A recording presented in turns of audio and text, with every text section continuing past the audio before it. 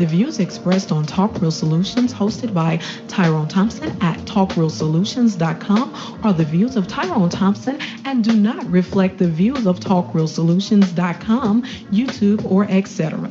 The content here belongs to Talk Real Solutions and its many contributors. Views and opinions expressed by all contributors belong to them and not talkrealsolutions.com or Tyrone Thompson, the host, or etc.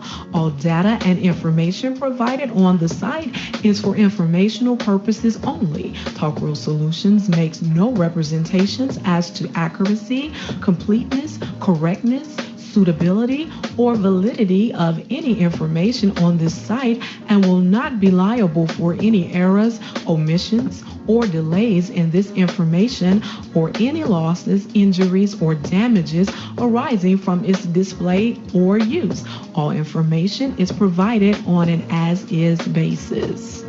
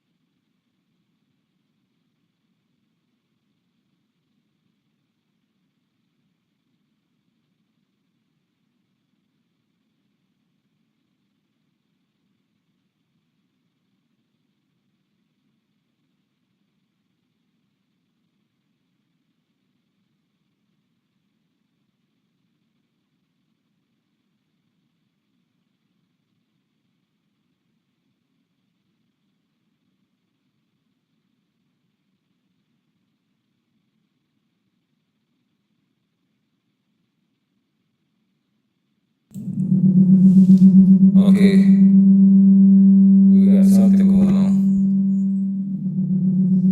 Okay, we got something going on. Okay, so is it working now? I guess it's working. All right. Welcome to the show. I always have these technical problems before we start, but y'all know me. I get it together. I always have these. All right, welcome to the show. This is Talk Real Solutions, and I am your host tonight, Tyrone Thompson. I want to thank you for tuning in. Today is February the 2nd, and it is Black History Month, ladies and gentlemen. Y'all know that I always try to recognize Black History Month. You know, I don't celebrate as much as other people, which I should, but my interest is piqued a whole lot when it comes to Black history as far as finding out new information about our ancestors and how we got to where we are today. So I hope you guys do the same during this time period when the country's focus is on this month, because it is a national holiday and people should actually pay attention to their own history. And it may knock down some of these dumb conversations that we be having around our culture. But welcome to the show, and I want to invite you to go to talkrealsolutions.com, and on there you'll find the 3-point plan to Black empowerment and financial freedom. It has 3 points. The first point is to get together with like-minded people. The second point is to stop all unnecessary spending and save your money. The third point is, as a unit investor, save your money in a verified and trusted institution. A great goal would be for you to open a Black-owned business, and you can find a link to African American-owned banks and credit unions and HBCUs and hotels and Black other Black sites. If you click on this link right here, the Blackout, and economic revolution, it'll take you to a page that has a whole lot of those links there. And we could all start practicing group economics if we start you know, enacting some of these little suggestions here. That's all they are, suggestions. And y'all know for years I've been repeating this same thing because I think it is a good idea to get a hold of your finances, and that's how you can get a control of your personal life, and you can, on a bigger scale, contribute to the community by you being financially successful. I was never on this thing about people giving their hard-earned money to these corrupt institutions that's within our own community. There's a lot of scammers out there, and we see that. So I think the best thing that people should do is actually take control of their finances, build up their wealth, and then you can contribute from that angle from your own little coffers there, Which, don't get me wrong, there's nothing wrong with donating. There's nothing wrong with contributing to people, especially people that you support. And, just be careful. A lot of people get disappointed whenever they do these contributions, and it turns out that everybody is corrupt. I'm gonna say 99.9% of the people seem like they're corrupt institutions. So just be careful. But happy Black History Month. Hey MJ, how you doing tonight? All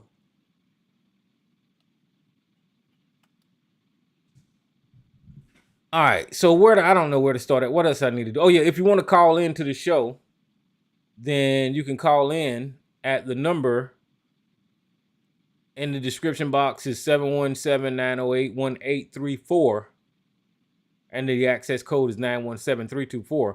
You can call in, and y'all know me. I'll entertain you guys with conversations, and I try to answer the question the best of my ability. I don't have all the correct answers, but I do my best with my brain. I'm a little Google machine to try to come to as close as a correct answer as I possibly can without leading you guys down the wrong road.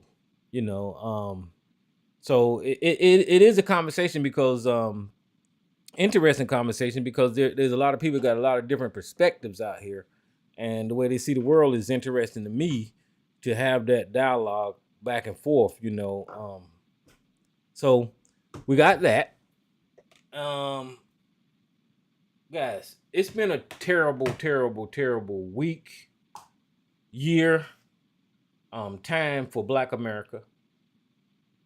And I know everybody has seen the murder of Tyre Nichols on camera. And that act kind of displays and shows you everything that I've been speaking about when it comes to this racist white country and how the genocide of Black people is nothing more than a sport in this country. The way they did that boy, I put up a video on the channel to where, I was just trying to, because they had body cam videos and then they had the CCTV footage, and the CCTV footage didn't have sound. So I tried to match the body cam to the CCTV footage as accurately as I can. So you can hear what was going on from the perspective of the camera on the light pole. And it was terrible, guys. Y'all seen it from the first time they stopped that boy and just reached in his car and tried to yank him out like he was nobody, like his life didn't mean anything, like he didn't have a constitutional right. They just do what they do to Black people in this country.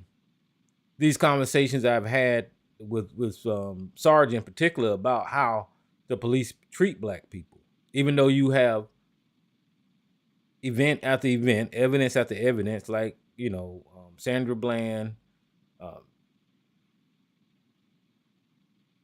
Tyre Nichols, George Floyd, Tamir Rice, the names, Breonna Taylor. Even though you have incidents after incident about how the police just belittle Black life and just treat us like trash in this country.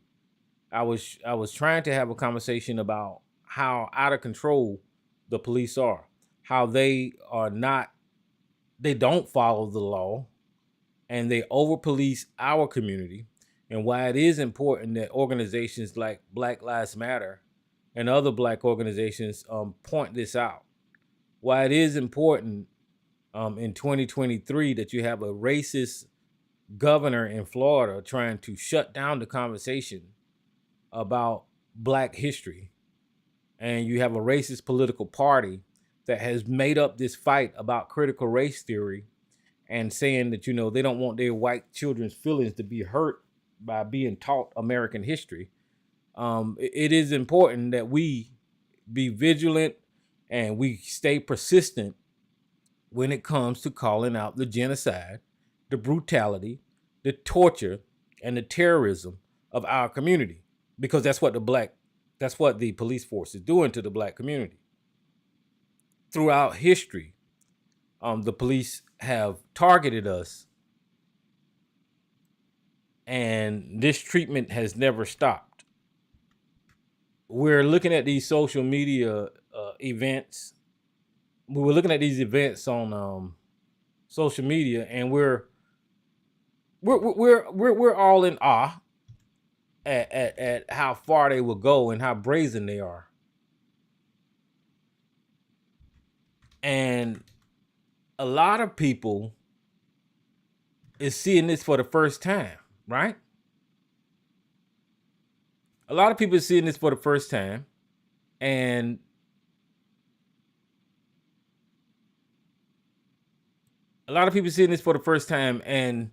that's what's shocking, is that we don't know our history. And if we did know our history, we'll know the reason that the police conduct themselves that way. I like to take everything back to the origins, just like whenever I was talking about religion and trying to figure out how we got in this mindset. What is the origin of this thought? What is the origin of why we look at families the way we look at them?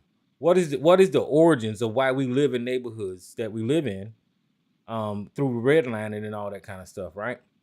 And if you look at the origin of the police officers, that's just the remnants of slavery.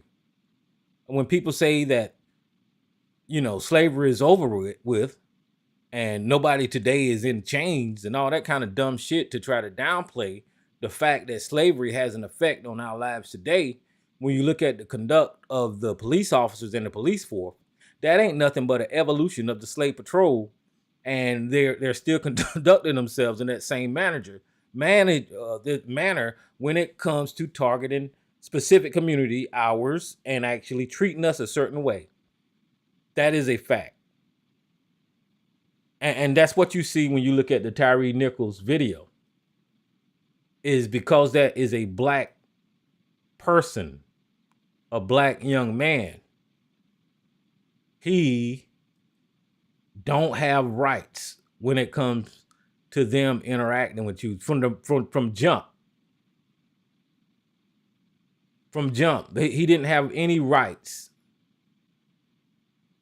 because he was the white man's property, and they treated him as such with disrespect.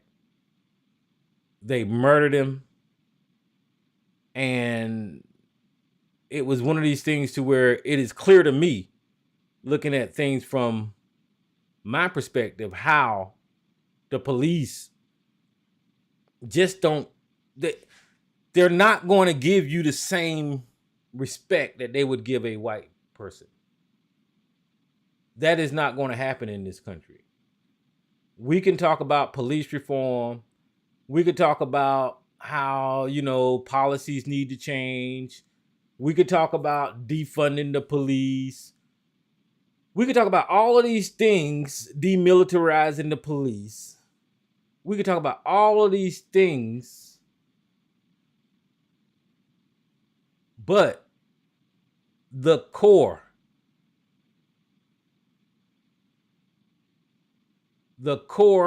of who they are is not going to change because of the way they came into existence. and that was chasing down black people, killing black people because they didn't obey what the master wanted him to do. Whether it was work hard or stay on the property or whatever, I don't know. I didn't live in the 1800s during slavery, and I don't know what their reasons was chasing after slavery, and I don't know what the slaves ran away for, but they needed something. They needed an organization to go and chase down these slaves and protect their property. And that evolved into what we have today. That's why whenever we talk about police reform and all of this kind of stuff, I hear the conversation. Whenever we talk about defunding, I hear the conversation. But the true answer is, to the police in this country nationwide, is it need to be done away with. Now see, this is where people, just like I said with the Constitution, that's all people going to hear me say, is the police as it is today needs to be ripped down. The whole core structure need to be demolished. And an institution need to replace the police with an institution that will not target one specific community, that will treat everybody fairly, that will make sure that you have your day in court, just like the Constitution says that we supposed to have a day in court. Y'all ever heard that saying, you're innocent until proven guilty? We repeat that shit all the time. There's a reason that people say that you're innocent until you're proven guilty. Even the worst criminal is innocent until proven guilty in a court of law. So whatever institution, new institution that I'm talking about, needs to abide by those rules. Because Tyree Nichols, if he was committing a crime, should have had his day in court. Right?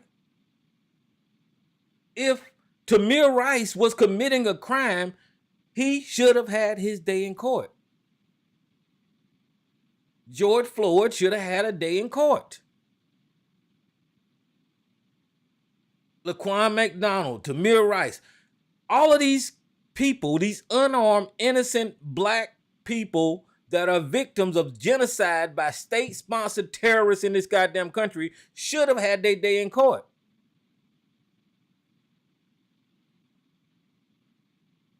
But the slave patrol in this country is judge, jury, and executioner on the streets of the United States of America.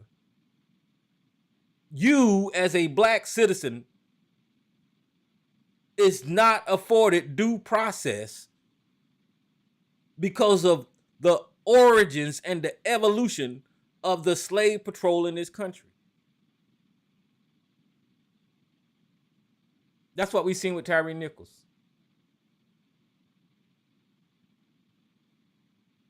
His fate was already decided by those men in uniforms and badges.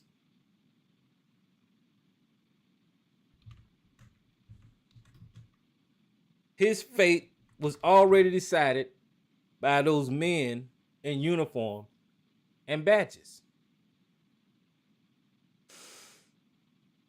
Tyree Nichols'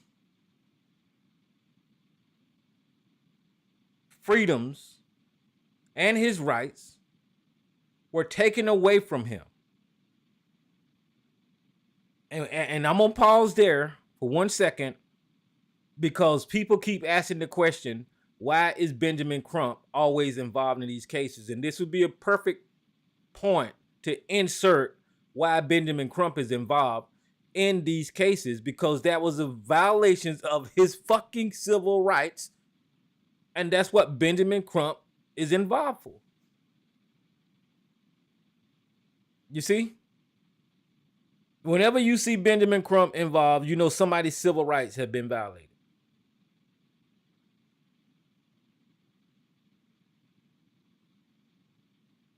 So now that we know that evidence, you're going to have to pull back and look at this slave patrol and ask, why do they conduct themselves this way to our community, towards our community? Why do they conduct themselves this way towards our community? Well, if you think about the origins of slave patrol and its evolution, that's plenty of time to develop this culture of discrimination and hatred and terrorism towards the damn slaves, you know, if you will. And I know we're not slaves in 2020, but I'm saying the mentality and the culture that has derived from this original organization, that's the way that you get treated, because you do get murdered on the street. So we're going to take it a little step further. Because as you see these unarmed, innocent black people getting killed on the streets of America, there's always a defense for who? The slave patrol. There's always justification. There's always blaming the victim whenever these guys commit murder. We've had conversations on this damn show about Ahmaud Arbery, and these fucking idiots call in here and tell us somehow or another, because Ahmaud Arbery found himself at the end of a racist white supremacist shotgun, that it was Ahmaud Arbery's fault. We've had conversations on this show because George Floyd found himself on the streets with a knee of a racist police officer, slave patroller that murdered him on his neck. We have to argue about it's George Floyd's fault. We have to argue about it's Eric Garner's fault whenever we seen those police officers murder that man over a fucking loose cigarette. We have to argue and debate about how the victim is to blame for this fucking racist ass slave patrol. We have to argue about Breonna Taylor getting murdered in her fucking house, about how she is at the fault for being at the wrong end of a goddamn racist ass bullet. We heard Sarge call in here and tell us Tamir Rice was 10 feet tall as a 12-year-old, and that police officer had every right, because he was in fear of his life, to shoot that 12-year-old gigantic boy to defend the slave patrol. Now you could say, Tyrone, you exaggerating about how they treat black people in this country. But what I will do is I will remind you once again about this incident not long ago. Not long ago, where there was this white woman that had just shot her fucking husband with a gun.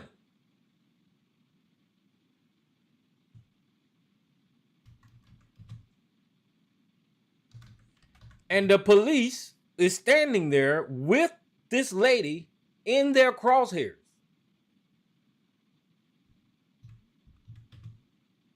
And they're trying to de-escalate the situation.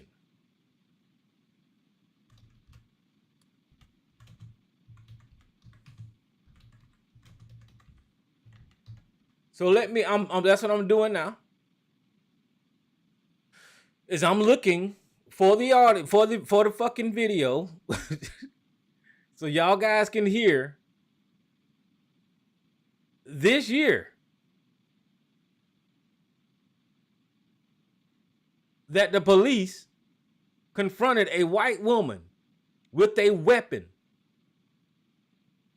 And I want y'all to hear how the police talk to this woman.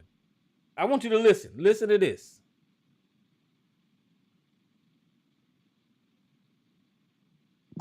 Drop the gun! Drop the gun right now! Drop the gun! Drop the gun! You got any eyes, old Scarf? What's that? You got any eyes? I can't see. She's sitting right behind the bed. Yeah, she's on the other side of the bed. Oh, I think that. It's a black revolver. I'm saying a visitor. Drop the gun! Drop the gun! Drop the gun! Just drop it. Just put it on the ground and slide it away from you. Drop the gun! No. I got you. You can't open from the outside. Hey, here. Yes, You want to crack this open with this? Can you open it from the outside? Yes, you hold it down from the outside. Drop the gun! Watch out. We got time. Back up. We got time. We got nothing but time, guys. Can we evacuate some patients from the adjoining rooms? Can we do that or no? Drop the gun now! I got a good angle right here. Drop the gun! Drop the gun! Man, hold on. You got to build dialogue. Man, tell me what's going on. Tell me what's going on. I don't want to hurt you. We don't want to hurt you. Tell me what's going on. Just talk to me. Talk to me. What's going on? Why can't you drop the gun? Why can't you drop the gun?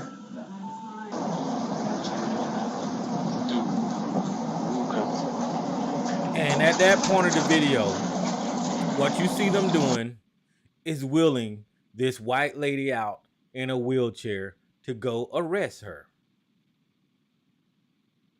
Y'all heard it. When they're confronted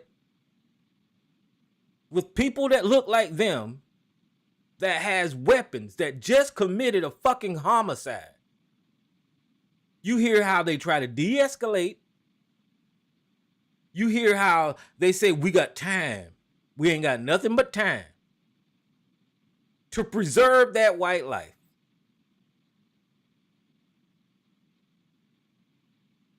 Compared to the way they treated Mr. Nichols, where it was immediate aggression, immediate torture, immediate belittling, immediate claims of being fearful for their fucking life. Oh, I got one more for you. And this just happened, guys. Hold on, let me see. You know what? I'll try to find the video. I got one more for you. Let me see if this is. It was this guy named Anthony Lowe. He was a double amputee. I don't know if you guys seen this video on social media or not, but he was a double amputee, and he had just committed a crime, I believe. Right?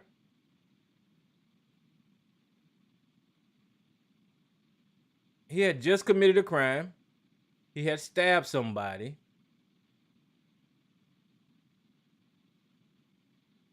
And without the police footage, without the video footage, you would not believe what happened with these police officers. Now remember, we just listened to them tell a white woman with a loaded gun who just murdered her fucking husband that we got time.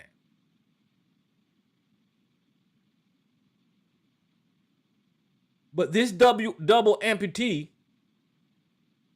I'm gonna show you the video. This is what they did to this man.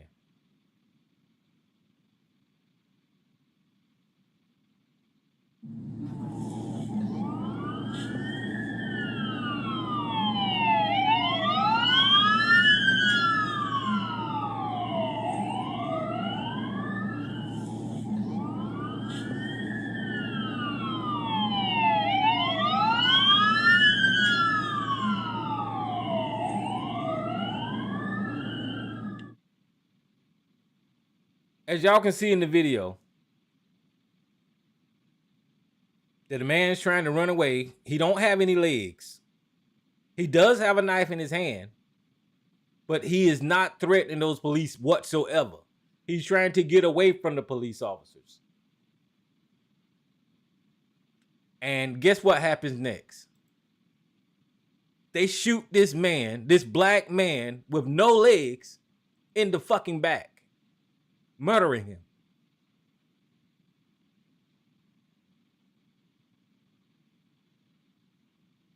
They shoot this black man with no legs in the back, murdering him. Drop the gun! Drop the gun! Put it on the ground and slide it away from you. Drop the gun! No. I got you. You can't open from the outside. Hey, here. Yes. You want to crack this open with this? You open it from the outside? Yes, you hold it down from the outside. Drop the gun! Watch out. We got time. Back up. We got time. We got nothing but time, guys. Can we evacuate some patients from the adjoining rooms? That's the way the police officers respond to a white woman with a loaded fucking gun that just committed murder, compared to Anthony Lowe, who don't have any legs, running away from the police officers. They empty their fucking weapons in that black person's back.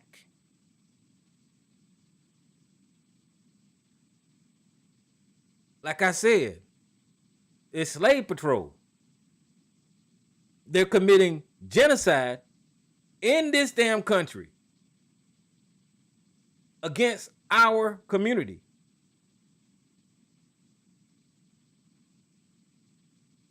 Anthony Lowe, he did commit a crime. But what did I say earlier?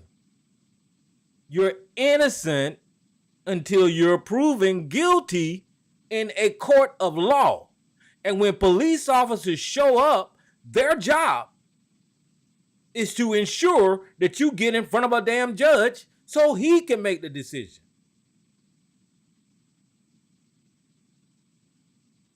That's what their job is. Their job is not to fucking execute people in this goddamn country. They're supposed to make sure you have your day in court. But what happened in the Anthony Lowe situation was, because this man had brown skin, because this was a black man, it doesn't matter if he was a double amputee. They was in fear of their fucking life. They were scared of that black man. They had to defend themselves. Even though the man was running away. Later on in the video, there's a more extended video. Well, after he's been murdered by these fucking racist slave patrol, they bought a K9 up. So, and you can see in the video is that they're not in a hot, fast foot chase. They're walking behind this man. Look at them. What? They're not running. They're not chasing him. In this video, they didn't have nothing but time because this dude with no legs wasn't getting far. And my point is, look at there. They're just walking. My point in this video is that if they had a K9, you can put the dog on the man to try to get rid, throw him off, or try to, make it safe for you to approach the man. And I'm saying, as a human being, as an individual with legs, I could have damn took that knife from that man.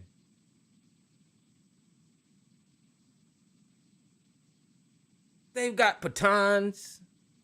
They've got other methods that they could use. In other words, like they told that white woman, they don't have anything but time. But this wasn't afforded to this black man. This wasn't afforded to Tyree Nichols.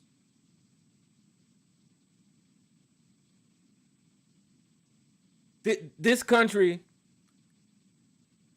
and I've said it before, I mean, until we, as a nation, realize this original sin, this is just going to get worse and worse at this point.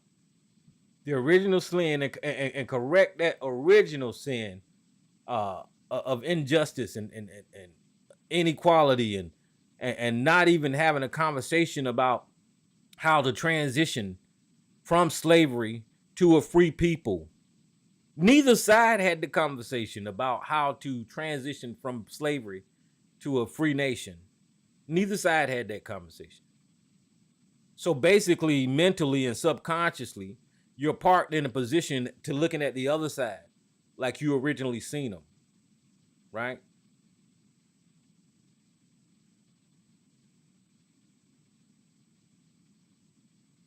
So what did that do? Well, that evolved into politics going even harder and separating the citizens of this country even more, especially in 2023 and since the advent of Donald Trump. When with him coming over here to him coming to power and dividing this country, right?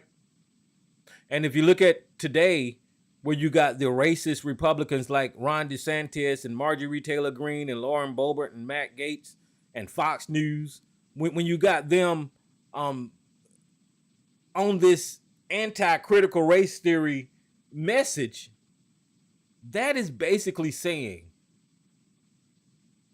that black people are dangerous. I don't give a fuck about your goddamn history. Whatever you went through is not fucking important enough for us to have a national conversation about. I want to protect my white children's feelings and not expose them to the actual history. I want to dictate the narrative in this country to protect my white children's feelings. So we're going to rebrand what critical race theory is.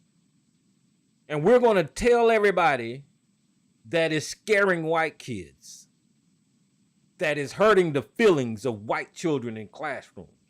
So much so, we're going to take the books out of the damn classroom. We're going to censor knowledge. This is what we're going to do. We're going to rebrand the word woke.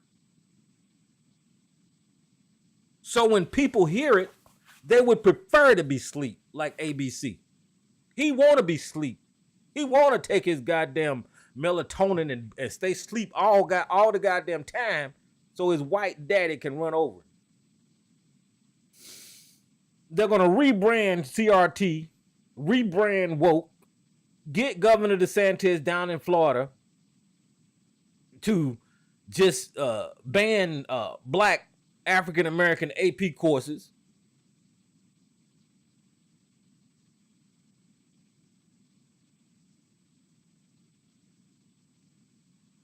This is why you see these police officers acting the way they do.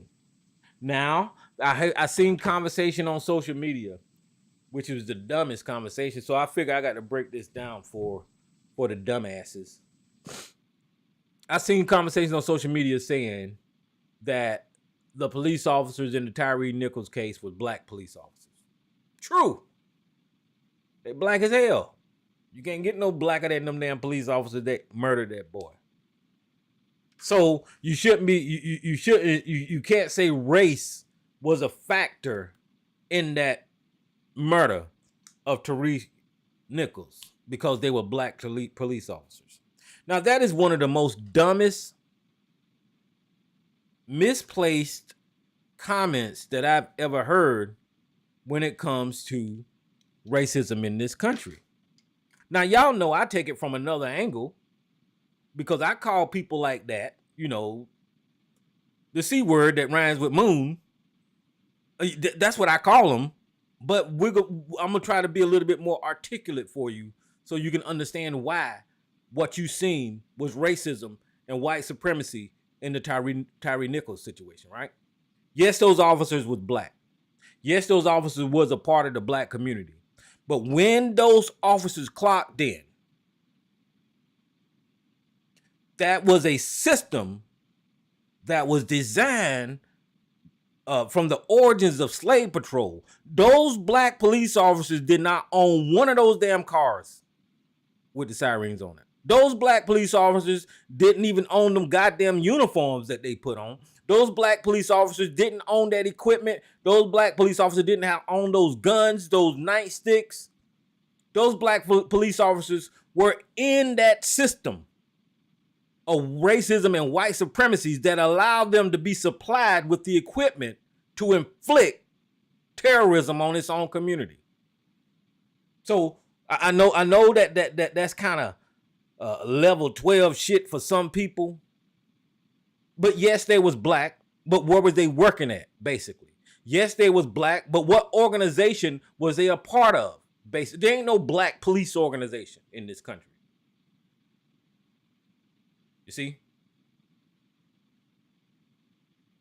There's no black-owned police organization in this country.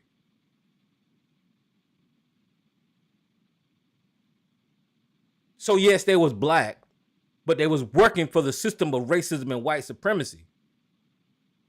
Whenever they put on their damn uniforms, they had marching orders. They had instructions, who to target, how to target them, and how to treat them. That's what that whole Scorpion unit was about, because it was allowed. You was able to develop a unit inside of a unit, inside of an institution. This is a culture. And when I seen that video, I told this is not nothing that was sporadic. This was culture. These idiots being run around beating up black people.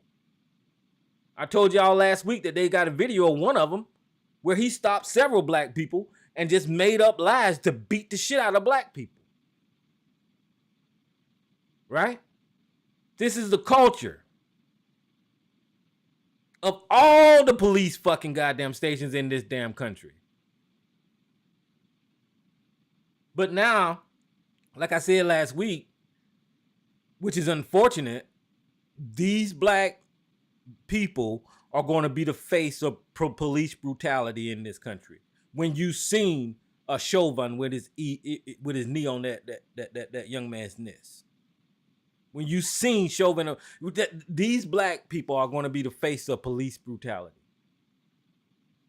Are they going to do anything about it? Are they going to fix it? Fuck no. You know why I say that? Because I live in a country where it's okay to walk into a goddamn elementary school and shoot the shit out of children, and this country not raise a goddamn finger.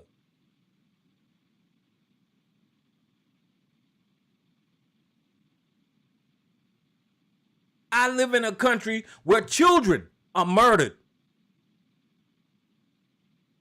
Where children are murdered. And this government don't do shit. So you think they're going to raise a damn finger when black people are saying that the slave patrol is slave patrolling? No. They're not going to do a damn thing.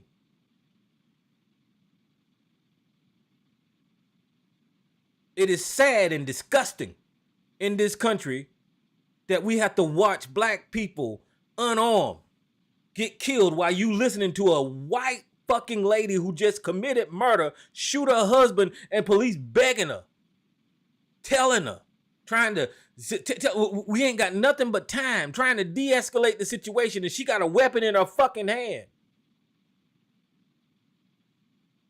Tamir Rice had a toy gun, and in less than a fucking second, he got blown off of this damn planet. She got a live gun, and the police officer, you hear him on the damn radio saying we ain't got nothing but time.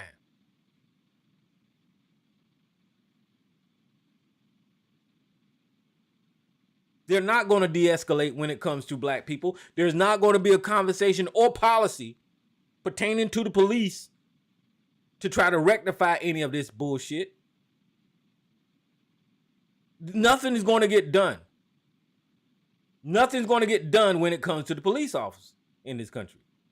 Because they're a corrupt institution originating in slave patrol, and they still have that mentality. I think it was a couple of years ago I shared with you guys on the show, it might have been on BTR, where one of the New York units still has slave patrol on their badge, and I think they had to change it. I can't remember, but I do, since I was talking or saying slave patrol so much, I remember there being a badge in the United States of America that it was in 2021, 2020, something like that. It still actually had the word slave patrol on the badge. I think they changed it. But they're not going to do anything. And it's sad.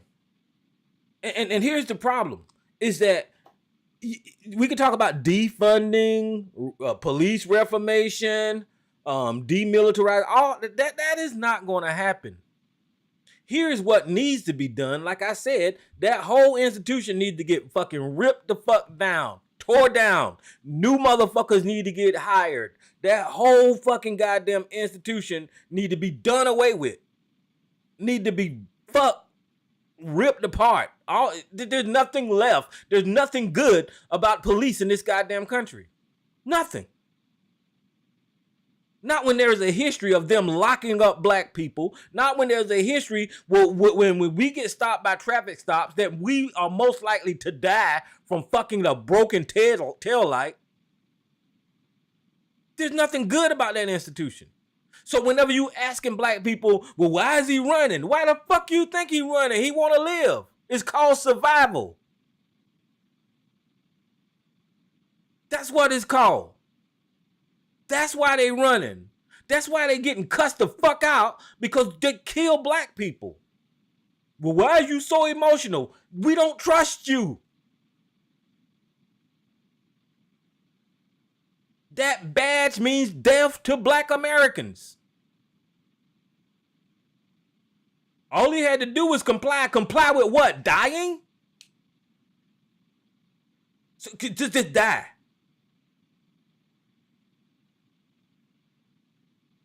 We watch these police officers escalate situations when it comes to our community. Over and over again. I can remember that poor child down in the swimming party. That was just fucking terrible. When that police officer took that little girl and just threw her down in her bathing suit and was on that child's back because she was black.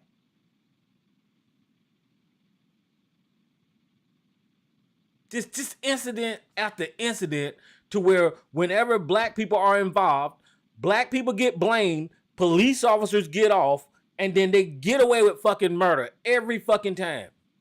Every time. Tamir Rice officer that murdered him, he's got another job policing.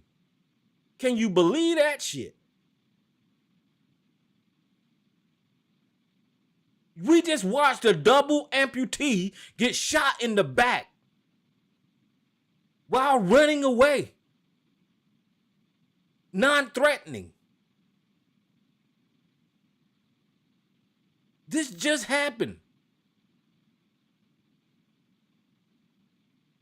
The picture that you keep seeing floating across the screen with the young man with the hat on and his daughter, that's him. That's who they murdered. They murdered this man.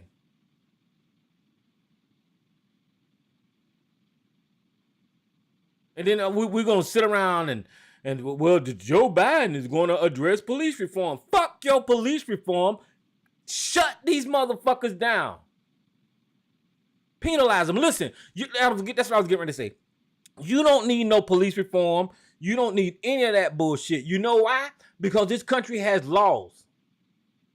This country has laws, and that police officer and those police, they're civilians in America, and they should be penalized under the same judicial system for breaking the goddamn laws in this country that we are. So how do you do that? Well, you tear that goddamn police union down. You tear down the protection. You tear down the money that is protecting these fucking racist fucking pieces of slave patrol shits so they won't be protected. And then what else do you do? Well, you get rid of qualified immunity that protects these motherfuckers. What else do you do? Well, you stop taking my tax money after they fuck up and giving it to families and start using their money. Start making them sell their houses. Start making them close their bank accounts for murdering people in this country. You hold those police personally responsible for each fucking murder that they commit that is unlawful in this country. And they say it's lawful because they wear a goddamn badge. Once again, you are innocent until proven guilty. You're not the judge, jury, and executioner because you wear a goddamn badge. So you're wrong when you murder somebody. You're wrong when you do a traffic stop and it ends up killing a goddamn civilian. You're wrong when you're chasing a double amputee down the fucking street and shoot him in the back. You're wrong. You should be legally held liable for those deaths that you're committing on a daily basis in this damn country. I never thought I'd get to the point to where police officers are killing motherfuckers, black people, every goddamn day in this country. Well, damn near every day. And then you have stupid motherfuckers like Sarge, dumbass. I see you in the goddamn chat room, you fucking moron. You piece of shit. You killing, you have stupid motherfucker like Sarge that defend these pieces of shits. Let me put it, I got a meme for Sarge. Let me see if I can find it. Where is it at? Did it show? Where'd it go? Oh, there it go. Yeah, you got stupid asses like Sarge that defend these pieces of shit. That don't see anything wrong with what police officers do. That, as a matter of fact, listen to how stupid these motherfuckers is. Whenever the Black Lives Matter movement came into existence, police officers are supposed to be professional. They're not supposed to do a counter slogan and run around talking about Blue Lives Matter. How fucked up is that?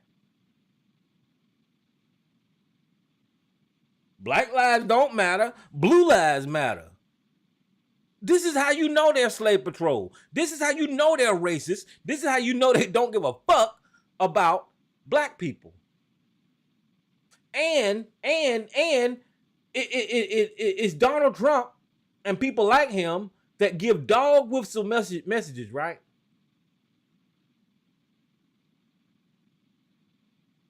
Let me show you what Donald Trump did. This is the 1 minute audio, or 2 minute audio. I'm going to play the entire thing, and then I'm going to show you what a dog whistle is, because you're going to miss it. But you need to listen closely, and I want you to listen to what Donald Trump says. So pay attention to this. It's going to be a whole bunch of mumbo jumbo like Donald Trump do, but I want you to listen closely. But y'all know me. I'm going to point out how racism and dog whistle works in this country. Listen to Donald Trump. Tiana Lowe from the Washington Examiner said it best, quote, "It's very disturbing that this goes back to time in the Senate, because unlike President Trump, Vice President Biden didn't have the right to declassify these documents, no ability whatsoever to do so. We're talking about a span of 2 decades minimum. The timeline there, where 68 days elapsed between Biden finding the documents and them becoming public news. They did this to avoid not only the midterm election, but the crucial Georgia election, a DOJ cover-up," end of quote. Why did they do that? I wonder. According to the great Maria Bartiromo, she's great, on Mornings with Maria, the Justice Department has shown us that this has been a double standard, a totally double standard. If you're a Republican, or especially if you're a Trump Republican, they go after you. If you're a Democrat, you can do anything you want, including murder. Just take a look at Antifa and BLM. But Maria Bartiromo gets it, and there's no doubt about that. Also, election interference was in effect, given the fact that they sat on this information and we didn't know until January, long after the election was over. This is a disgrace to our country. It's a disgrace to free and fair elections, which they weren't. Thank you. All right, now I know y'all missed it, but I'm going to show you how this shit works, right? If y'all just think about what you just heard and think about the reference to BLM, and what did he say BLM do in this country? They murder people. Listen, he just said it. I swear he did. Democrat, you can do anything you want, including murder. Just take a look at Antifa and BLM. If you're a Democrat in this country, you can do anything that you want to, including murder. Now, he put that in a speech that was supposedly calling out Joe Biden's fucking document scandal, right? Why would you refer to BLM in your speech and say that BLM, Black Lives Matter, can get away with murder? This is an ex-president, a twice impeached, disgraced ex-president, but he's an ex-president nonetheless, telling American citizens that black people in this country are murderers. That's that dog whistle bullshit that permeates the right in this goddamn country. That's that dog whistle that ABC and Sarge sucks up like it's fucking goddamn syrup and bread, biscuits and syrup. They don't give a fuck that this white man is saying that their community are murderers. Including murder. Just take a look at Antifa and BLM. Republican, they go after you. If you're a Democrat, you can do anything you want, including murder. Just take a look at Antifa and BLM. That is clear to me. That this is the type of messaging that this man puts out and other people hear. So it's no wonder that the police institution and organization is all geared up towards killing black people. Because you got people at the highest levels of politics that is pushing this narrative that somehow or another critical race theory is threatening white kids. That is pushing this narrative of being woke is not a good goddamn thing. That is pushing this narrative that Black Lives Matter are fucking murderers. When you see who the murderers are. You had a right-wing extremist break into Nancy Pelosi's house, repeating all of the talking points that Donald Trump repeats and Fox News repeats, and commit a fucking crime by hitting Nancy Pelosi's husband in the head with the goddamn hammer, and you don't ever hear these people talking about the violence on the right. You got all of these people going to jail for their actions of January the 6th because of the violence, the police murders on that day, the destruction of property, the vandalism, the threat to democracy on that day. They're getting locked the fuck up left and right, but you never hear them refer to the violence from the right. The red fucking states in this country is the most violent fucking states in America, but you would hear them flip it and say blue cities and blue states have the most crime. That is a fucking lie. They have to control this fucking propaganda. They have to lie to you. They have to lie to these fucking brain dead idiots like Sarge, so he can come on here and yell in my goddamn ear about some fucking goddamn narrative that he got programmed, indoctrinated with. I don't give a fuck about what you're saying because I know it's a lie. I know it's a lie. What am I lying about, Sarge? The most crimes happen in the red states. That's what the fuck happened. And you come on here and you lie about it. And people don't call you out on it.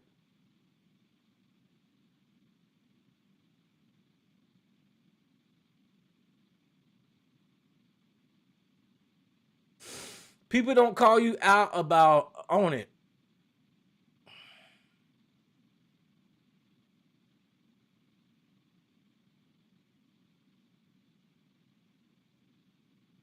And I'll just share this little Google search with y'all. I ain't gotta lie about it. Let me take Sarge man off the screen for a second. I know you're enjoying that little jig he doing, Sarge. Where you at, Trump? I don't have to lie about it. According to a 2019 FBI data, 7 out of 10 states with the highest per capita rates of violent crime voted Republican in 2020. That's just what the fuck it is.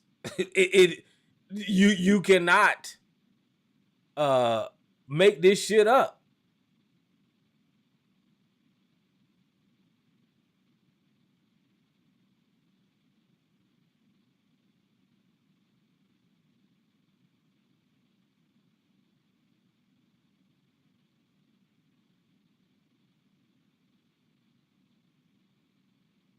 So, well, I mean, here's some more articles tell you about the problem in red states and their fucking.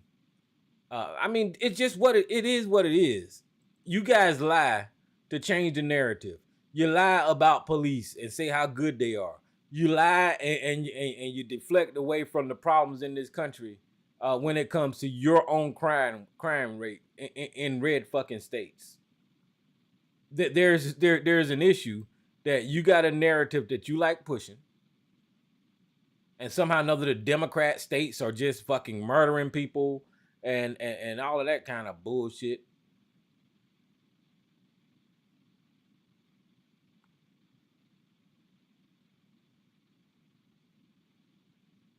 See, I get stuck on this because I be wanting to find more. But anyway, let me stop Google searching and talk, I guess.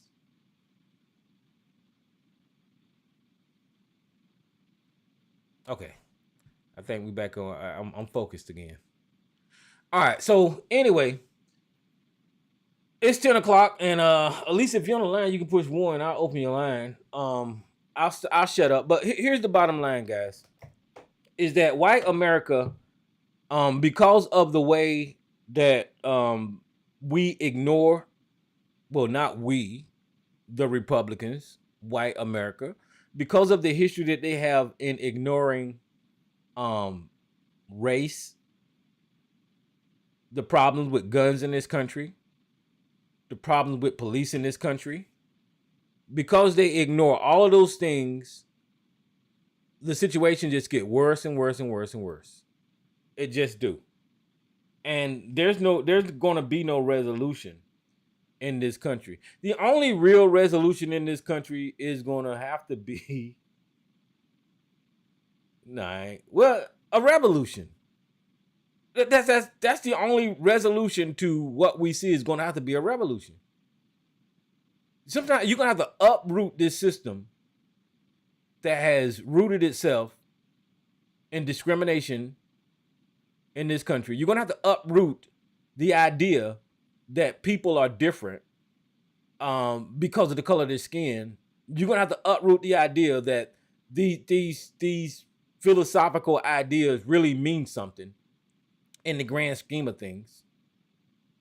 You're going to have to uproot the idea that, not uproot the idea, but get people to see that division is not good. If you're a nation and you're divided, I mean, you can be easily defeated. So if we're divided as a nation, I'll disagree with your viewpoints and all that kind of stuff. But when at the end of the day, if you can come together as a nation, as humans, then that makes this a better country. And because white America seriously is scared of their children being taught about the racist nature of their history, of their own DNA, white people are scared that their children, as a matter of fact, look at what happened in Tyree Nichols' situation, right? Those were black protesters out there, but look at the fucking protesters. There was white protesters out there too. And that's what white America is scared of. They're scared of so many people Even if you look at the screen right now, you see white protesters out there. That's why they got this anti-woke agenda. They don't want more and more white people to show up to black protests of injustice. That's why you got Ron DeSantis taking books off of fucking shelves. Because, some people are just waking up and saying this is wrong. And that's what it's going to take, is that all Americans have got to acknowledge the injustice that is happening to some Americans, to black Americans. Because as long as black people just saying it, nobody don't give a fuck. Hell, they don't, like I said, they don't even give a shit about their kids getting blown up in school. They don't care. They don't care about the access to weapons and how many mass shootings has already happened in this damn country. Let me see, mass shootings in 2023.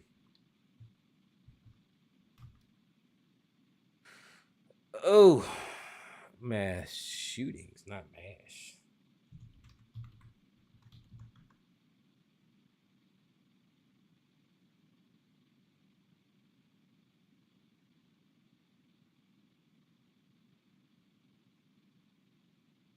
Okay, I can't get no number right quick. I thought I could just Google it and it'll show up. But they said something like 23, the last time I checked, mass shootings has happened already this far in 2023.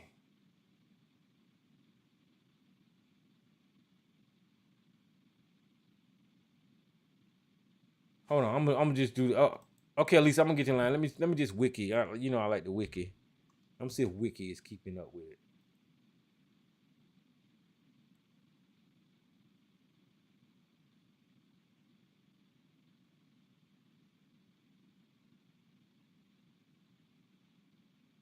Well, here's a long list.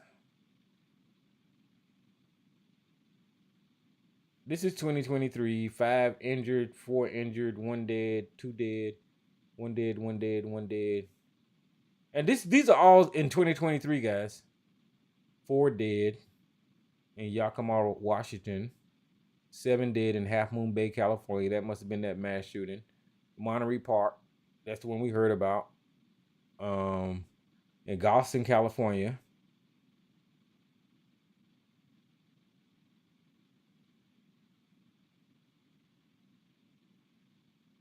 It says a baby, a teenager, and 4 others were killed in the shooting in the home.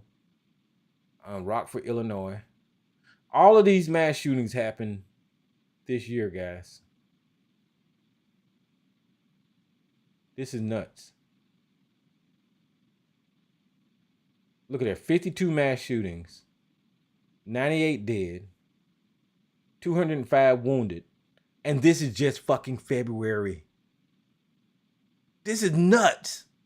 So here's my point for saying this. If these people are not going to address children getting killed in this country, they're not going to address the police, oh shit, that I'll get you. There you go. I thought I hung up on you. What's up, Miss Elisa? Welcome. Oh, where we at? Hold on.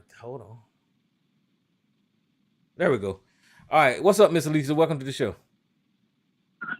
How you doing, Tyrone? All right. I thought I hung up on you, but I guess I didn't. You doing all right tonight? No. Yeah, I'm doing okay. You had unmuted me, and you muted me back. But how are you doing? You all right? Yeah. I'm good. Just trying to get along with all this terrible news that we getting in this country. And it is Black History Month, so I want to once again wish everybody happy Black History Month, So you got anything to put out? Yeah. No, I don't have anything. I saw you were speaking on that the article that I put about the amputees who the police shot. Now I saw the video up until the shooting. I didn't watch the shooting part. I don't watch stuff like that. And I don't know.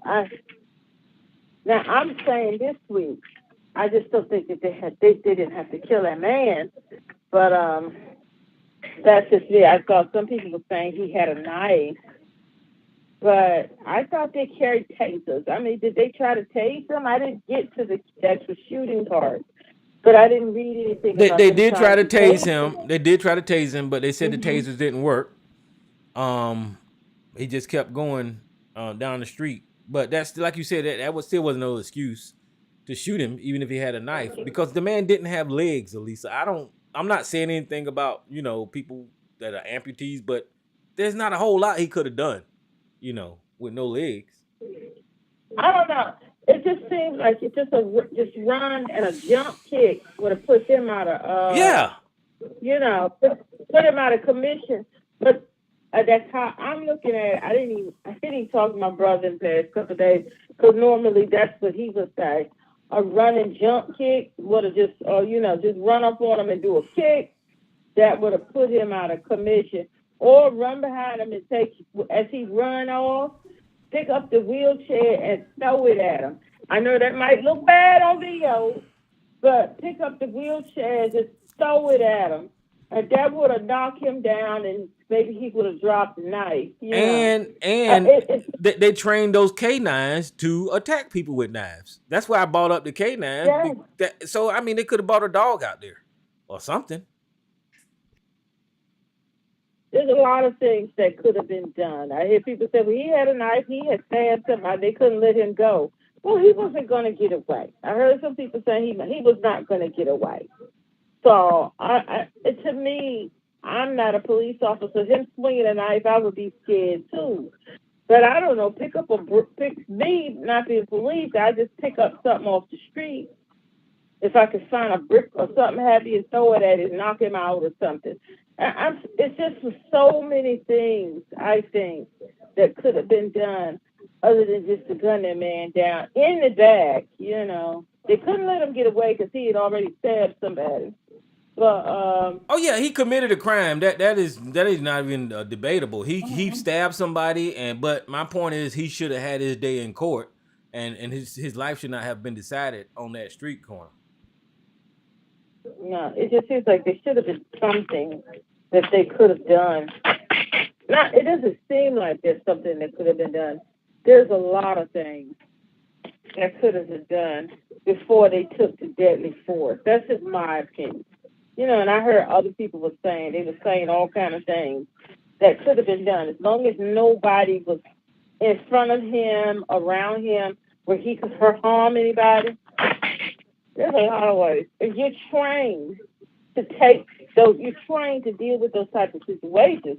So you should have been able to take down a double amputee with a knife, one would think, I don't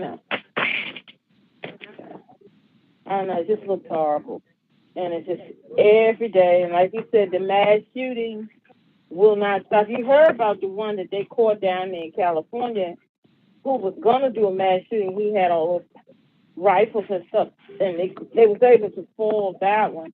They haven't shown who that person was. So I don't know if that was a black person, but whoever that was, I don't know if it was black or white.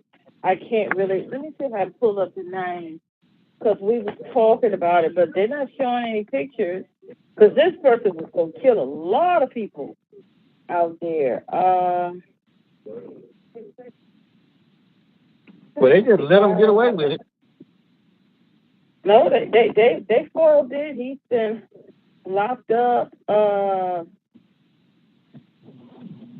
I don't see. Wait a minute. Let me type it, because I had his name.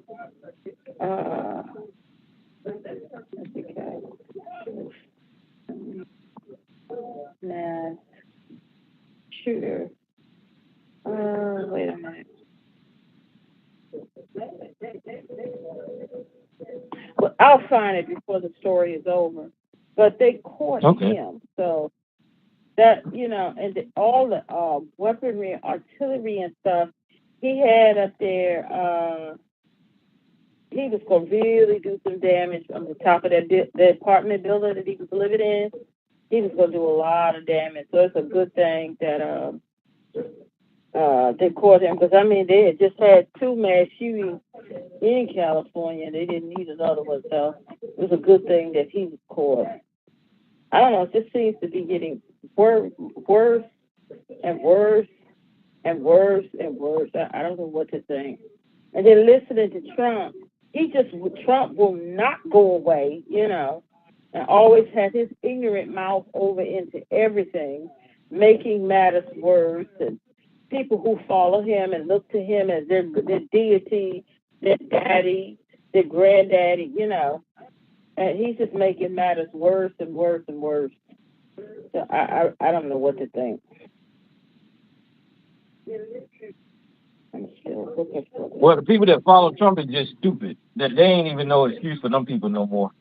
It can't be, because I mean this guy's barred down in so many criminal situations, so many court cases. He's losing all the court cases. As a matter of fact, that whole investigation into Russia, it just came out this week that was a whole flop. Where Donald Trump was doing all these investigations, though that they didn't find anything. It's just frivolous lawsuits after frivolous lawsuits, and that's what happens when you got somebody with so much influence and money that they can just buy whatever they want to. But the dangerous part about Donald Trump is Donald Trump, but it's the people who follow him and push his ideas of, being divided and just making up shit and dividing these countries and pitting people against one another. Those people that subscribe to the way he thinks is the dangerous part about Donald Trump. And he won't go away. Something that I was watching on Fox News on one of them stations, and they were saying that a lot of people, like the top people in the party and other people in the party, they secretly say they wish he was just, going over to the upper room, but they don't want to, say it out. But that's what they wish. Wait a minute. Okay, yeah, the man wanted. So the shooter in California, that all these rounds and all these guns and stuff, his name is Braxton Kyle Johnson. Mm-hmm. So I can't tell from the name if that's a black person or a white person.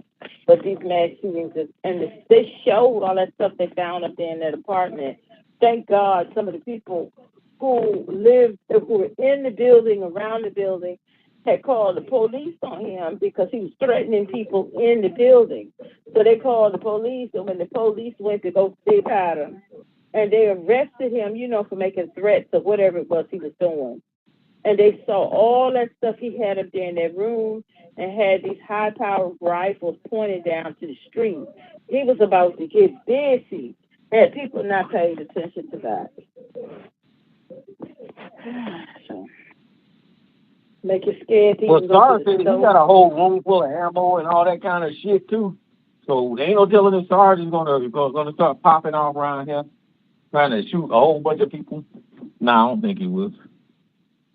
But that's what they do from the right wing. They buy all these guns and stuff like that, like they go into war. But like you said, this guy was dangerous because I guess he was preparing to do something, huh? Yeah, he was, and I think they found like not a manifesto, but something to that, something like that. That's why they. Well, let me pull this up. Hold on. Let me go pull this up because I just found the article. Oh, come on, honey.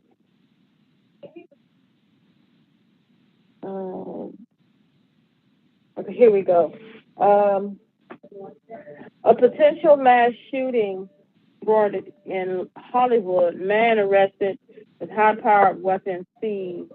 In Los Angeles, police seized several high-powered weapons from a man accused of making criminal threats on Tuesday, averting what authorities believe could have been a mass shooting in the planning stages.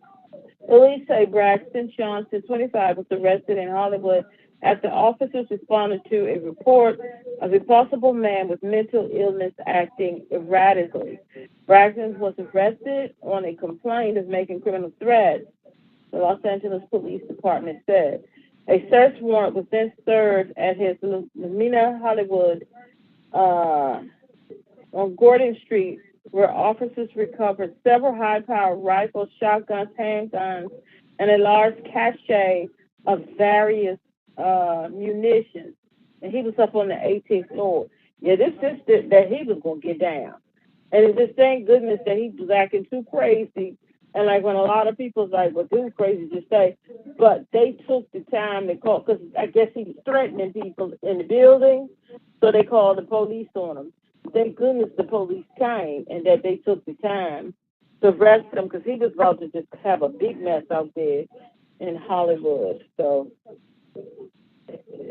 like I said, I'm glad I'm not 13 anymore. Cause Yeah, I think I that's said that last that's the image of what he had on the screen right there, guys. I mean, that's just too much shit for one person to have.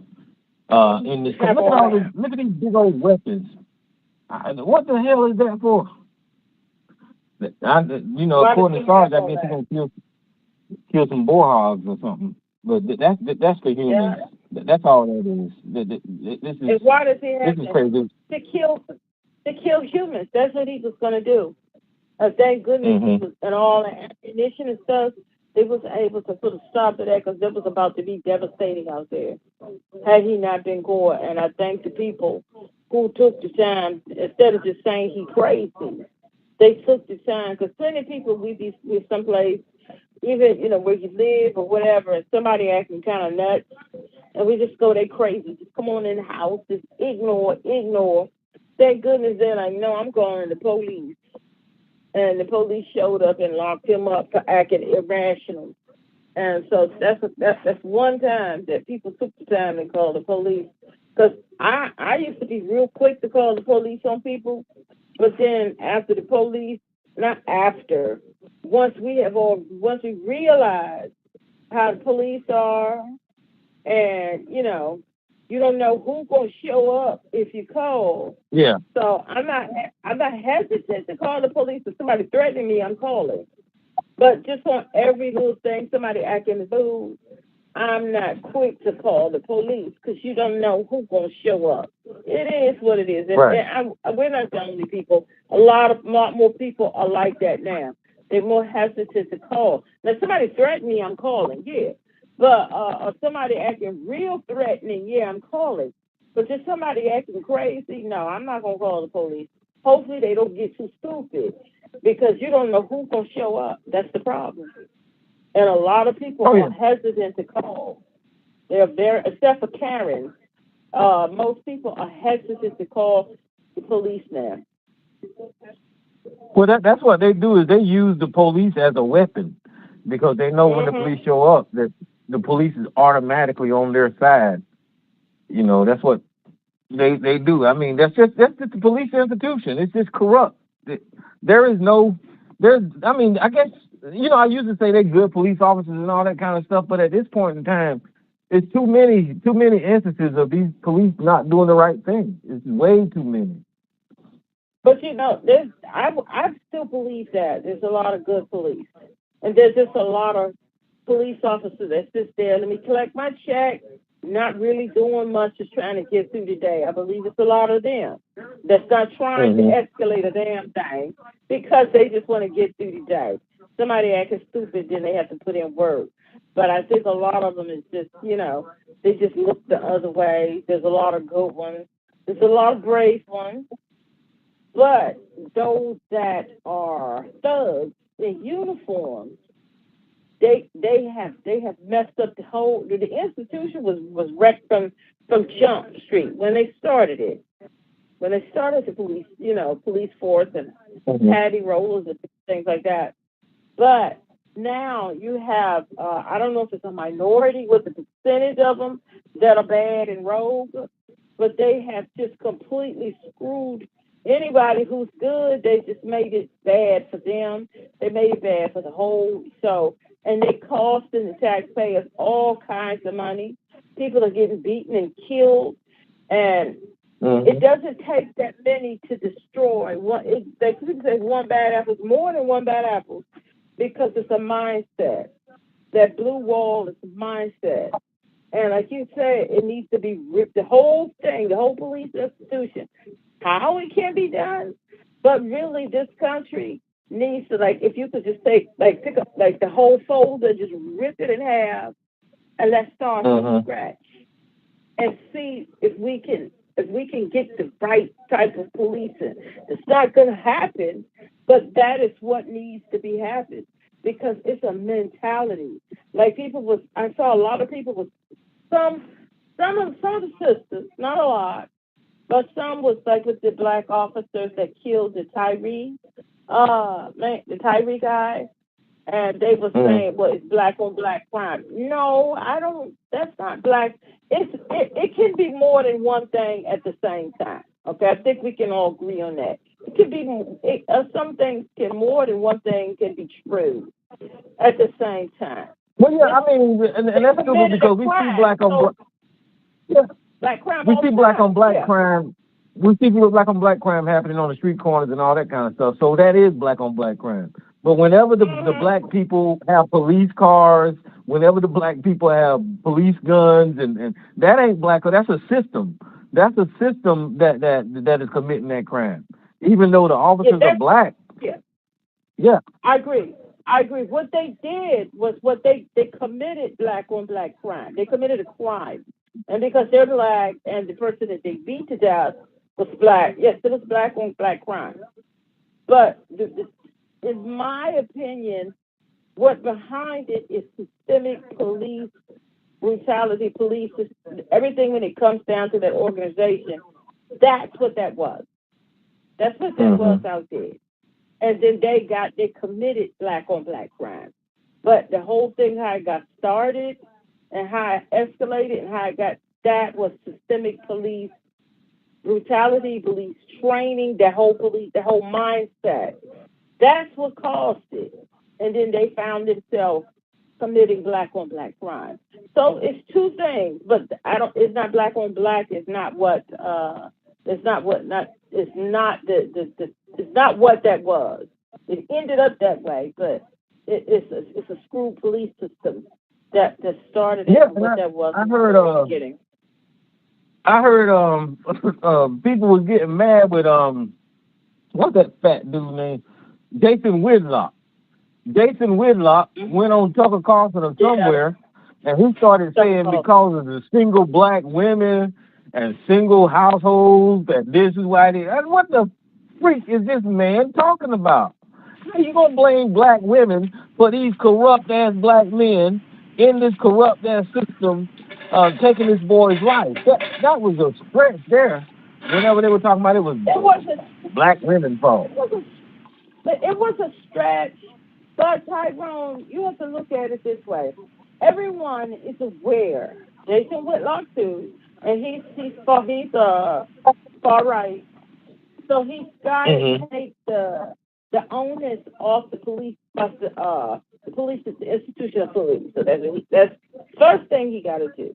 Is take the onus off that, the whole corruption that is the police here in this United States. That's the first thing he did. But then what he also did, it wasn't surprising to me that he in turn blamed black women.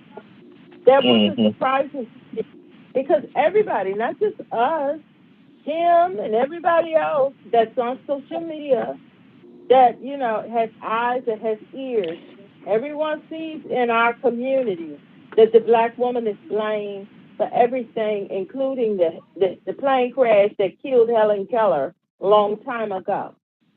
Our community blames women for everything. You know that. That's how the channel got started. So Jason Whitlock did the usual, and he took a page, and he tried to make it like he's so much better than the black community, but he took a page out of our community. And he played that card. He had to find a way to get it. Instead of him just saying it was black on black crime, he'd have been better off saying that. But he had to take the onus off the institution and put it on black people.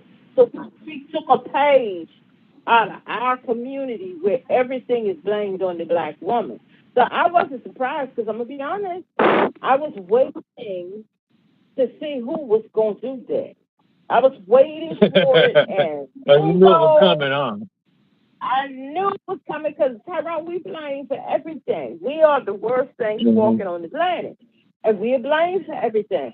There's no accountability. Both the sexes got some accountability to be taken. I agree on that. But we have to be honest. One particular sect in our community takes no accountability for nothing. Mm-hmm. And I agree that the women need to take some accountability for a lot of things. But one particular sect takes accountability for nothing. That's why everything is the woman's fault. So why wouldn't he do that? That was easy. Jason Whitlock found an easy way to take the onus off of the institution of the police. That's what he did, and he played his black card, and people was like, "That's terrible. He sound like a white supremacist. He sound like we needed this. How dare he? Oh my God! I can't. I saw men and women. Oh my God! I can't believe he did that." And I'm like, "Have y'all been on social media for just a short period of time?" Yep. Jason, because the people was like, because he sound like a white man. He sound like a racist, far-right, MAGA Republican doing. And I was like, no, he don't. Jason Whitlock reclaimed his black card and did what goes on in our community every day. What goes on in our community with what you call those the passport bros, the red the passport bros, yeah. Mm-hmm. The manosphere and the incels and all that. They sit around all day and blame women for everything. And so that was the first time Jason Whitlock ever produced his black card. So I don't understand why people were so surprised by that. That was the first time that he sounded black to me. And I know, and I had some people shoot me out for saying that. But Tyrone, you know it's true. Oh yeah, without a doubt. Sounded black for the first time, and it's probably since he was a young man. He said, "Well, let me pull my black card and do the usual. I blame the women." So I was just surprised that other people were surprised because I was sitting back and waiting on it. And our community calls that. And if we don't get that stuff together, stop pointing fingers and blaming one another. Right now, those like I was saying last week, those 5 officers, they're going to become the face of police brutality. And then when you got people out here like Jason Whitlock saying stuff like that, and then the rest of the people, they looking for an out to get the onus off the police department. Well, black people say that it's the black women's fault. Yeah, it's the black women's fault. We caused that. But then sit back saying we want something done about police brutality. So a lot of this foolishness and talking out the side of our mouth, some of that stuff we caused too. And we have to figure out a way to fix it. I don't think we can, but we should at least try. Well, let me see who this unknown caller is. Who's this on the line? What's going on, man? Good evening. What's happening, Jay? What you got, man? All right. No, I'm listening on the last one and agree. I mean, this is crazy. Like, I guess, I don't know. I mean, somebody was talking about taking responsibility. I guess, just toss it on to the black woman for this. Yeah. It'll make no sense. But yeah, blame it on the black. It just it's incredible. And then so even in that with the case, I mean, all around bad situation. We're gonna see where this is gonna go, but it's a damn shame, that we where we at right now. When Rodney King's anniversary was, if you want to say Rodney King's anniversary, unfortunately, but if you look at that shit, I mean, here we are. Somebody was saying, I think it was somebody that's in politics or law, and he said I was Bowman. Bowman said, I was a kid when that happened with Rodney King. So Bowman's around my age. You know what I'm saying? Probably, I'm definitely going to give him props. He's much more, more mature and professional than I am in the sense of where he's at around our age system. But to say that he was there, I'm saying that at the time when it happened, he witnessed this as a young kid. You know, and what the point what he was trying to say is that this shit is still happening right now. It's crazy. It is crazy. And to see that people don't want to move, government officials don't want to move on reforming. You know, again, not you can't not have police, but you could. You know, it's like a building. You know, you don't gonna knock it down, but you're gonna renovate the shit. You know, and that's what that has to be done. You know, a systematic, because I think that, again, you know, people are, you know, have their different opinions, but I think that, again, these black officers felt that white power because they police, you know, and they feel that they special, you know, and lose touch with what, you know, what was the whole agenda. You know, they become this monster in a way.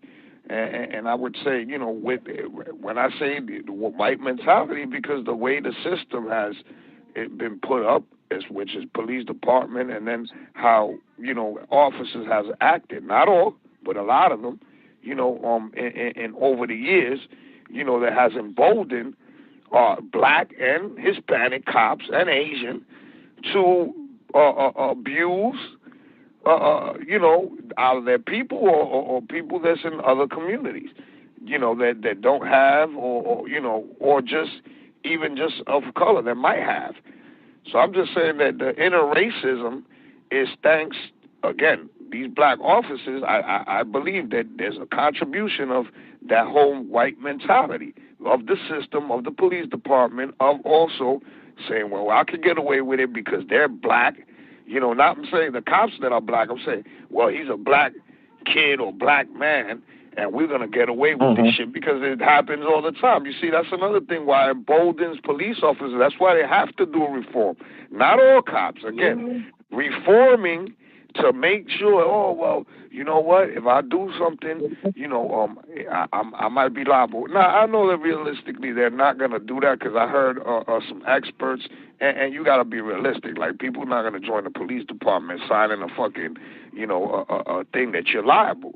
You know, but I think that there has to be some type of, I don't want to say clause, but there has to be something there where it addresses that. Like, if you do something big, like on this level, yeah, you will be held accountable and you might get sued, you know, and you're open to that.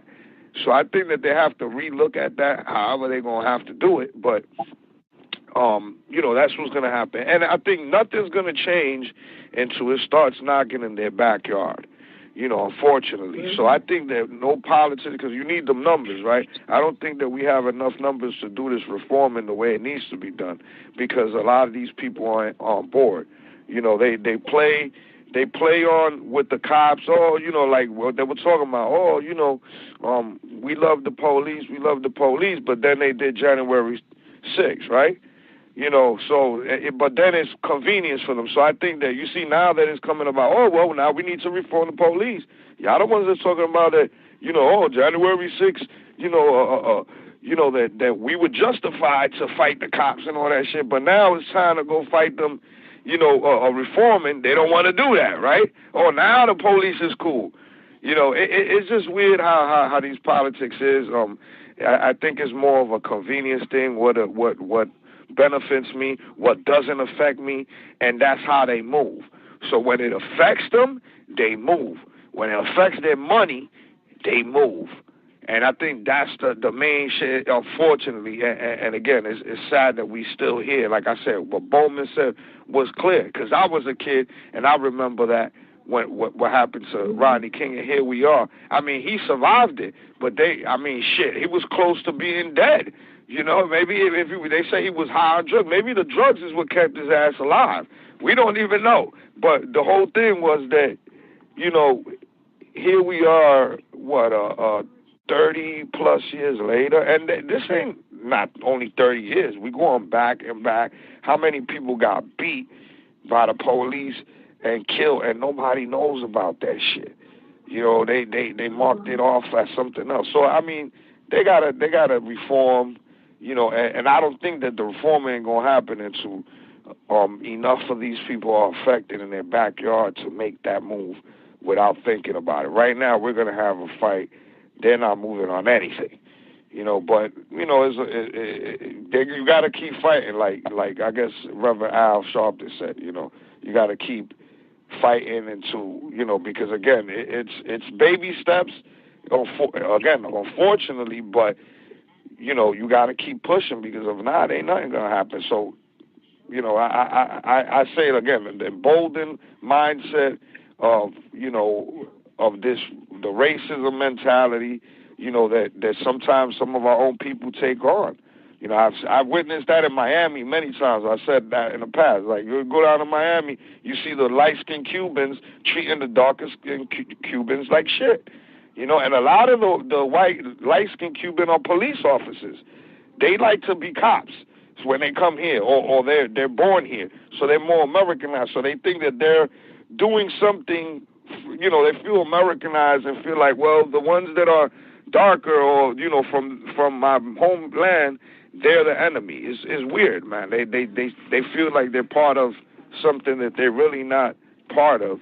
But, you know, I guess the system massages their, you know, mind and makes them think that one thing that they're not. So, again, reform is going to take time. Well, there ain't going to be no reform, Jay. To be honest with you, these people. Okay, so unless they start killing unarmed white people like at the rate that they're killing unarmed black people, yeah, it's going to be no reform. And like I said, this whole institution is based in slave patrol. So the origins of this institution is doing exactly what it was designed to do: police the black community at any cost. And then, you know, if we die, we die. You know, that's exactly what they've been doing since day one, which is, you know, terrible. But we have to call it what it is now, because we see it every day. I mean, we got a whole list of names that we can go down where these people were unarmed. Perhaps they was a little rowdy. Perhaps they was violating some traffic law or whatever, but they didn't cause to be killed on the street. You know, that's never the situation. But I don't think there is going to be no reform. But that's all I got. Well, here's somebody push one. Let me see who this is. Unknown caller. Who's on the line here? Hello? Yo, that's me. Hey, what's up, Big OC? That's me. Chilling. Hey, yeah, real quick.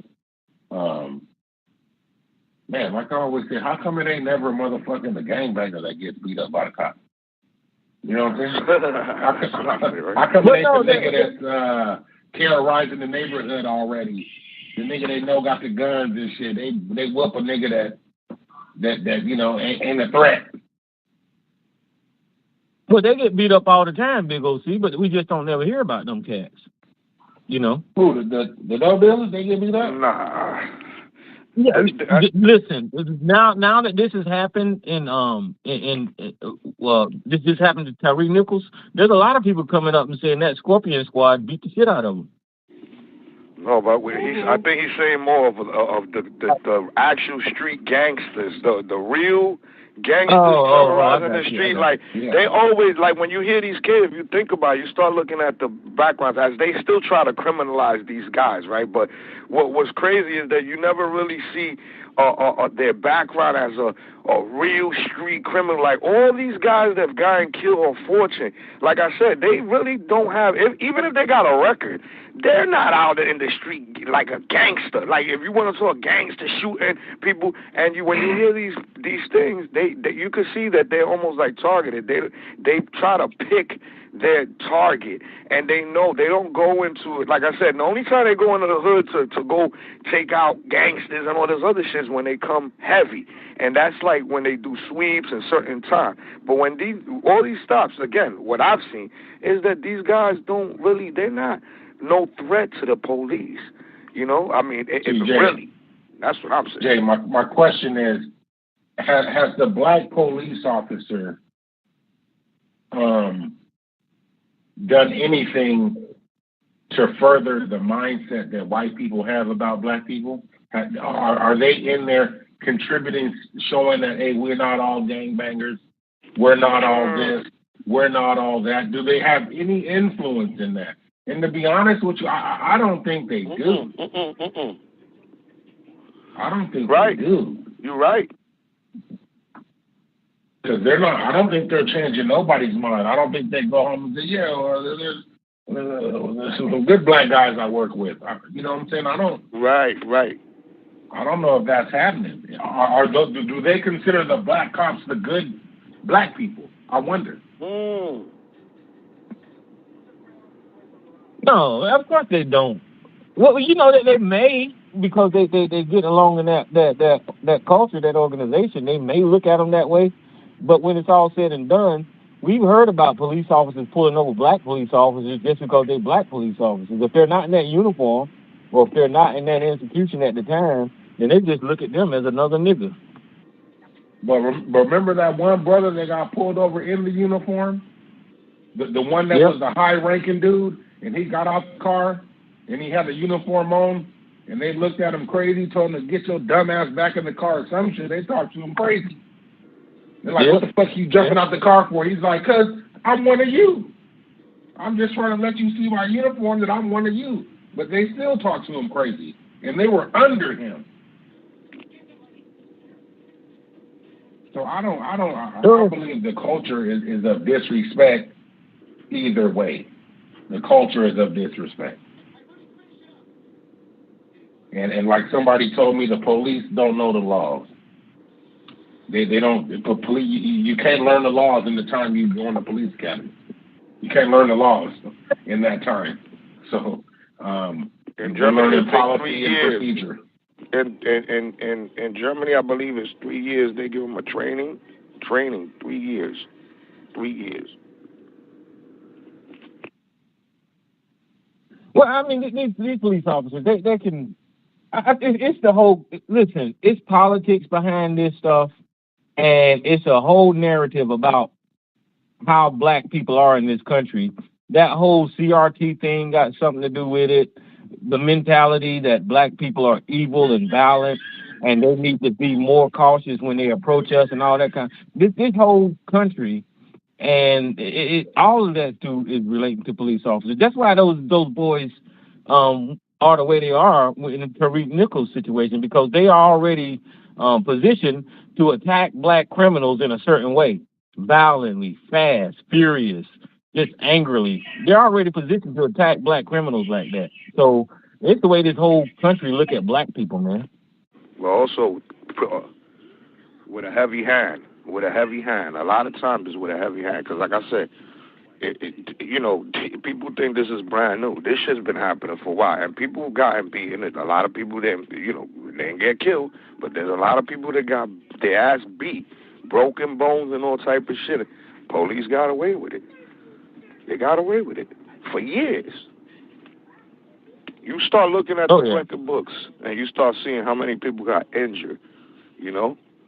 Again, not fighting with the police, but the cops wanted to beat their ass, because they chased them, and they made them run for made them work for that shit, as they say. But anyway, that's something else.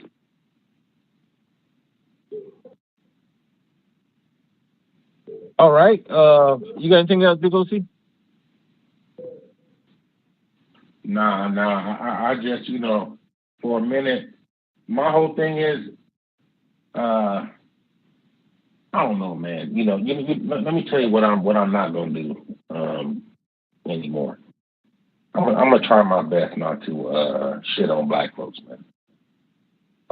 I know we do things and we operate a certain way, but I'm gonna try my best not to just overly, just continuously, nonstop, just shit on my people, man, because it's getting out of control. We're this social media, we're out of control with it. We're out of control. It's one thing if we're just on here for entertainment and we're doing the Tootsie Roll and little dances and shit, but we're on here tearing our community all the way down to the fucking ground. And I spent time trying to find the equivalent to that shit in other communities, and it just doesn't exist. And I'm just like, why the fuck are we doing it? So, and I know our cultures, we're good for playing the dozens and shit like that, but we just give too much away of our culture and shit we do online, and we give away or we show too much of the worst in us, and it's starting to bleed over. I think people just believing that's just how Black people operate. Because who's shaping who we are? Were we following behind Michelle and Barack? I mean, was that? You know what I'm saying? Who's the stand up? Who's the example? Who we looking at?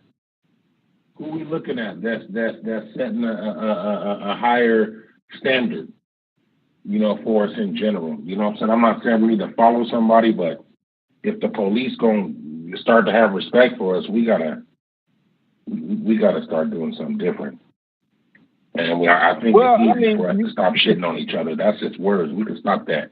We can stop threatening each other. We can stop showing machine guns online. Because every time we say we're gonna kill somebody, it's somebody Black we're gonna kill. That's most definite. Yeah, you bringing up a good point, man. But we too easily programmed, and we follow people too much. So the media pretty much controlling and dictate how we look at things, just like our little sympathy for police.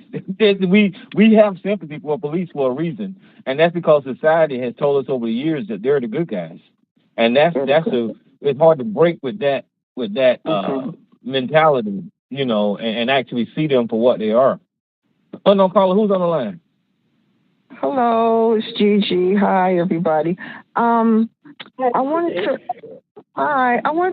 think I want to answer OC's original question about how do the other cops see Black cops? Was that the question? Yeah, it was one of them.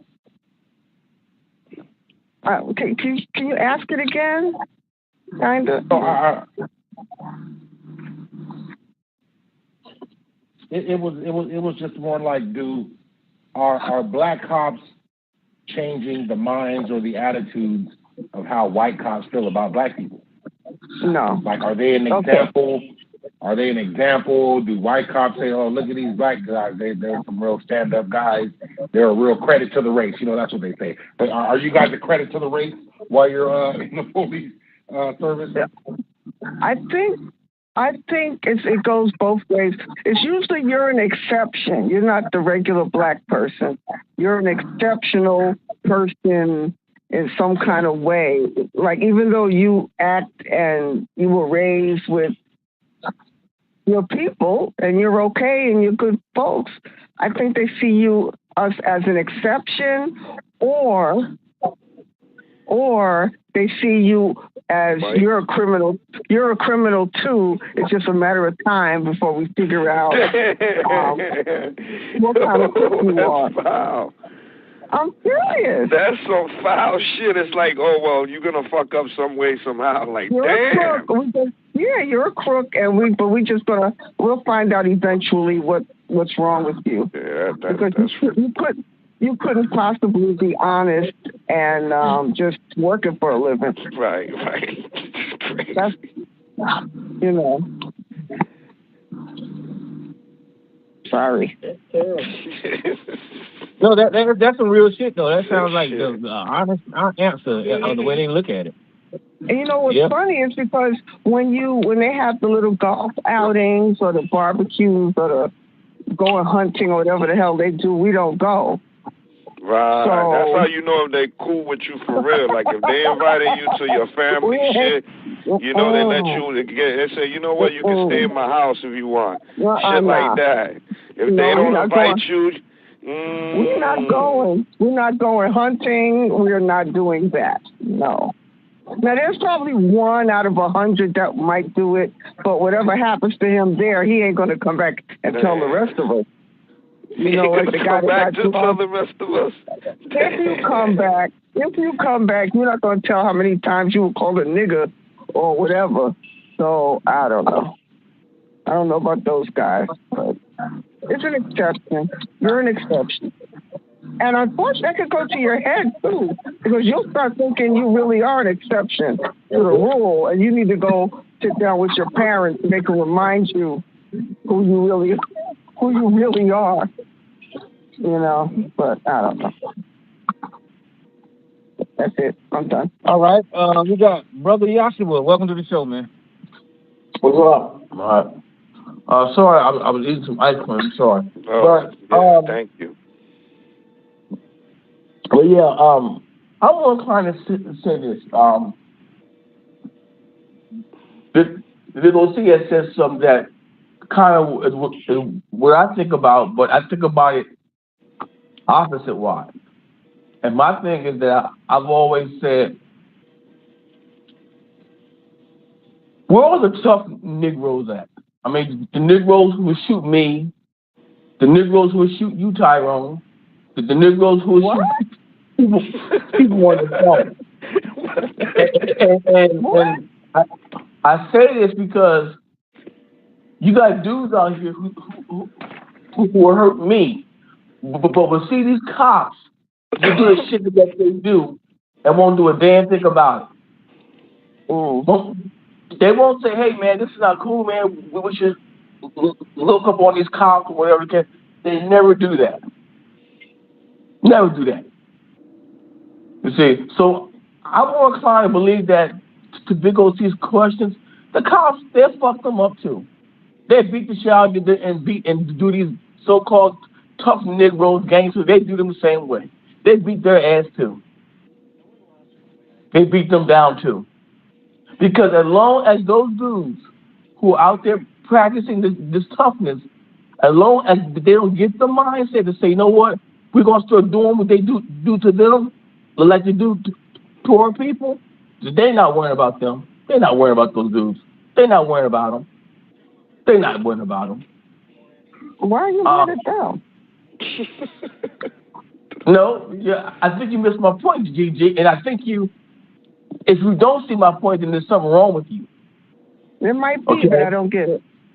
No, you don't get it. I'm saying all the tough Negroes who are tough, who walk around with guns in their pocket and will shoot you, will shoot me, will shoot people down, don't do nothing with these cops. They don't pull up and fight no cops. They don't pull up and blast no cops. They don't do that. They'll blast on me. They'll blast on some other black guy. Most criminals, or so-called criminals, ain't gonna shoot it out with the cops. See.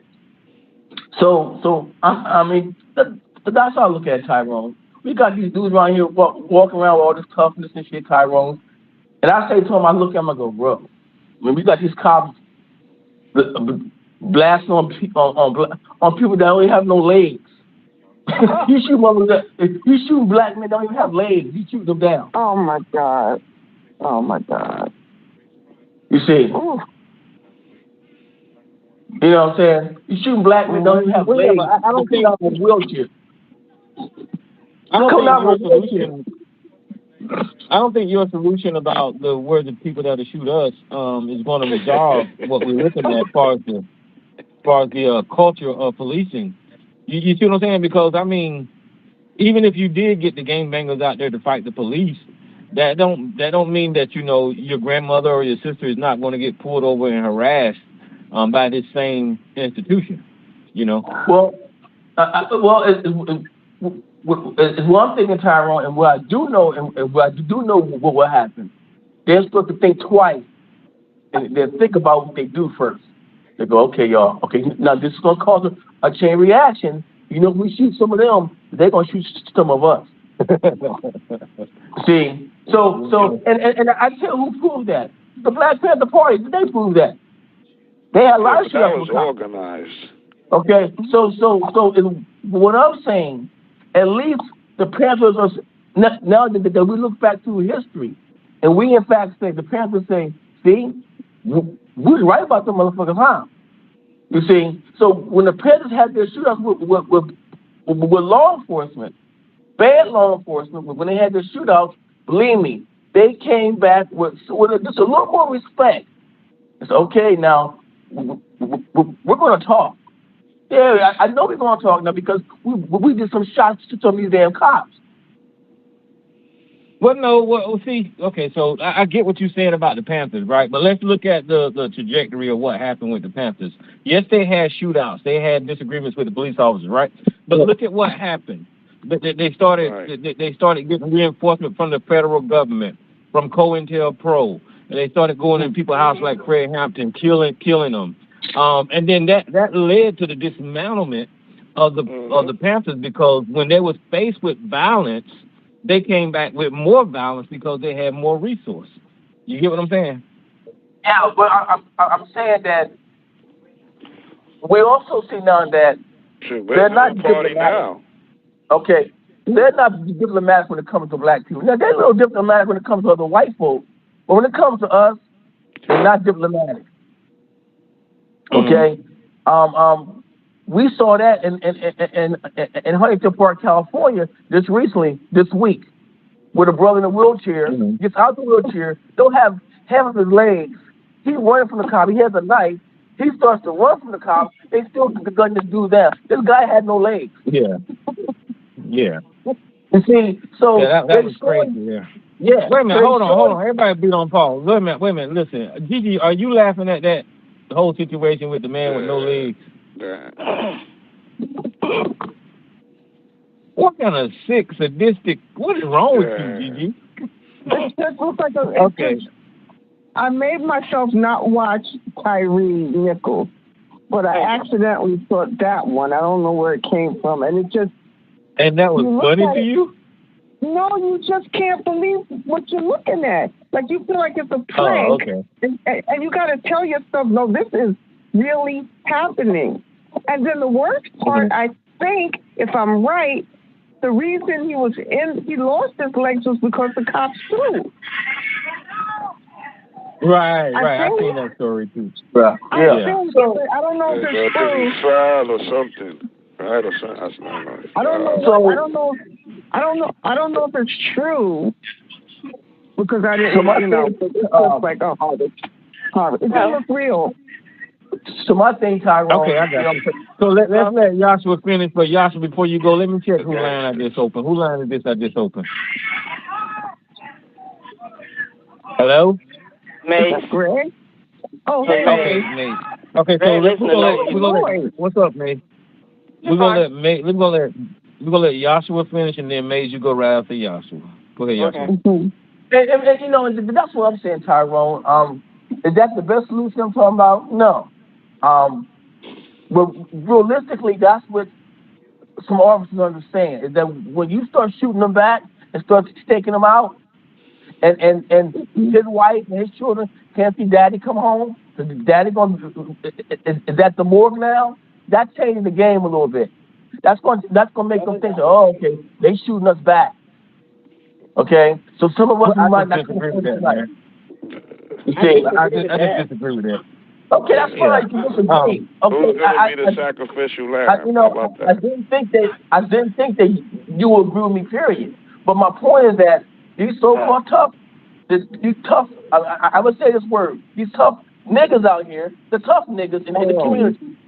Okay, the tough niggas walk around here shooting up the black community, shooting up black folks, shooting up innocent black people sometimes. Them the dudes who I'm saying, like, yo, bro, okay, this is the time if you order to do what you like to do. Well, I got what you're saying, brother, and I understand, the history of societies, you meet force with force, right? But what American black people have done historically and why we are who we are is because of the nonviolence approach that we've taken. Even with the Black Panthers, their revolution was some part political.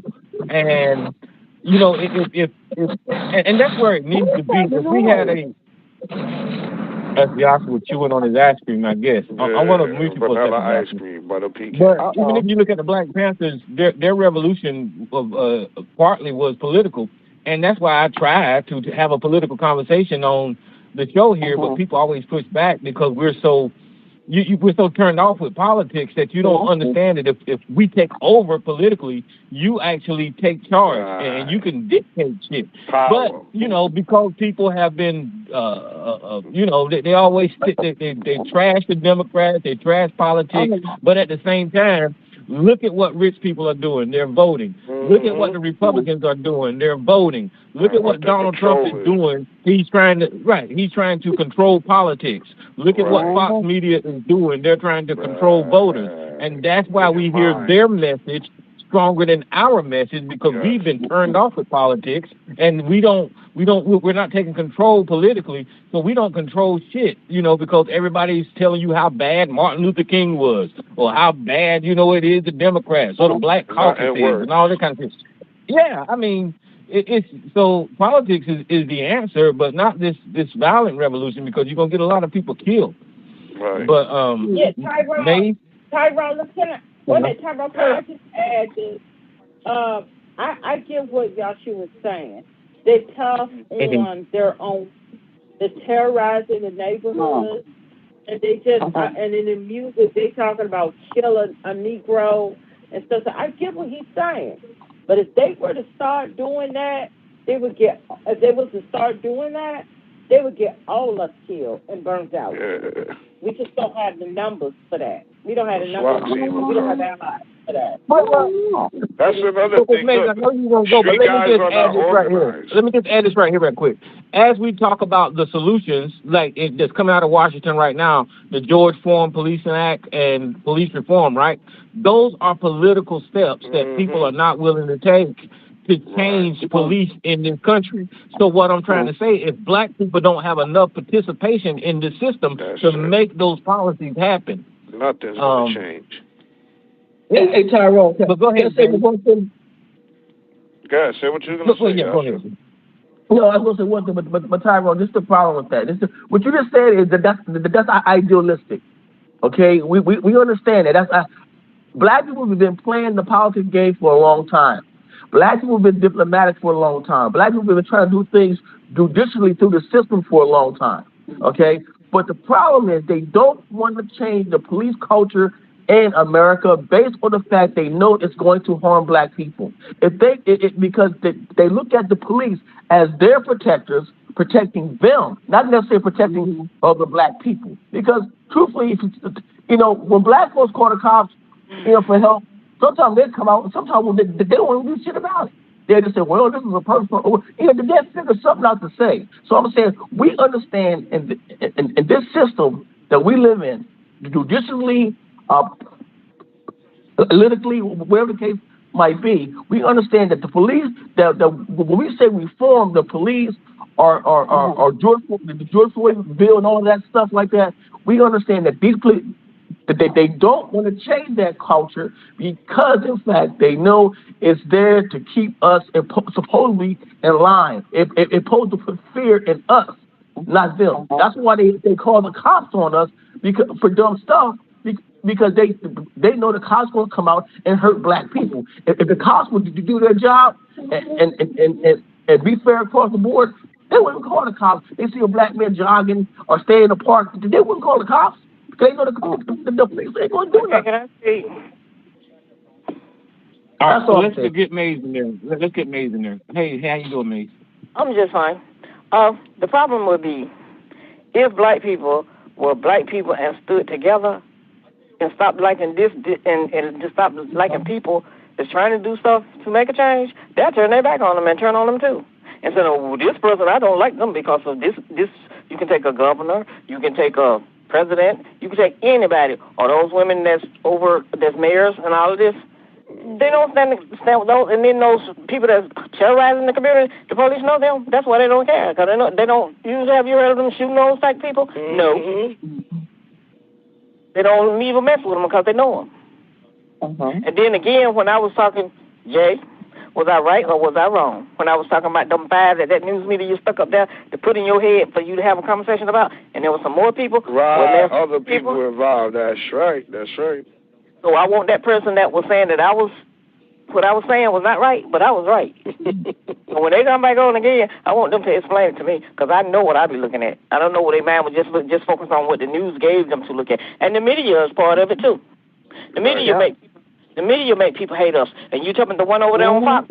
All those black people that go on Fox Fun, I don't call it no news, Fox Fun, because it's just like Saturday Night Live. all of them that go over there, they're all part of the problem too. They go over there and tell them what they want to hear to make them feel good. Like Cameron Thorne and all of them. They sold out. Look at Clarence Thomas sitting up there on the court. What do he do to make it better? Nothing. Not pertaining to us. So that's the problem. You don't have to go out and try to harm nobody to do things. You stand together. Togetherness brings you a whole lot of stuff than to do you standing apart. You get those that's out there that's always crying about what the black man ain't doing for us or what the black people ain't doing for us, and they stand together and stand behind people. That makes the difference. But when you see them trying to bring somebody down, you jump right along in there with them because the news media gave you your pattern to do what you got to do. I don't follow them. They tell me not to like somebody. That make me even like them even more. Just because they said it. That's why I always say, who told you to do that? Where'd you get that from? Now, Kamala was speaking at that funeral yesterday, and what she said and what she worked on, you got people going to be calling her all kind of names just because she said something. She's not doing anything. When she was a senator, that's what she worked on. But you got those like that one that was over there on Fox, and this whoever this new man is, and he's Trump's pastor. He needs to sit down somewhere. And then when you say Trump did a whole lot of stuff for black people, nobody still haven't told me what he did, except pardon Lil Wayne. And the only reason why he want to be president again is so he can pardon the ones that done went to jail and prison. He wants to pardon those people that tried to overthrow the government. That's why he's trying to act like he's trying to be president. I want to be. So now why would you want to put somebody back in office that fight to stay there? You didn't even leave with dignity. And then when you come to the cops, I said, now they can get in the car and fight a cop, have a gun on a cop. They still don't get shot. They just stand there until they give up. So what did that tell you? They have a bullseye on black people because the media did it, and they do it every day. And if somebody had a focus on you every day, Tyrone, every day you see me in the media, you gonna hate me just because you don't saw it in the media, and that's what I'm supposed to do when I see you. Right. So there's no love for you. So that's why I stay on them all the time. Because I'll call the station in a minute when you got somebody sitting there giving the news. I asked, well, this person over here in Carolina, he done killed his wife and children.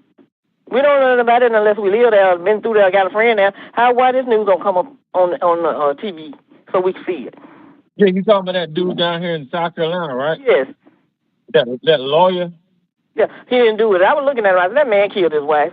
And the other one that was, what was it, last week, week before last, killed his wife, cut her up, threw her away or whatever he did with her.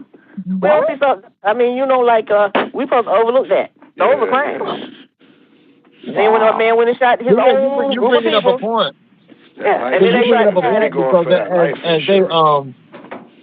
as they bring up statistics and all that kind of stuff, we didn't hear about this Murdoch family. It wasn't headlining the news till recently. And this man big killed his family, and they talking about we violent and all that kind of bullshit. But he's a lawyer. And he got influence in his community and all that kind of crap. But we don't hear about how violent of a crime that was. No. Well, go ahead, man. You right. Yes.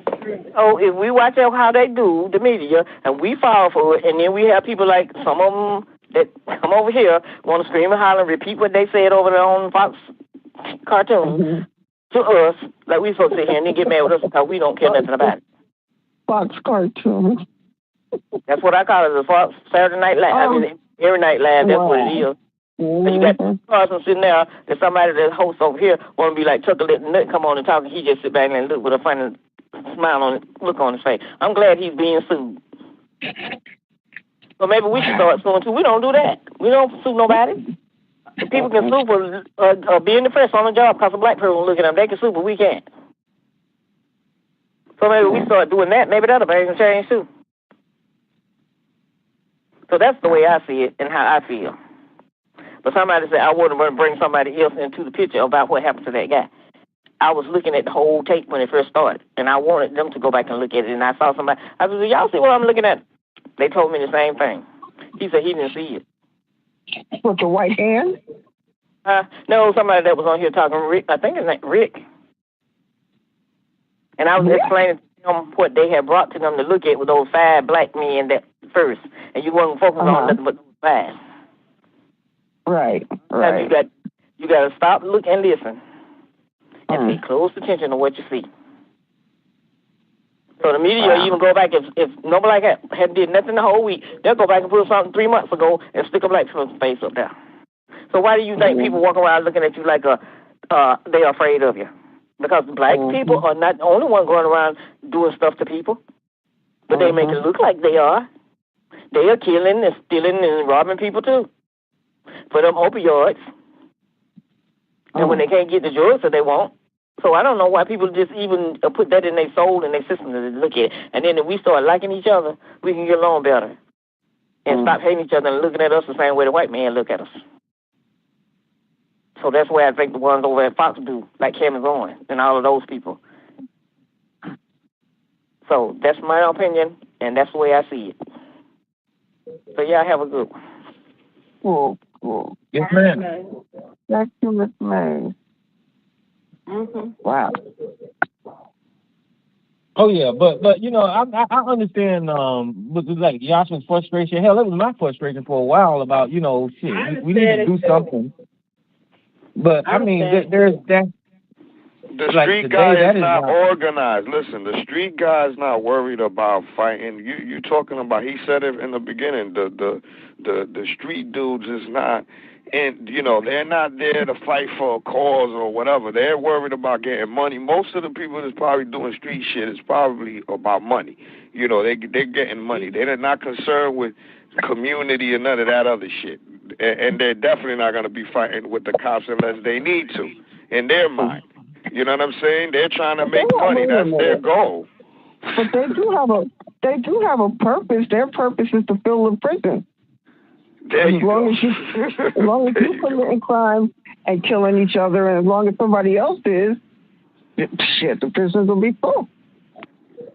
But I don't think the street guy is going to be concerned about fighting. I mean, that again, talking about Black Panthers, that was organized. And I'm going to ask you, where's the Black Panthers now? The new Black Panthers right now are getting riled up and they're going to do something? No, they're organized. Probably they're fighting in a different way. They're fighting along with the times. They're, you know, using probably law, you know, to whatever they're doing. But again, where's that Black Panther Party now? There ain't none. That's what I'm saying. It's just, I think they're out there and they're doing good things. I think they just learned from the first time. Keep your ranks small. You know exactly who you're dealing with, and then do what you got to do.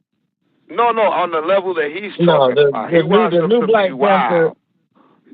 Well, the new Black Panther Party today is a freaking joke, man.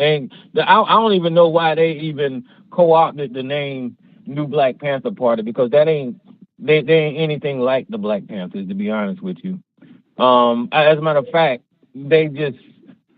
I watched these guys, and they was at that Curlin Dunn house, right? And I'm not saying they should have got the lady that killed Emmett Till. They just standing outside of her house yelling and screaming, lock her up or whatever, put her in jail or whatever. But, I mean, the way that they used to do it back in the day is the Black Panther actually was involved in politics, like I said. As a matter of fact, I think we got a member of the Black Panthers that's in Congress today. So they were trying to affect change legally. But the new Black Panther Party today, they own some old thug crap, or I don't know what that is, you know. And I want to support them, but I mean, they just do too much silly shit, you know. What do you mean silly? I don't understand. Extreme shit, like I don't know. Yeah, extreme. They was calling for.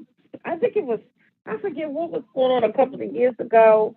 And them from the new Black Panther Party was calling for shooting cops or some kind of foolishness they was doing that was going to get people killed. And it was okay, y'all need to sit down. You know, if nobody's going out here taking up arms against the police because they was just sent out the National Guard to wipe us out. Are you kidding? People keep forgetting. And half the people... Yeah, because it was that dude, Quanell X. Yeah. It was Quanell X, and then that lawyer, I can't think of his name. It was a lawyer that was with Brother Polite. I can't think of that guy's name. But those guys are on some BS. They're not even trying. Yeah, Shabazz, that freaking guy. They're not trying to do nothing seriously, man. They're just trying to rile people up, collect money, collect fees, or whatever they're trying to do.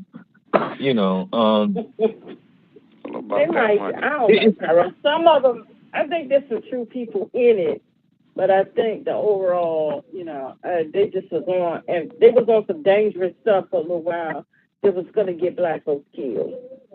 And it was it's like you got like a handful of people. Y'all go ahead and take up arms. They're going to kill y'all, and they come in the neighborhood and kill the rest. I mean, are you kidding? Yeah, I need to take that down. I forgot what that was. I had to be realistic with that. They will kill you quick, and then the nearest black neighborhood come burn them out. I mean, just to stop it. And yeah, probably, as a matter of fact, they won't even need the police or the National Guard. You have a bunch of white yahoos, all of them is strapped. They will come in and burn everybody out in a matter of 15, 20 minutes. So they was talking some dangerous. Yeah, that's what I was going to say. They're least dangerous than the Oath Keepers and the Proud Boys, the new Black Panther Party, but they got a lot of rhetoric, and they'll get in front of a camera quick, and they'll say "kill a Jew" or whatever they be saying. You know, they'll do all that threatening and all that kind of stuff. But when you got the white extremists that'll go out there, hell, and overturn the goddamn government or whatever the hell they're doing. But you know, the new Black Panther Party is looked at as dangerous. I don't look at them as dangerous. I look at them as angry, and they want change. But you know, their rhetoric is just it's defeating the message. To be honest with you. Well, hey, Tyrone, but you gotta understand, when the Black Panther Party was on the scene from 66 on down to 75. I mean, that's the last, activity of the Black Panther around that particular time. Wow, so they ain't been active since 75. Hold on 1 second. Jay, come on, bro. So my point is that when those particular men took up arms, they had a reason how they took up arms. They just didn't go out and have shootouts with cops.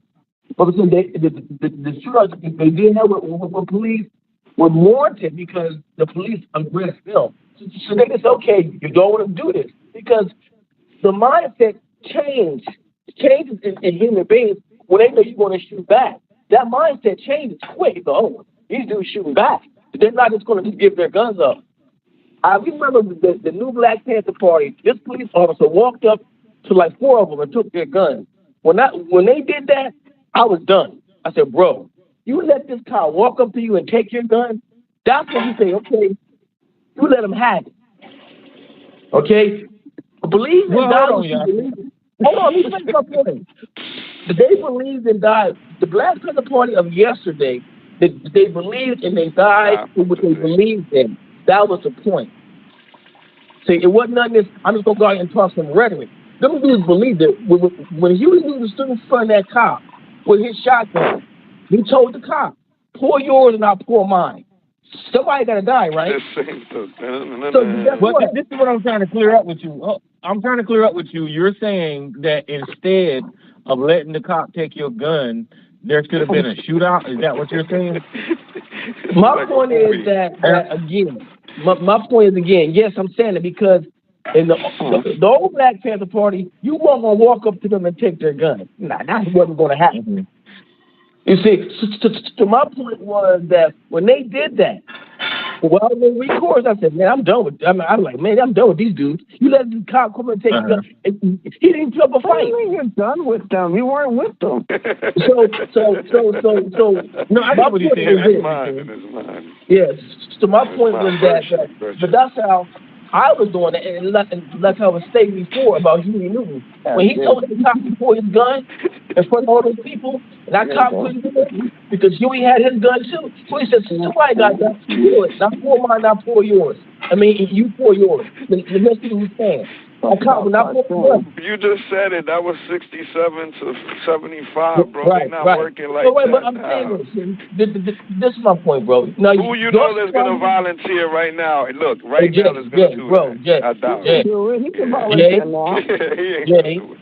Jay, I'm saying this for a reason. Okay, I ain't going to do it. Okay, so this is my point.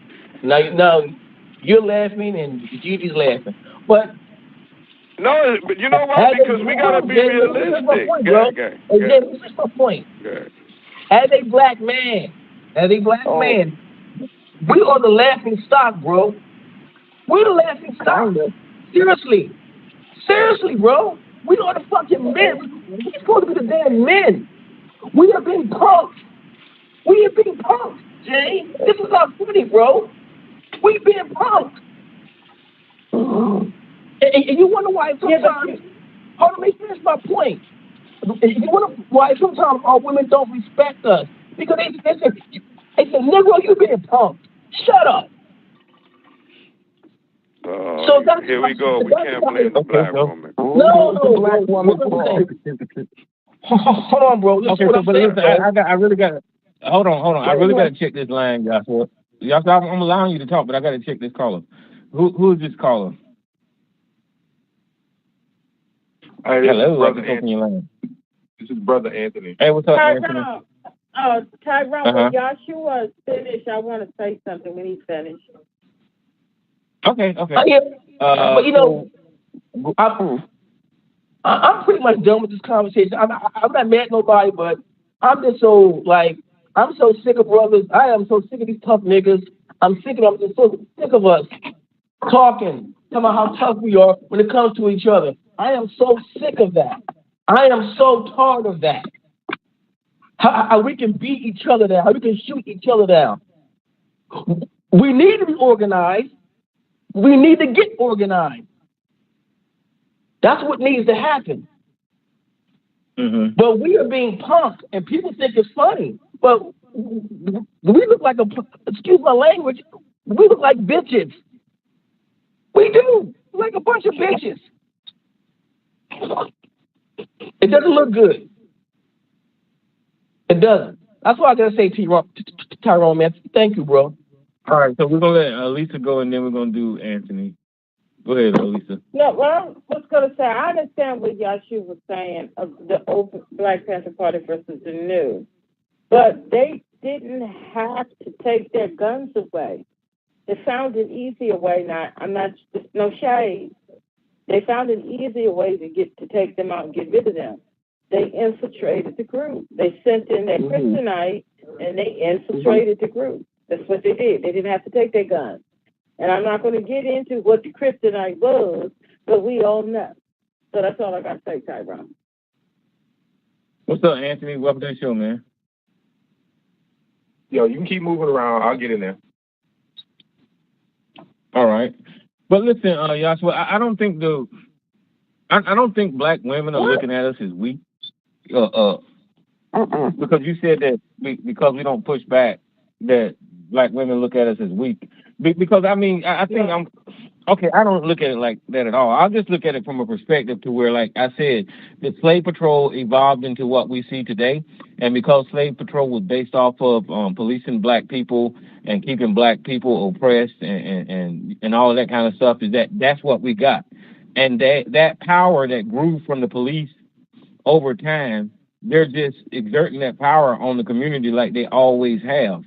And whether, they shoot back or we get into fights with the police or whatever, that ain't going to do nothing but make it worse, because the government is going to always have more guns than the people who's the rebels or whatever. That's just the fact. And it's not going to resolve anything. As a matter of fact, I think it'll probably make it worse by having these little conflicts with the government physically. And that's why the only option for me is to do it nonviolently and through politics. But like I said, when it comes to politics, it's like when you were referring to what I said earlier, you actually proved my point when you said, well, we already did that. That shows that you're tired of politics. You don't want to talk about it because, people are just don't want to have that conversation about how powerful it is to make change politically. But it's not an easy damn task to do. And even in this conversation, I can't convince people listening to me that that's the right way to make change, but we see it all the time throughout history, how politics have changed, have moved mountains, to be honest with you. Hell, look at Donald Trump. That idiot politically has become the most powerful man on the goddamn planet. That's fucking power. You know, he wouldn't be and trying he's an idiot. politics if it didn't work, right? Or if it didn't bring power. So it shows that there's power there. Yeah, so he's an idiot, and we've seen that politically, this motherfucker got led the fucking world politically, and it affects change. But until we can get our community on the same page when it comes to politics, we're always going to be facing these same things because we ain't going to have no power. We ain't going to have no PAC, no political action committee or any type of influence in Washington. The only thing that we're going to do is hope that we get sympathy, which is what we're doing with Tyreek Nichols right now. Because with Tyreek Nichols in the front, they're at Washington now saying, look at us. We're getting killed. What are you going to do? Open your hearts to us. That ain't going to change shit. That's not going to change the damn. It's not going to change anything. But if we had money, if we had the politicians in place, and we had the actual force behind us politically that could actually sway elections, then that would change a whole lot. But we don't even want to have the conversation, you know. I agree, because we're not going to get sympathy. We're not going to get that. I said that last week. We're not going to get sympathy. We have to get allies. Yes, we do. But we have to get allies that to go about it a different way, not through sympathy. Allies within the country or abroad? What? We're talking about the United States right now. When I say we have to get allies, it's in order to make change, in order to get true police reform, we have to get allies in that. And how we get allies in that, you have to keep pointing out to different groups of people, look at the money that we're spending for police. When they muck up, that's coming out of our pocket. We have to we have to drill that on people. Your property taxes are sky high, and we're paying for it. The police mess up, your property taxes is coming out of your money. That's the only way we're going to have to lock different allies. That's how we're going to have to get allies. We're not going to get sympathy. That we shall overcome, and we're not going to get sympathy. We got to look at it a smarter way. Let's go about it being smarter than that. Sympathy we're not going to get. I think to get. You want to get in that, Gigi? No. Go ahead. I think in order to get the world on our side, we gotta respect our home a little bit better than what we do. And by home, I mean I agree. Like the black community, like niggas don't like dealing with black on black crime, but this is like subconsciously, this is the reason cops think they can do that to us and get away with it. Because like these niggas out here killing each other recklessly. Like why can't we do it? Like I think that's where it started. But anytime the topic is brought up, there's excuses made. Like there's crime going on in white communities and Asian communities. Like I'm telling you, bro. Like that's really the problem. We need to deal with the black on black crime. That way, it'll mean much more. It'll mean much more when the cop kill us. Like if I'm at my home, if I'm going in the bathroom, pissing on the wall, pissing on the commode stool, my damn floor is sticky because of all of the piss that bounced off the toilet and I ain't mopping. Like when a person come over and go in my bathroom, he gonna do the same shit because I don't respect my home. I agree. So I mean, I think that's where we should start, man. We gotta address like the reckless killings that go on in our community. That's all like that. Well, I don't think that's the root of the problem. I mean, yeah, that's a problem. Yeah, that's a problem in our home, bro. Like this is the reason why they do it, bro. They don't do that to us. They don't do that to Asian people. Like I'm sure it happened, but not like they do us, bro. Because they know Asian people are gonna rally behind each other. Like the only time BLM come out is when they could run to the state and get some money. Like, well, what about little Ray that got killed? He got hit with a straight bullet coming home from school, and like none of that shit make the news. But like, make the news. Like we can't. Come on, bro. We can't be disingenuous about that. Just to stay on code. Like that code is out the window, bro. We like Like, we all grown people at this point. And I'm younger than y'all, but I'm at that point. I'm that old nigga on the porch complaining about the young niggas at this point, bro. Because like it turned on somewhere. Like, you that young nigga that's running around being bad, and the old heads be telling you you're bad and you take your ass home, and you don't understand until you're old like them. And now you just turn into an old nigga. I'm an old nigga, bro. I want to deal with what's going on in our communities, bro. It don't look good. And this is the reason why they do us like they do us. There's no pride. I hear you, but there's no. I hear you. Okay. I hear you, but I disagree that black on black crime is going to have any effect on police brutality towards our community. I think it would. It would. Cause you said that. What is the slogan, bro? Like there's so many holes in that slogan. Black Lives Matter. There's so many holes in this slogan to attack, bro. Like, what do you mean Black Lives Matter? Y'all kill each other every day. Like, you gotta dispel those talking points, bro. Like if you're dealing with them, you gotta get rid of that shit. Like, you can't run to that because we don't kill each other like that no more. But if niggas are just wasting each other away every damn day, like, they have a point. Like, we need to, be able to counter them a little bit. We can't counter them right now because they're right. We don't like to hear it, but, like, black lives, it really, we don't matter, bro, because we kill each other. And I hear the rebuttal. It happens in every community, but, bro, like, let's deal with our community, man. My neighbor may have their own shit going on, but I want to make sure that I'm taking care of my home. I'm not going to let my home go because of the neighbors. Hi, Ron, can I add something? Okay. In what he's saying, I agree with it 100%. And I agree with you saying it's not going to change the mindset and all of that as it relates to the police as an institution. But I agree with what he's saying because it would help to bring allies in our community. It would. Right. If more of us act like we gave a damn about one another. I mean, right. Women is blamed for everything. The femicide rate is off the chain. We need allies.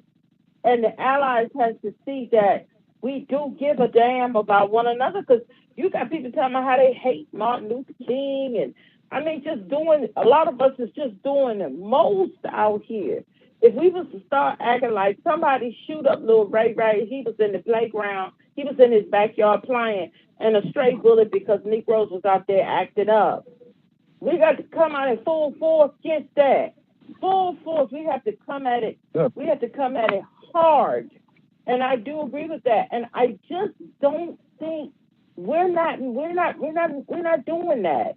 We're just not. And I think that's a start in self-love and giving a damn about our people in our community that would put a more positive light, and it would help us to gain more allies to fight that bigger fish, because we need allies. Right. We do. So I agree with because those potential allies, they're looking at the same contradiction that white people are looking at. Like, they have so many holes to target. You know what I mean? Like, it's hard to get allies like that. Like, come on, bro. Y'all kill each other every day, man. And I see you in the chat room, ABC, bro. I've been coming on here just blurting out, but what about black on black crime? Like, yeah, niggas will throw you in the coon bag, but like, I have my people's best interests at heart, bro.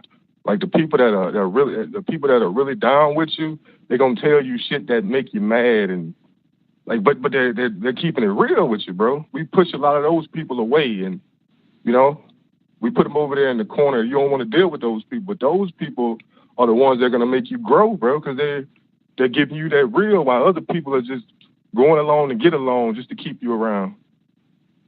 Like, I want black people to do better. Go ahead. And can I add this? It's not that Candace Owens, what about black on black crime? It's not that. It's not that. Because they're disingenuous. They're coming from a whole different type of thing. It's not that. Because when I speak on it, it's not like that. It's like we've got to start caring, because I see we don't care about one another. And I'm not coming from the Candace Owens type, Asa Whitlock type. I'm coming from, we got to start caring about one another and showing other people that we actually do give a damn. And then we start getting allies and maybe getting some stuff done.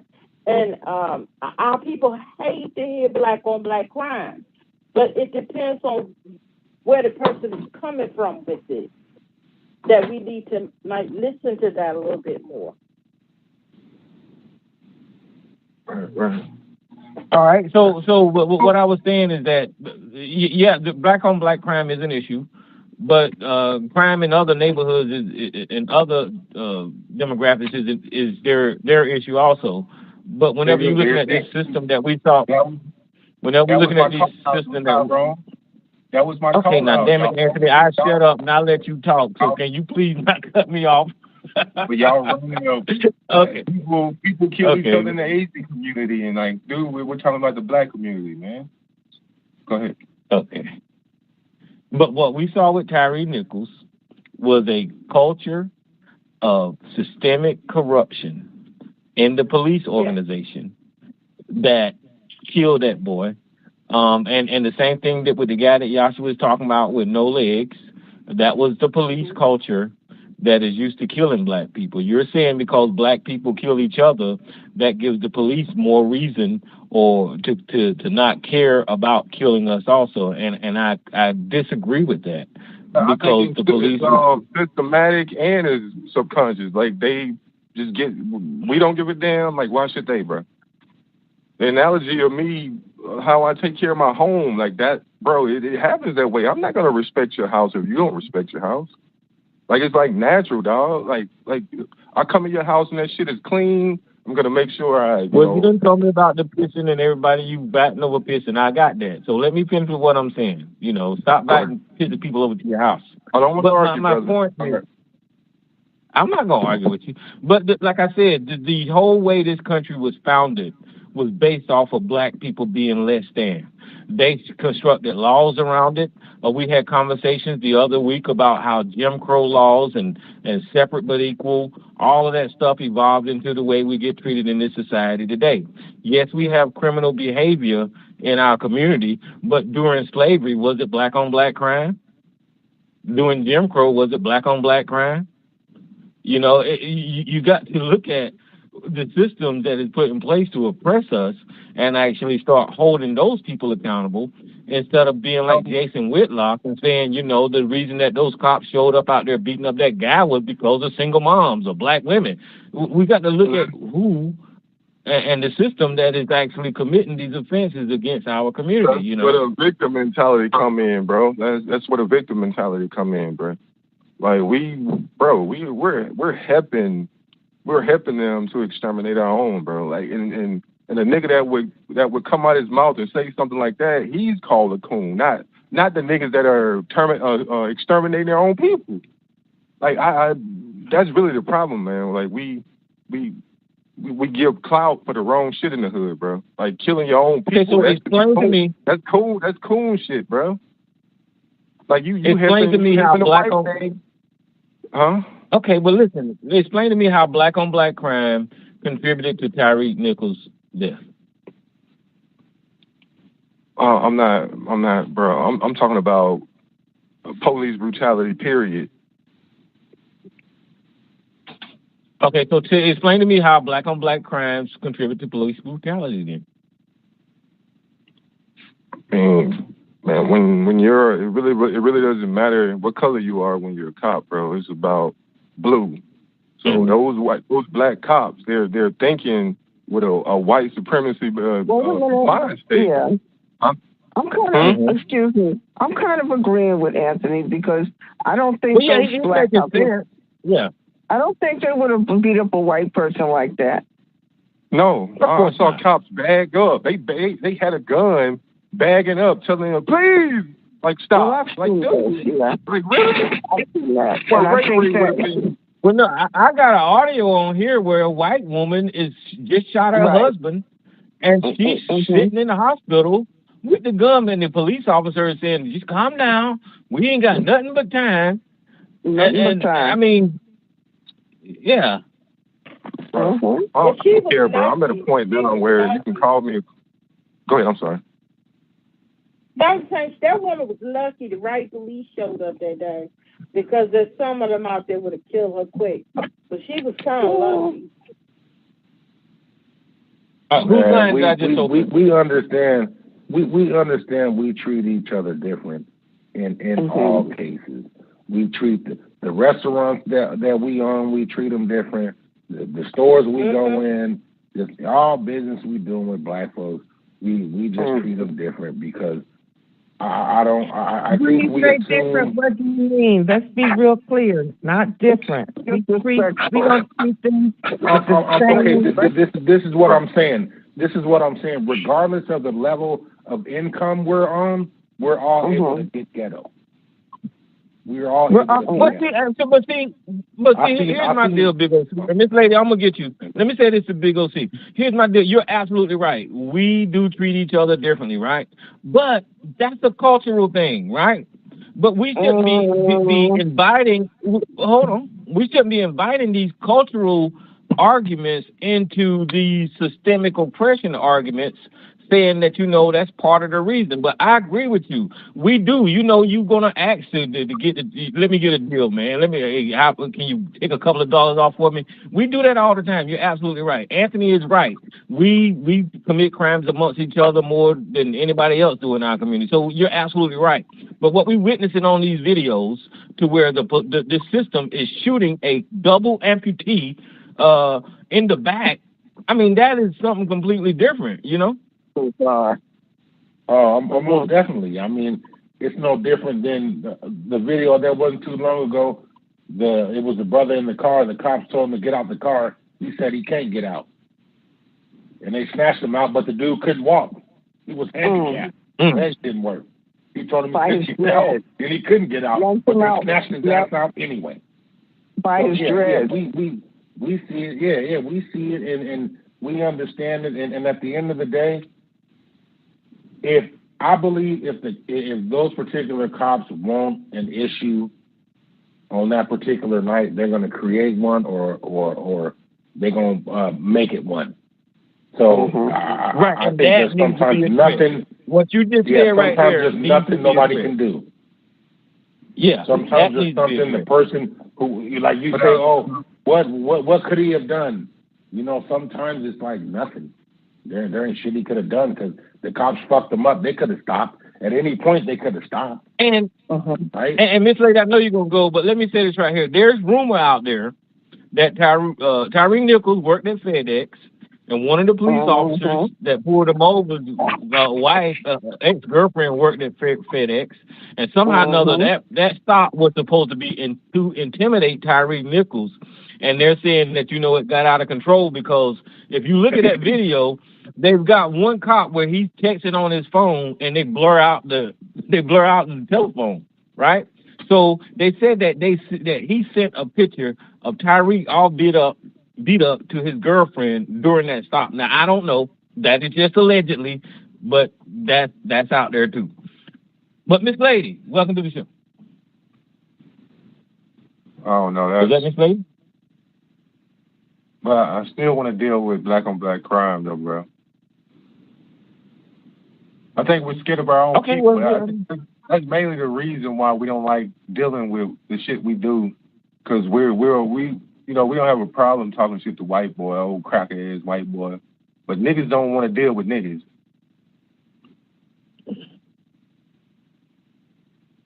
But deal with it, man. I mean, I'm not. You don't have no argument with me. We commit crimes amongst each other in our community. I agree with you, and it needs to stop. I don't condone it, but I don't know what that's got to do with Tyree Nichols' situation. I just don't. I'm just saying, like the single black, like the single parent homes, like no dad in the home. A lot of the times, the reason there's no dad in the home because a black man killed that dad. Mm-hmm. Like so, like when we perpetuate the shit that we complain about, bro. Like it's like I don't know, bro. You got to get rid of those counters. Hey Tyrone. I want to say that that's a good point because I was talking though, y'all. I was like, what the hell, bro? Go ahead. I think you're done. So let Anthony go. Well, hold on, there ain't gonna be no conflict. Let Anthony finish, and then you go after him, Yasu. No, go ahead, bro. Go ahead. Bro. You did all that for no reason. Go ahead, Yasu. No, I wanted to say that about 2 months ago, I think this was in D.C., I believe, Washington, D.C. I might be wrong, but a young man was getting on the elevator with his son. This young man let a woman go before him. There's another black man waiting on the elevator, waiting to get on the elevator too. Don't you know that brother got mad at the other young brother because he let the woman go first? And don't you know that Negro shot him in front of his son? Blew this man away in front of his son because he allowed a woman to go before him. He was just being cordial. The idea was he was just being cordial and let the lady go first. That's it. He shot this young black man. That's what. Wait a minute. Hold on. I'm glad y'all can talk that up because wait a minute. Yeah, that's what I'm saying. That because that's what Kevin Samuels, somebody you promote, the Manosphere, the passport bro. That's what. Listen, that's what y'all promote. You know. Okay, no, but Tyrone, come on. Was that the Manosphere? No. That's where it comes from, y'all. No. I mean, I know the truth hurt. No, I know the truth hurt. Come on, but I mean, that's where it comes from. Tyrone, no, that's not where it comes from. Because he held the ball for the woman. So why did he shoot him? Jay, be quiet. No, but Tyrone, that has nothing to do with that because Kevin Samuels was not the Manosphere. So, but that's a whole different subject within itself. No. Kevin Samuels, hold on. Kevin Samuels did announce that he was the damn king of the Manosphere. So that's no. He didn't know. Right. They said he was the king of the Manosphere. He never said that he was actually the king of the Manosphere. I played an audio on here showing that he said that he was in the Manosphere. Tyrone, and then not only him, what's that? Wait a minute, hold on. Not only him, but him. Wait a minute, him and the lead attorney. They both got on videos saying that they was in the Manosphere. No, but Tyrone, you can't hold on, Tyrone. Tyrone, let's not be ignorant, bro. You know good and damn well that Kevin Samuels would not applaud nobody and shoot nobody because you let a woman go first. Come on, bro. Well, I don't know. I'm just saying that guy probably So I think that was very disingenuous, and that's going to take the conversation somewhere else. My point is, bro, that we got so much self-hate for each other, and this goes along with what he's saying that you would shoot this dude in front of his son over the fact that I do that. I let ladies get on elevator for me, or I open the door for him and all that stuff like that. I do that. So I'm saying that he shot this. So now this young black male don't have his father no more. So now he has to navigate this because that sounds like a weird story. Is that an accurate story? Like, is that the reason? It's an accurate story. You know, but you know for sure that that's the reason that the guy got angry, that he was showing some type of courtesy to the lady, and that's why he shot him. You know that the dude got mad because he said he did not want to wait to get on the elevator. He got mad at him and shot him. That is fucking fucked up. That guy. Well, that's another. We could have a conversation about guns in this country too, because there's somebody who did not need a gun. You see, so what I'm saying, that's why I said what I said from the beginning, that we're quick to use a gun on each other. We're quick to fight, to give smoke with each other, be tough with each other. We're quick to do that. We're so fast to do that. I'm going to show this motherfucker. Fuck him. I'm going to show this motherfucker. Fuck what you looking at, motherfucker. You know, we quick to act like that with each other. We quick to carry out that behavior with each other. Very quick to do that, particularly as men. And we still have not gotten it yet. And it's a damn shame. Well, Joshua, the thing that you and Anthony is complaining about, and this is, I'm trying to be as nice as I can when I'm saying it, is that you're right. We do have all of this hatred towards each other and criminal behavior in our community. But, you know, it's our community. You're going to be hateful towards the one that you're closest to. You're going to commit crimes that the ones you're mostly around. And that's a problem, and it do need to be addressed. Just like black men on social media is going to criticize black women because they're closer to them. I think it's a stupid damn stance, but that's what the hell happens. You know, you don't hear them criticizing Philippine women or white women. It's like they just talk shit and tear down black women. It's one of these things that people do because you live in social environments next to people, you know. But, you know, looking at this police brutality, you know, that stuff right there, it's important, but I think addressing those systems of corruption it should be, you know, so we need to do something about that, in my opinion.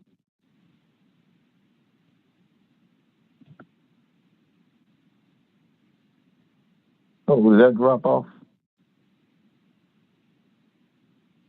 Yeah.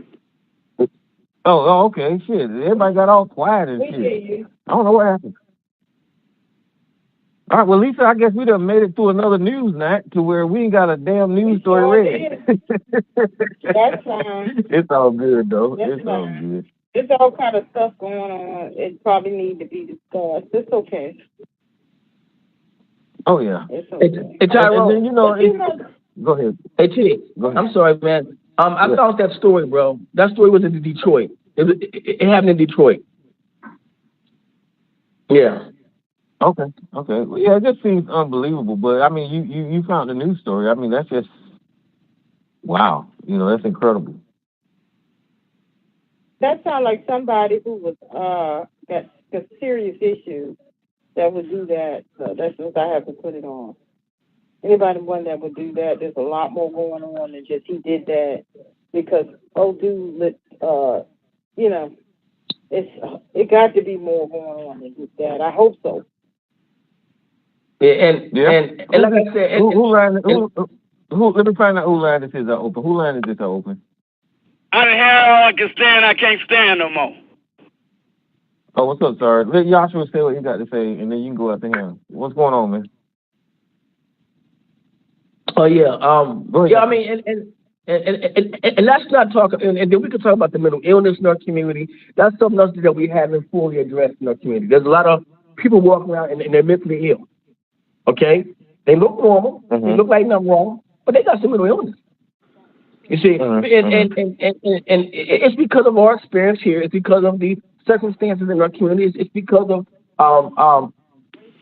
dealing with the financial issues and the political issues of white racism, etc. All that goes on for decades. So all these things, they play a part in that mental illness. And so yeah, so we that's something that needs to be addressed is the mental illness in our community, etc.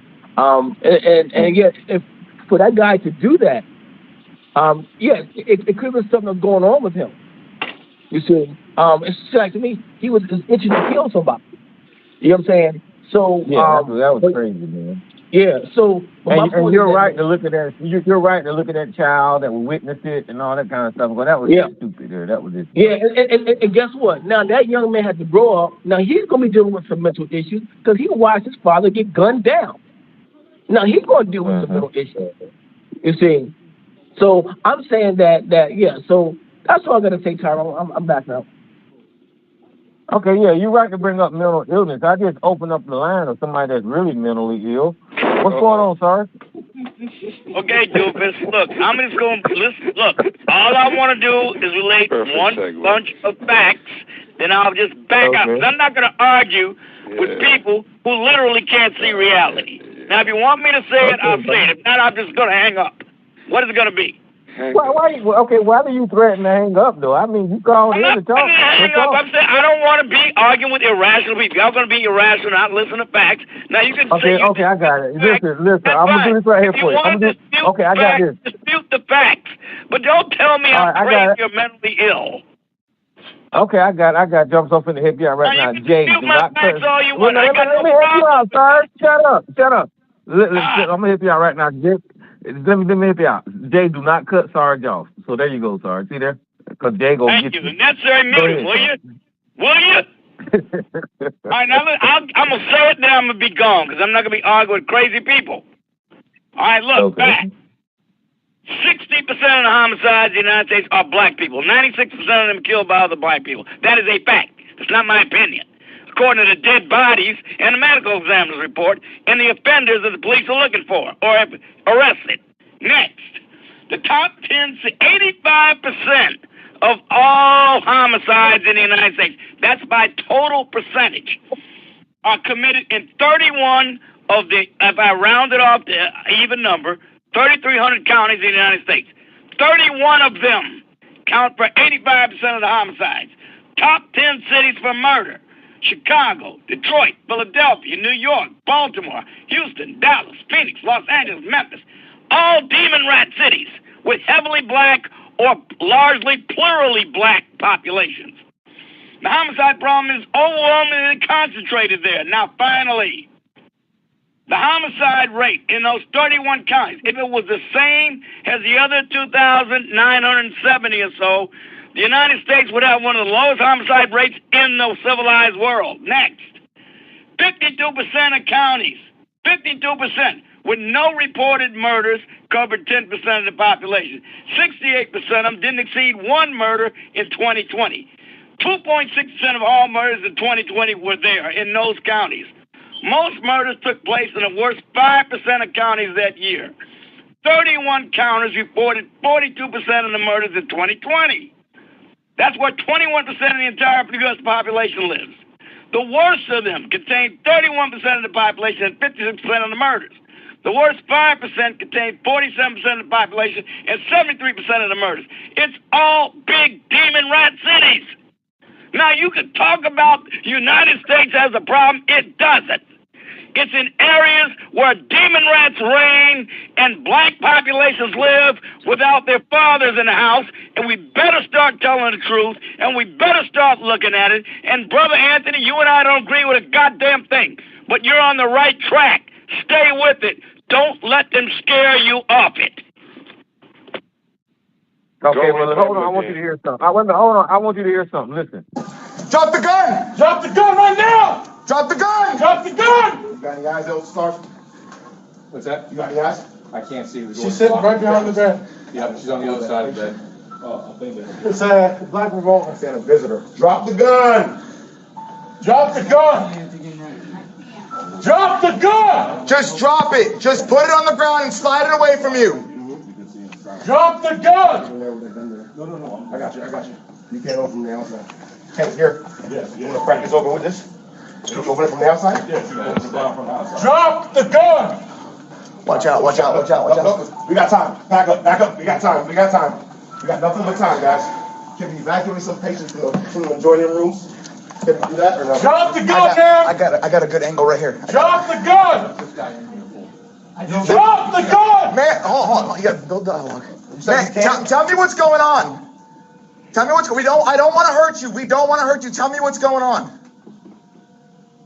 Just talk to me. Talk to me. What's going on? Why can't you drop the gun? Why can't you drop the gun?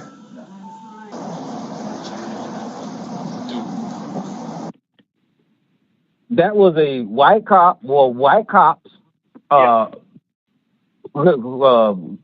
being called to a hospital where a white lady shot her white husband and murdered him. And you heard the response from those white cops trying to de-escalate a person with a loaded weapon that just murdered somebody. This happened in January.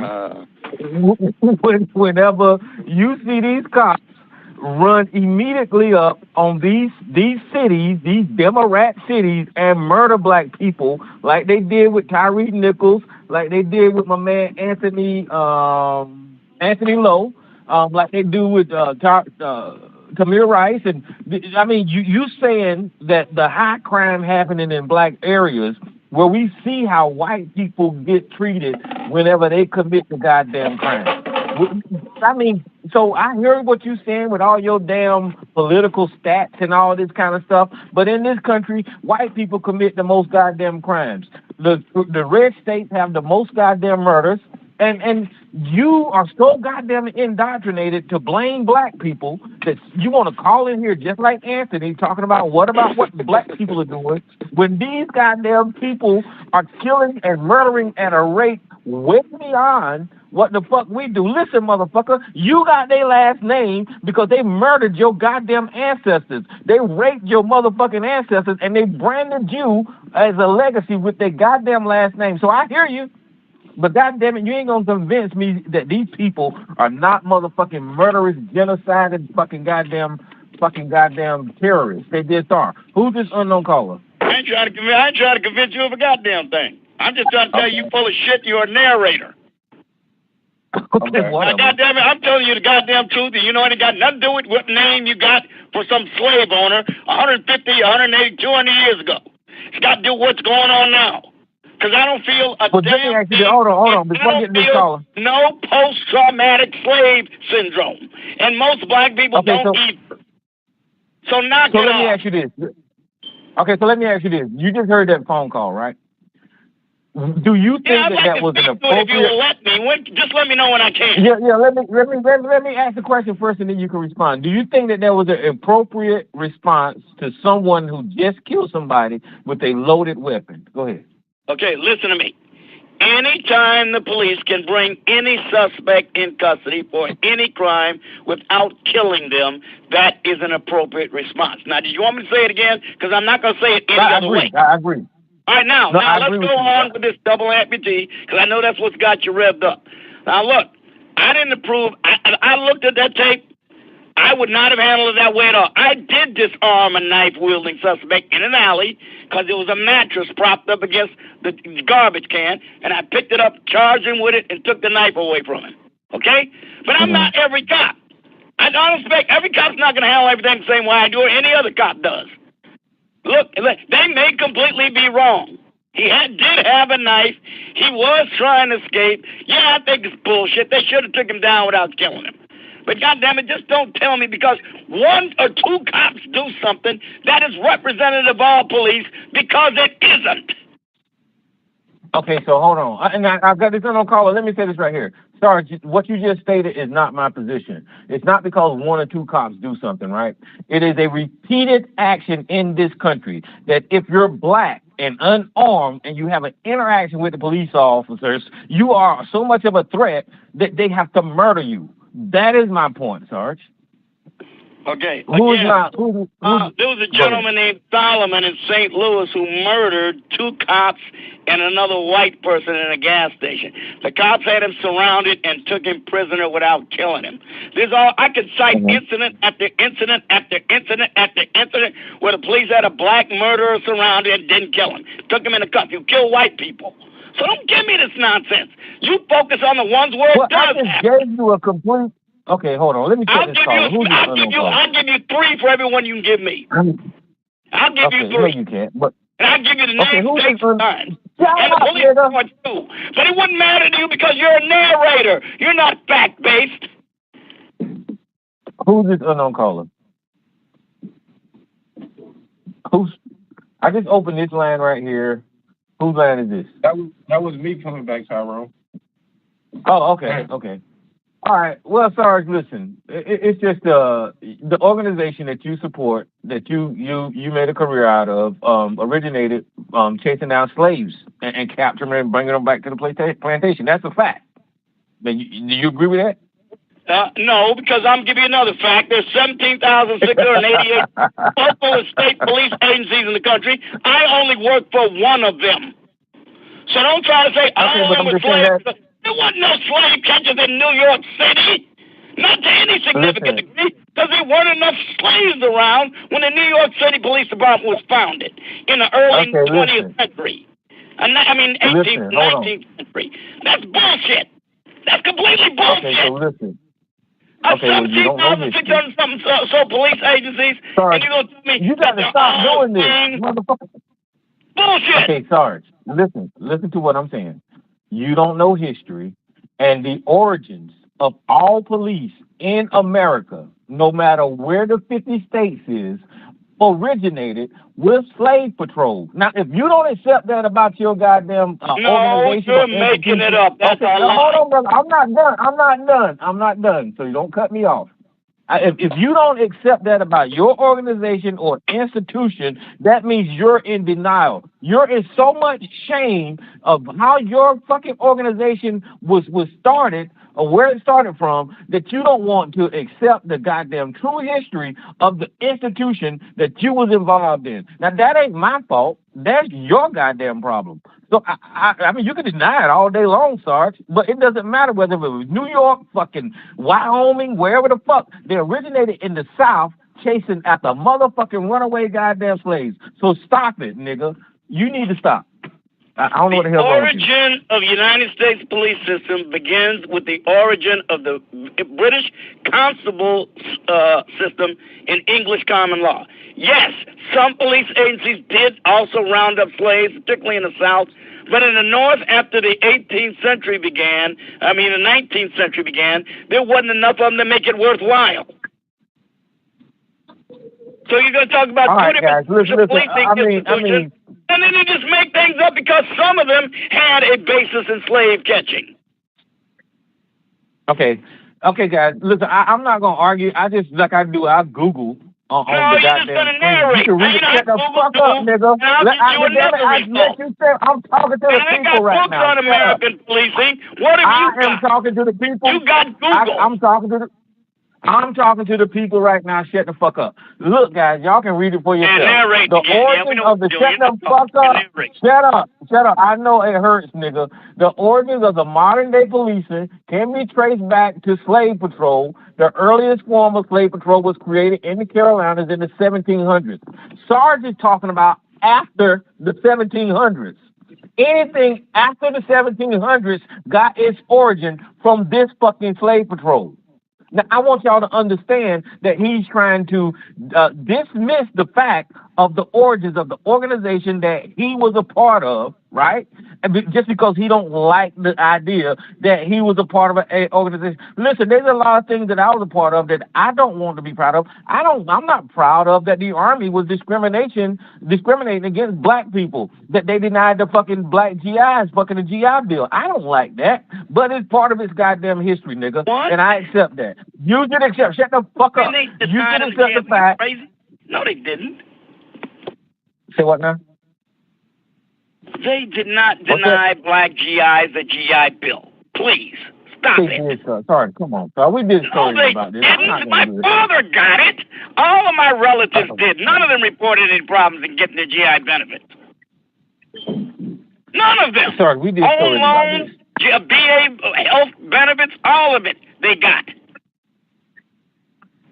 We did stories about this, Sarge, and I think some of them were administered in some southern states under state jurisdiction, yeah, that might have been a problem, but it wasn't the federal government. It was them goddamn states. Hey, Tyrone. Let me say this right here. Let me say this. Once again, guys, the history.com, how the GI Bill was promised, was denied.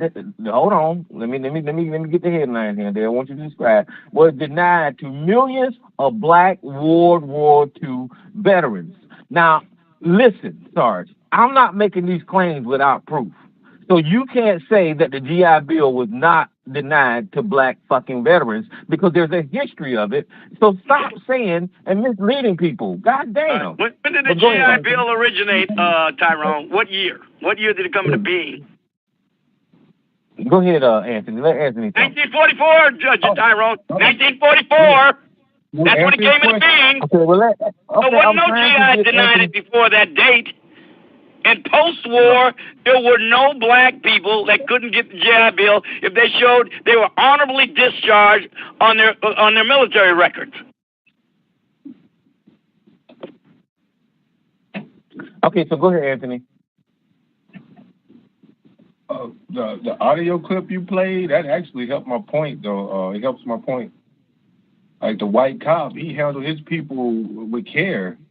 Like, why couldn't the black cops do the same thing? Why couldn't the black cops do the same thing with Tyree Nichols? In my opinion, those same black cops, like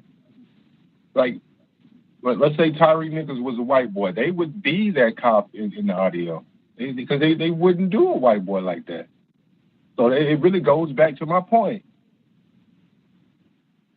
Because you're looking at him you're looking at him like you're looking at him as being black cops, like they actually live by the black code that you live by. Like, no, their code is blue. Well, I tell you one thing, Tyrone. I really wish that black people in the United States killed other black people at the same rate that black cops kill black men. I wish it was the same rate. Then we wouldn't have any problems at all. What the hell?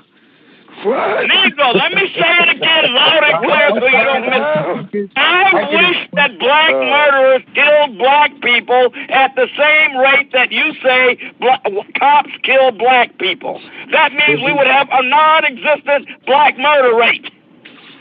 Well, you're right. I agree with you. I didn't understand. That's a good point. That's a good point. I see your point. Okay, so I have to say I agree with that. I'm gonna get thrown in the cool bag because I agree with you, but I'm with you though, Sarge. No, he's absolutely right. It'll be a lot less than we kill each other, so he's absolutely right. Right. Okay, but guys, look, in 1944 when the GI Bill came out, when the black veterans came back from the war, they were denied the GI Bill, according to this article. There you go. Because the Democrats was the fear that the returning black veterans would use public sympathy for veterans to advocate against Jim Crow laws to make the GI Bill largely beneficial to white people. The Southern Democrats drew tactics that had previously used to ensure that the New Deal for a few black people as possible. During this drafting of the law, the chair of the House Veterans Committee, Mississippi Congressman John Rankin, played a hardball and insisted that the program be administered to individual states instead of the federal government. He got his way. Rankin was known for his virulent racism. He defended segregation, opposed interracial marriage, and had even proposed legislation to confine, then deport every person with Japanese heritage in World War II. When the bill came to the committee, he stonewalled the attempt to gut it. Provisions entitled veterans to $20 a week, unemployment compensation. Rankin knew that this would represent a significant gain for black Southerners who refused to cast critical proxy vote in the protest. The American Legion ended up tracking down the congressman who left his proxy with the vote with Rankin and flying him to Washington. But it goes on and on and on to explain how black veterans didn't get the GI Bill. And Sarge, I'm going to put this article in the chat room and stop saying that black veterans got the GI Bill along with their white counterparts, because they didn't. But that's just and you did hear what I said about states administering it where Democrats ran things? What did I say? Well, come on now, be honest. What did I say? I just said it moments ago, Tyrone. Was I yelling loud enough? Maybe you didn't hear me. Listen to what I'm saying. I just said I played that just moments ago when I said, in response to what you said, I said about the states doing it, didn't I? Not the federal government. Okay, but the federal government have to get the state permits. Had to relinquish their control over it so the states could do it. And that's what this guy that I was just talking about, that's why he was working lobbying in Washington. But check this out. The Democrats was racist. The Democrats had switched sides. This is before they switched sides, Sarge. I don't remember what year that was. What year was it when you got to start that too? Now we got to go into that too? Look, no, I would not, but I'm just telling you that the Republicans and the Democrats switched motherfucking sides, because black people used to be Republicans, now they're Democrats. And white racists used to be Democrats, now they're fucking Republicans. That's just the fact of history. I'm not going to debate that. You should know that. I forgot when that was. I thought you would just be honest and just say when it was. Well, I agree. Well, look, and damn them, I hope they're roasted in hell for what they did to black GIs who earned their goddamn GI Bill. But my father was in Illinois, and so most of my relatives, even the ones in the South, didn't report any problems getting their GI benefits. My Southern what year was that? Black relatives got their GI benefits when they applied for them. Most of them got their home loans. And they all got houses. What year? All of them got houses. What year was that with your dad? You Like talking about? 1948, 49, 50, 51, 52. Okay. And my father had Well, trouble you getting know, GI I mean, Home. listen. Listen to what I'm saying, Sarge. Listen to what I'm saying. This article even says that 100% didn't get denied, but the fact that any got denied is wrong.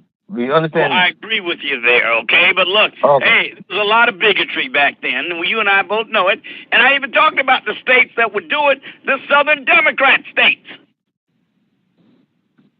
But listen, the Democrats. I'm trying to figure out what year they flipped over. I can't find it. They never Googling it. flipped over. That's nonsense. Yes, That's not the Dixiecrat Party only lasted 2 or 3 years. Then it broke up, and they went back. Most of them went back being Democrats, with 2 exceptions that were notable. One of them was Strom Thurmond, and I forget the other guy. No, it was 3. 3 major figures that went to the Republican Party. 3 out of the whole Dixiecrat Party. All of them went back to being Democrats for the most part. No, but during World War II, man, there were over a million black people, black Americans in that war, right? Correct me if I'm wrong. Yeah, about 1 million, 800-something thousand served in the Army. That was the biggest block of them. I'm talking all branches, throughout all branches. All branches is over 1 million, yeah. So, like those veterans, like that actually contributed a lot to the wealth gap in America. Like that shit right there. This is pretty much where they made it wider at that point. Like imagine if all of those black people that was in the military at that time, their kids can go off and be educated, get good business loans at that time. Because I think it provides that as well, right? Well, yeah, Anthony, but almost everything was stacked against black people back then, man. Come on, everything. We all agree on that. But that's where the wealth gap really Okay, but hold on. The fact that you acknowledge that everything was stacked against black people is actually a confession that this whole goddamn country, the system is fucking racist, Sarge. Do you understand that? No, I don't understand that. The people who administer the country is not founded on racism. The bullshit. Listen. Okay, I'm gonna have to shut up. You sound about like Howard saying that. Shut up. You sound about like Howard saying that Jim Crow only lasted 1 goddamn year. The fact that motherfuckers, when they found this country, they brought other humans over here in the bottom of goddamn ships because of their fucking skin color, mean that this whole goddamn structure, this whole fucking country was founded on fucking racism. The fact that you had goddamn Jim Crow laws, the fact that you had Dred Scott saying that black people are not citizens, because you had the 3/5 compromise, because we have Jim Crow, because we had Plessy versus Ferguson, because we had all of that shit, shows you that this goddamn, the 13th, 14th, and 15th Amendment, that shows you that this country was founded on goddamn racism. The fact that these presidents, the founding fathers that you love so much, owned other goddamn humans, shows you that this country was founded on racism. The fact that the national anthem in this goddamn 3rd or 2nd stanza speaks about fucking slavery shows you that the goddamn country was founded on racism. Stop being a dumbass and acknowledge the goddamn history of this goddamn country and stop trying to get these white people goddamn pass. The fuck is wrong with you, Founding a country with racism is not the same as founding it on racism. You fail to be able to see the distinction. Slavery pre-existed the founding of the United States. It was the single most contentious subject during the constitutional debates. No other single subject was as contentious as the issue of slavery. All right, so go ahead, Alicia. Tyrone. Oh, no, you were talking about the party switch. There's a channel that I watch on YouTube. The guy, he's a history professor. And when you get time, I just sent you the video that says what's the Southern strategy in the party switch and this.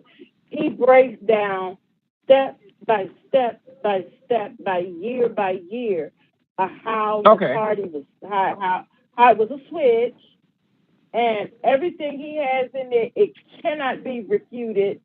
And because he talks about how The right tries to say that there was no switch. But this guy, when you get time, check the video out. It is absolutely, because I wanted to get into that, and I was led to his video because he is a history professor. And it breaks it down. He leaves no stone unturned. So when you get time, listen to it, and you get some great talking points after you look everything up. Mr. Bean's channel is excellent. So that's all I wanted to say, because y'all brought it up. Yeah, I know. Hello? Yeah, I would definitely watch it, and yeah, that's a real thing, guys. So whenever you hear the political talking point about how, you know, the Democrats and all this, that's just bullshit. Because I mean, in the South, the Republican Party, the conservative mindset was African American. That's what the fuck it was. But just like the history of this country, where white people always take over whatever black people is doing, that's what the hell happened here. Even if you look at Black Wall Street and some of the successful black cities, and them building freeways and just tearing our towns down, I don't know how to. Okay, how can I articulate this shit? Okay, white people have intelligence, right? But the reason that black people are more intelligent is because we have to deal with the bullshit that white people create to try to circumvent that shit so we can live.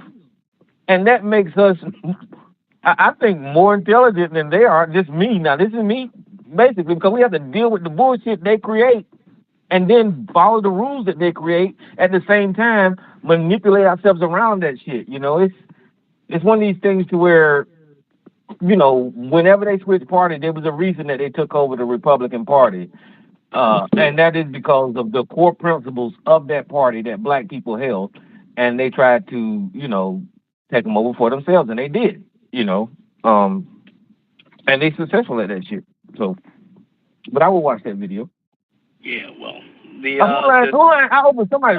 Oh, that was Anthony. Go ahead. Hello? Yay. Hey. Oh, baby. Oh, yes. Let me go. Go ahead, Nick. When we get to these statistics of how many people killed each other that look like us and this and that we don't even know if that's true. That's somebody else putting something out for somebody to repeat. And then we talk about the fathers, no fathers in the house. So we look at the Vietnam War, we look at the Bush War, and all those fathers that got killed, that no fathers in the house, period, because they did. And what did they get for it? Some of them walk around with their legs cut off and everything, knows they made it back to this country. I'm talking about the ones that didn't make it back and that's in the grave. They had children. There's no father. Martin Luther King was killed. His kids didn't have any fathers in the house. So when I hear that crap, I think it's a bunch of bull.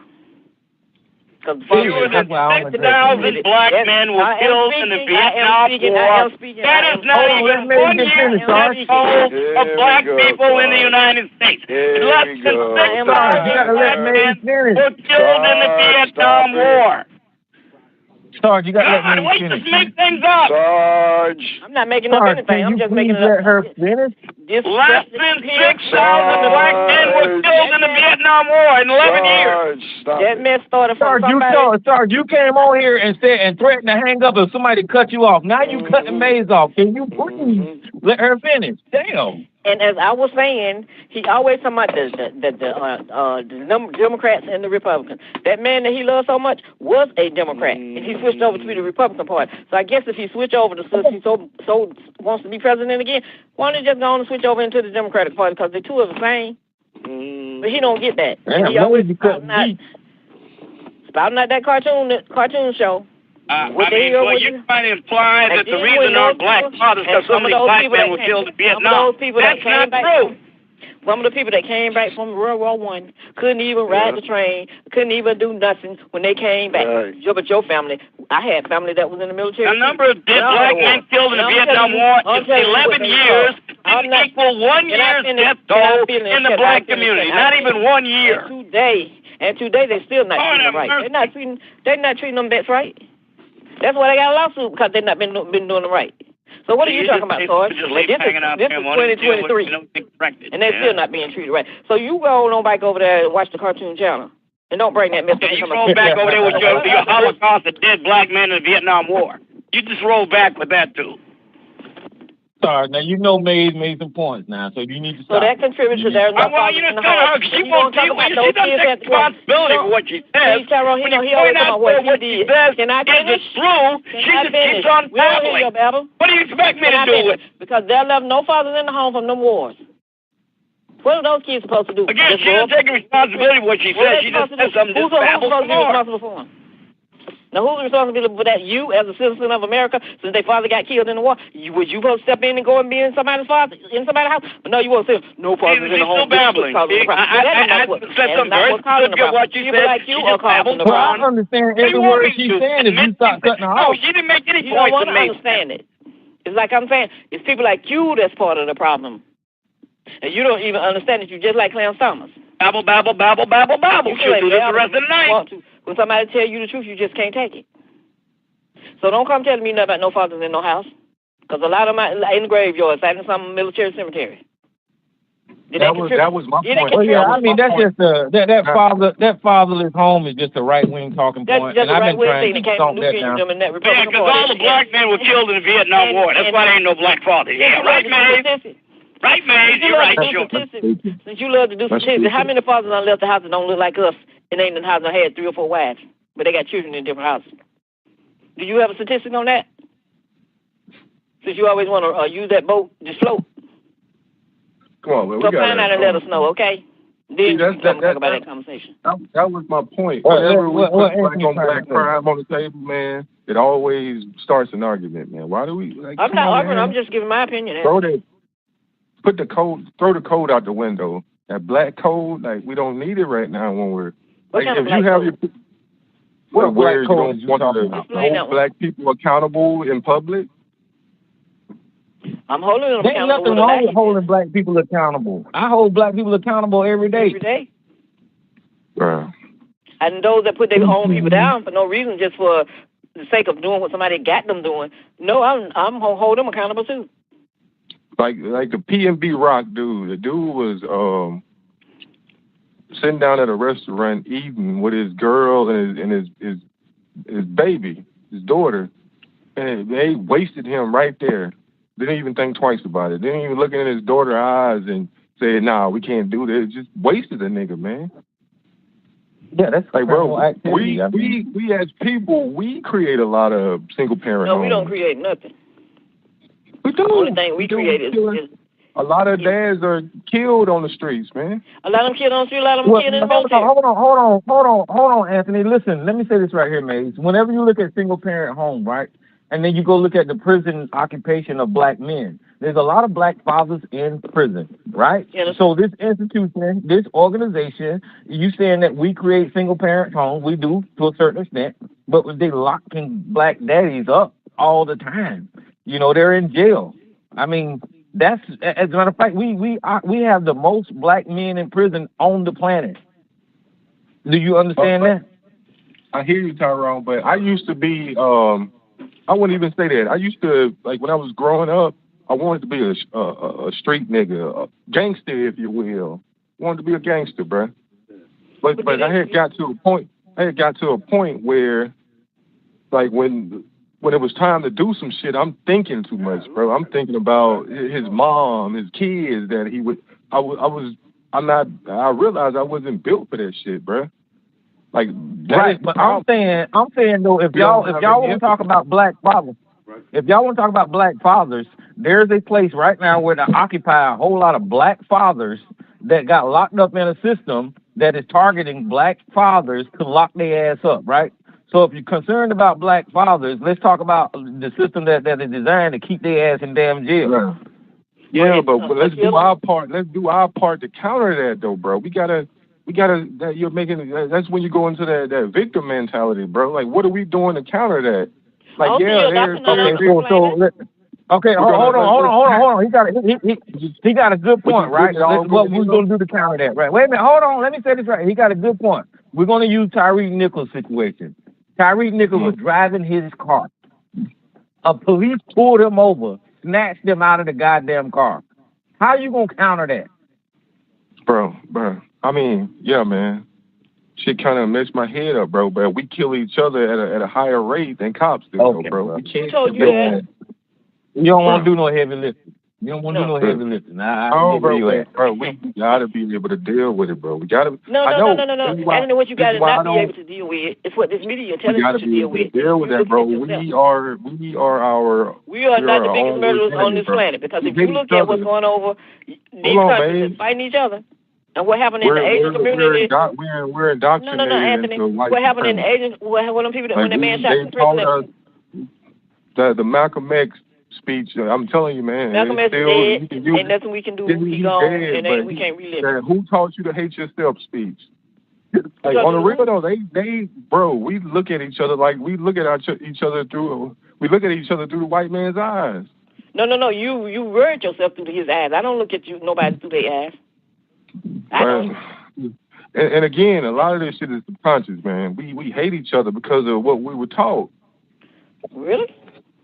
Yeah, I think so. That was a great plan. Not you per se, but there's a lot of reckless crimes that go on in this community that a lot of y'all don't care nothing about, bruh. Like I don't want to. Okay, but check this out. Okay, let's just use this phone call. What does that got to do with no fathers in the Okay, house? hold on. People in the hood that are going along to get it, just want to go to work and come home and do what they got to do to. Like a lot of those people are stuck there, bro. You just can't lead a hood and say the hell with them. Like we got to deal with our communities, man. Like. Right. But whenever you got outside influence. Anytime the shit is on the table, okay, but listen, brother. Bring white people and Asian people into it. Go ahead, man. Okay, listen, because we live in a community that is culturally mixed, right? And the culturally mixed community that we live in, the system that was designed, that I'm complaining about, was designed by other races of people. The prison industrial complex, the police organization, the broken window policing policies, all of that is designed by white people. So if you don't want to deal with the systems in place and just blaming the people who are subject to the damn policies that is put in place, then you ain't even looking at the whole problem, Anthony. No, bro. I mean...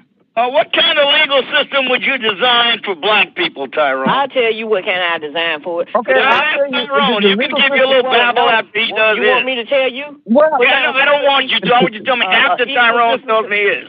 Yeah, Tyrone, what kind of legal system would you devise for black people? They don't abide by the system for the black people. One thing. And I'll tell you what kind we want. Put all the stuff back that was taken away from them. That's what. The legal system that I would design for... They messed up, put it back like it was. The legal system that I would design for black people would be a legal system that would be fair for all Americans across the board. Equal. All across the board. That's the system that I would design. You understand that? They didn't tell me anything. I mean, that's so vague. Well, that's what this legal system is designed to do. It'll go like this. One that don't have no fathers in the house. Guilty. What more can you expect than that? I mean, what specifically would you alter in this system? All right. So let me give you an example, right? I just played your audio of where they de-escalated a woman with a firearm, right? I just played that audio. What I'm saying, instead of putting a fucking knee, shut up. Instead of putting a knee on George Floyd's neck, they would have de-escalated him so he could have had his day in fucking court. That system would be fair. Do you understand that? The audio did you watch how long that videotape was from beginning to end? They were trying to de-escalate it for 28 minutes before they put their knee on his neck. With some people, they take a whole day. I mean, how long are they supposed to try to de-escalate? So you remember the game? Hold on, wait. Everybody freeze, goddammit. Listen. And they didn't put their knee on his neck. They put it on his shoulder. They put the knee on his neck. How long are they supposed to take to de-escalate? They're supposed to take as long as it fucking takes to save a goddamn life, idiot. What the fuck is wrong with you? Okay, because the man had a heart that's ready to explode. I mean, the guy had arterial sclerosis and all kind of heart ventricular problems. That's amazing. He lived that long. He could have lived, made it to the hospital. He could have lived and went to jail. Well, you better go back and read the autopsy report, man. It was a mess. Here you go on with something else. So they can kill you and say you had heart problems. Hold on, I got a caller on here. Who's this unknown caller? Big J here.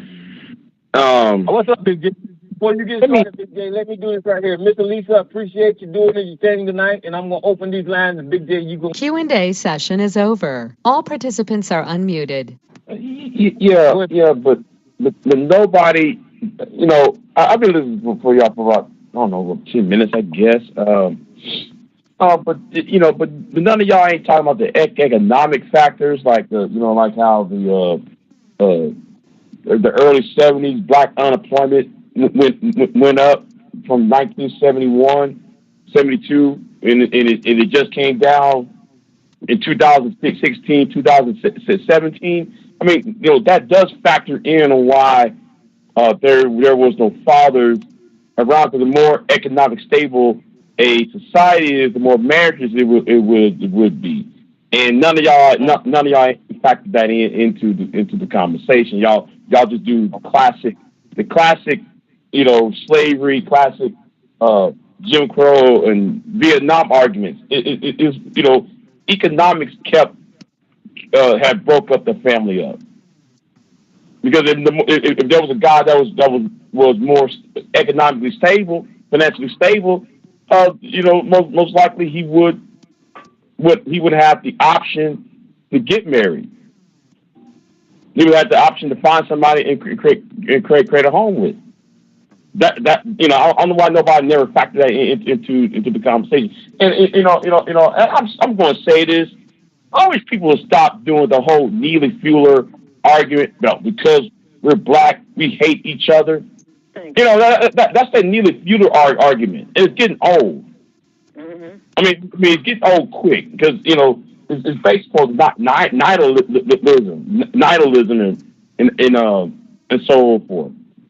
So I'm just saying, Well, you bring up some good points, man, and you make me think about sharecropping and the economic disadvantage that a system like that put us in. When we had to live on the land. Yeah, so I mean that's a great point. Yeah, I mean you made that point. You made that point when you brought up the GI Bill, though. That hurt a lot of black people at that time. So I mean, yeah, but you're that contributed to a wider wealth gap between white and black Americans, man. Yeah, but you're not going deep. But you're not going deeper though. That's the problem. You're just sticking on GI Bill, and you're sticking on. There were over a million black Americans in the military at that time. Imagine if their family took advantage of those benefits, bro. What was it? The Servicemen's a Readjustment Act? What was it called? Like, what if they were able to take advantage of that, bro? Like that wealth gap, it wouldn't be like that right now. The military isn't the I'm bro. And Jay, you also have to look at when they sold the country out and there was no jobs to other places, and you also have to look at cheap labor. Is why they want to bring the other people in here, and they're not doing anything. They're complaining about people on the border, but they're not complaining about bringing them in here and letting them work for cheap. The military was letting the Vietnam vets get high in Vietnam, and then when they came back, and Sarge, you might not dispute it or agree, but you know that they were letting them get high over there because they needed them to do the work. And by all means necessary, just like they got prisoners out of jail to join Vietnam. Then when they came back all fucked up off of heroin, they didn't give a lot of those people any services, and they ended up in the street, homeless, and fucked up, and a lot of suicides, Sarge. Jay, the drug usage in Vietnam was an enormous disciplinary problem. It did not help the United States Army one whit. It harmed it badly. So as I say, no fathers in the home, and you can stop that line and use something else. And then, I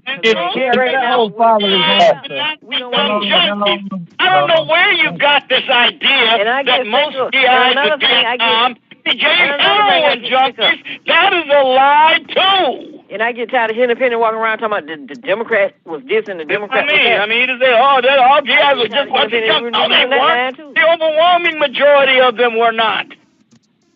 Maze, We are I not. don't know, We man. are. I think you're hurting. You're hurting.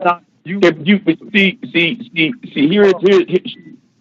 Oh, being disingenuous like that, Maze, I think you're hurting the community No, more I'm than not you're being this. This country used to be black and white. because you're So not. then You're everybody not. else came in here, and they still, they just had us to push around. So now everybody else is in here. So it's not black and white anymore. So when you gerrymander me from one side of the road to the other side, so you can keep what you got to get somebody in office that don't look like to represent us, that's the problem too. No, but what are we doing to counter their attacks, I said man? all What those. are we doing to, like as black men, there are a lot of deadbeat dads that leave women high and dry to take care of the baby. And Well, if black men was the only one doing, we could say that. Who are they following? Yeah, I mean. Right. Hold on. Why you think that was the new deal?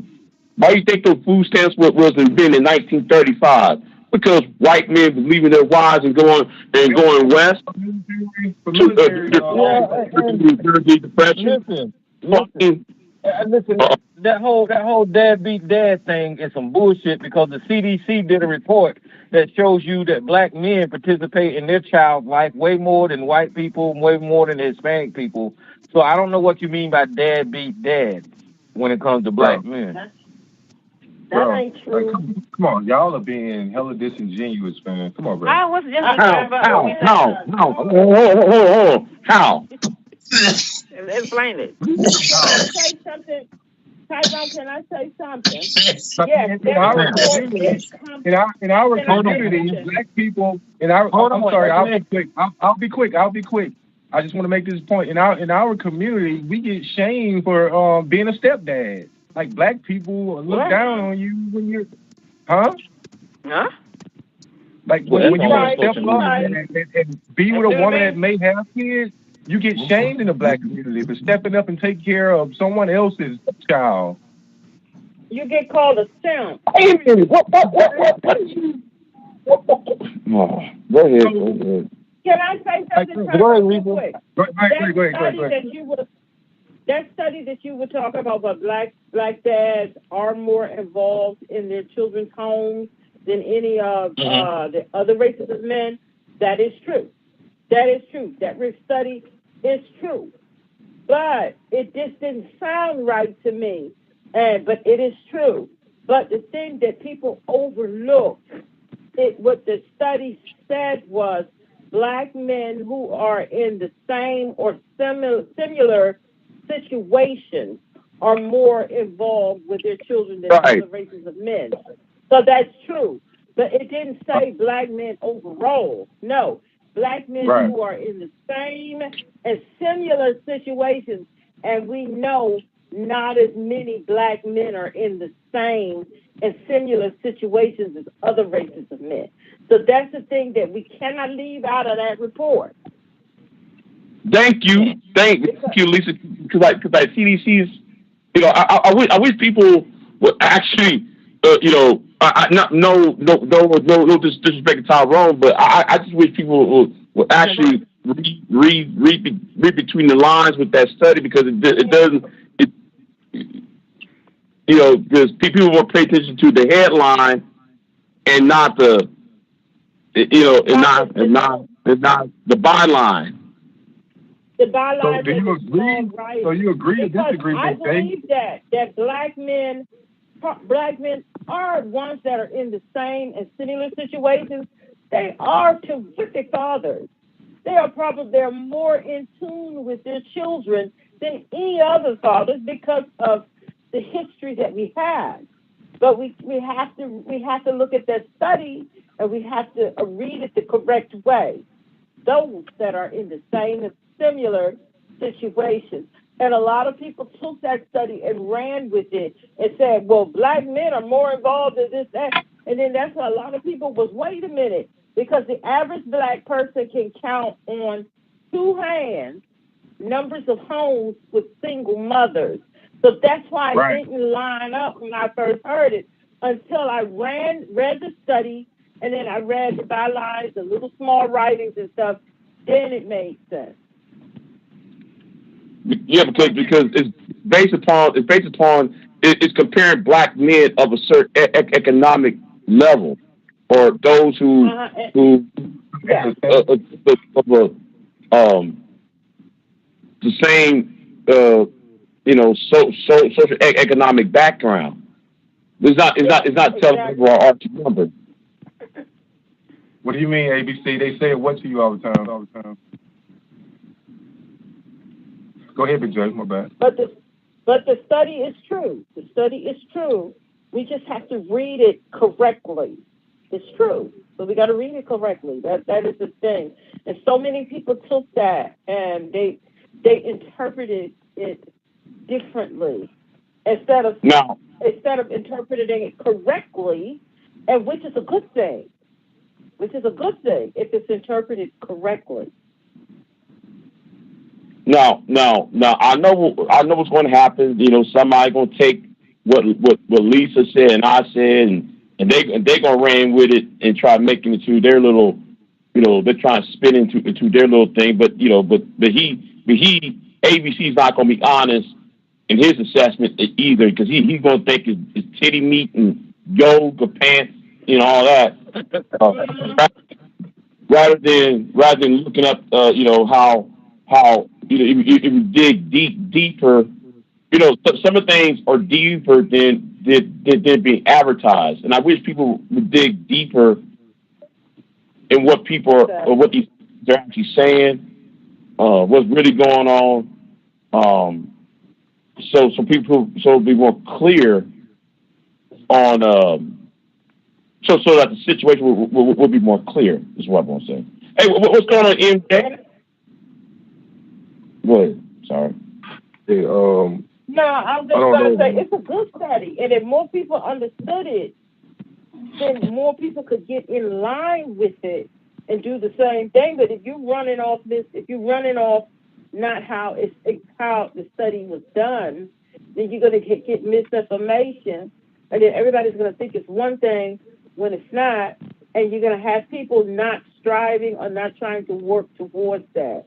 So that's why I want to put that out there. That's all. Oh, okay. ABC.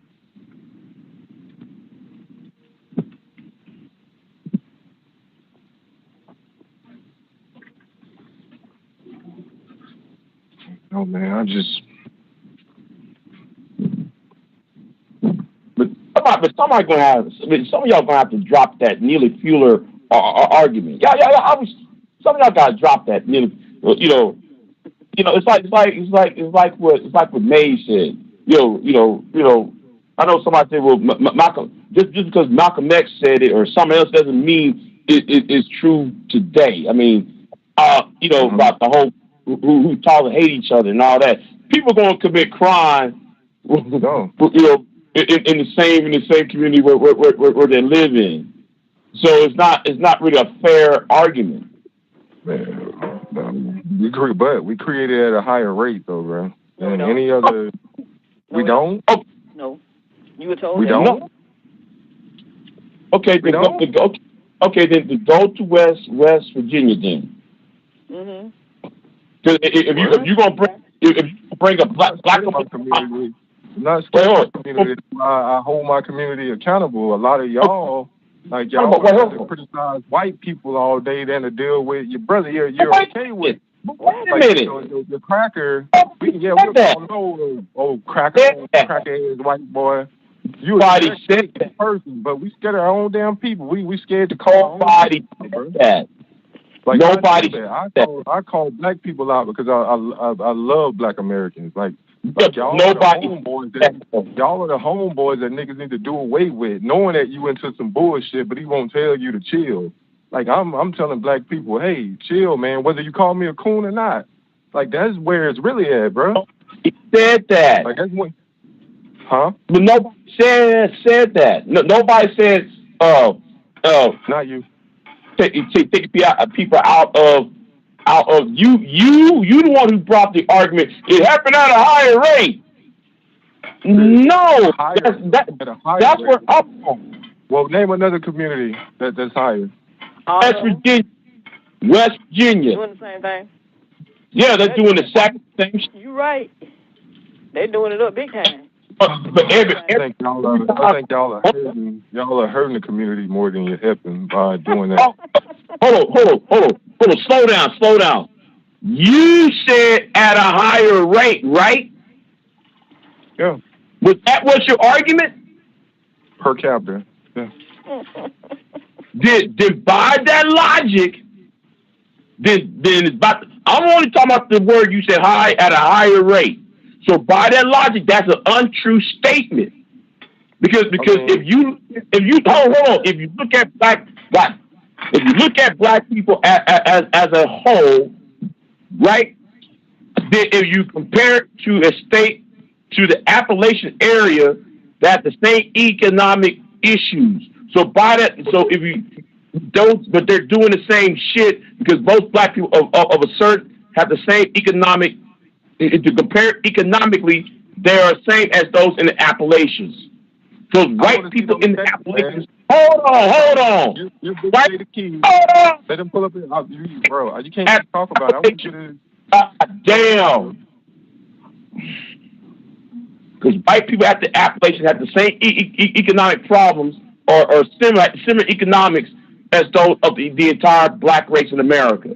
So if you compare those two, they're the majority. Man. Oh my! What? 13%? Like, come on, bro. What did I say?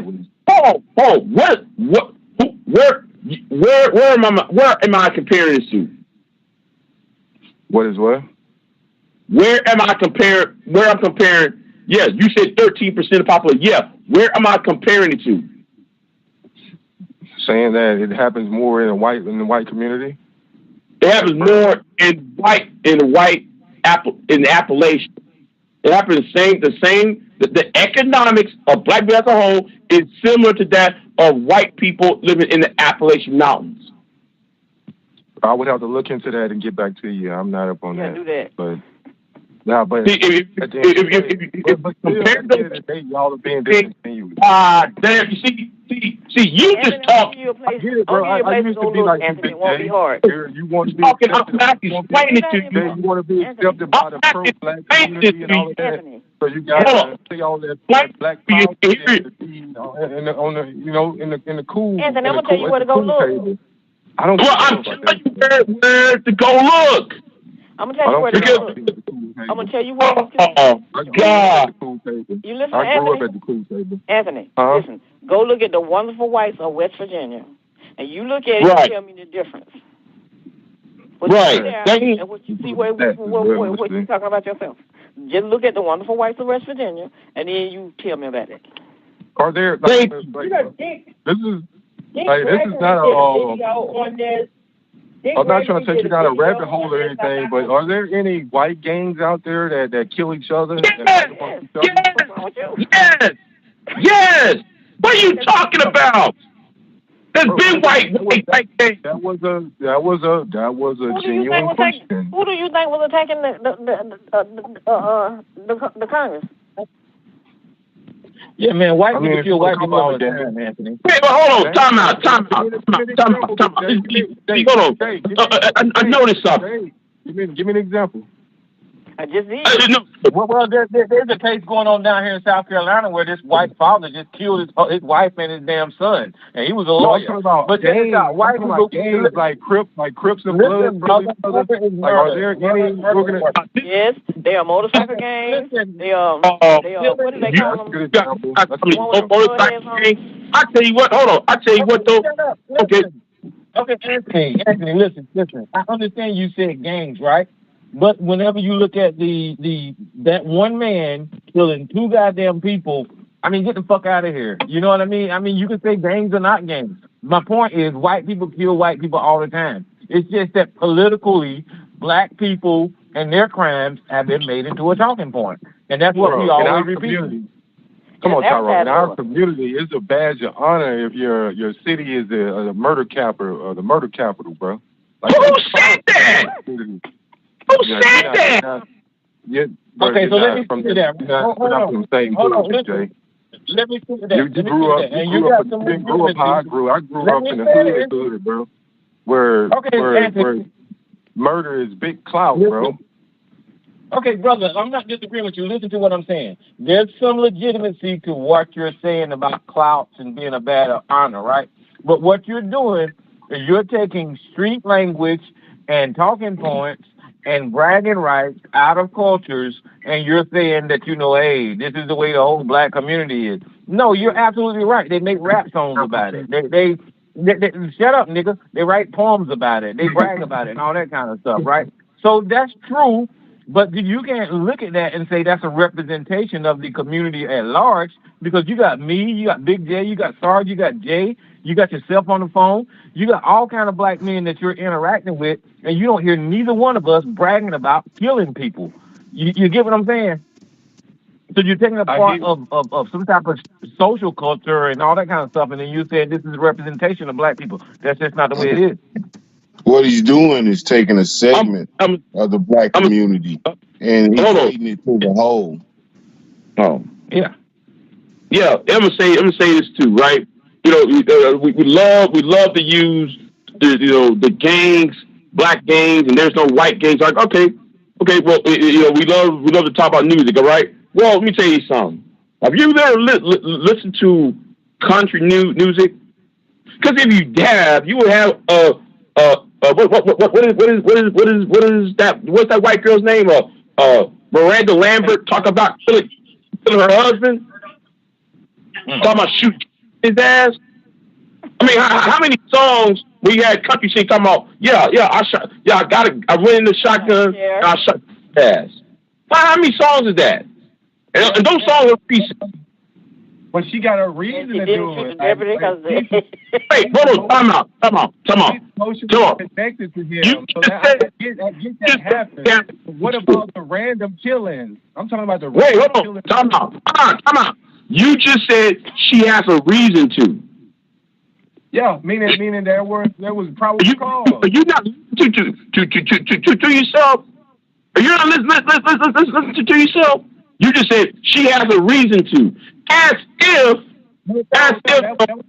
No, I want to change that. She had probable cause to do it.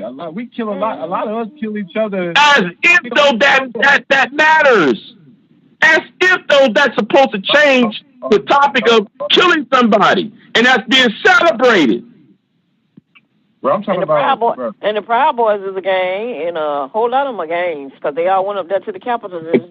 Oh my God! I wish people and think outside of talk points, because I wish people start thinking outside. People hear talking points, and they just run with it. People say on social media and just run with it. Anthony is saying how he grew up and what he did, but I told him to go look at The Wonderful Whites and West Virginia and see if it's doing anything different than when he was growing up, what he's looking at. Right. That's what I'm trying to get him to do. And do that. That's what you're compared to. Not me. Let me say this right here. The FBI and the Southern Poverty Law Center said that white males was the biggest terroristic threat to this goddamn country. But when you got somebody like Anthony, that just goes over their head because they're so focused on black people's criminality that whenever the nation say that this is the biggest threat and these people commit these acts, then they don't even hear that because you're so focused on black people and saying black people do this and black people do that. But go ahead. Right. Okay. I'm gonna ask you something. How many riots have you heard of? How many riots black people commit? I'm talking to Anthony. How many riots? Yeah. I don't know the exact number. Can you name at least five riots that black people commit for the past, 40 years?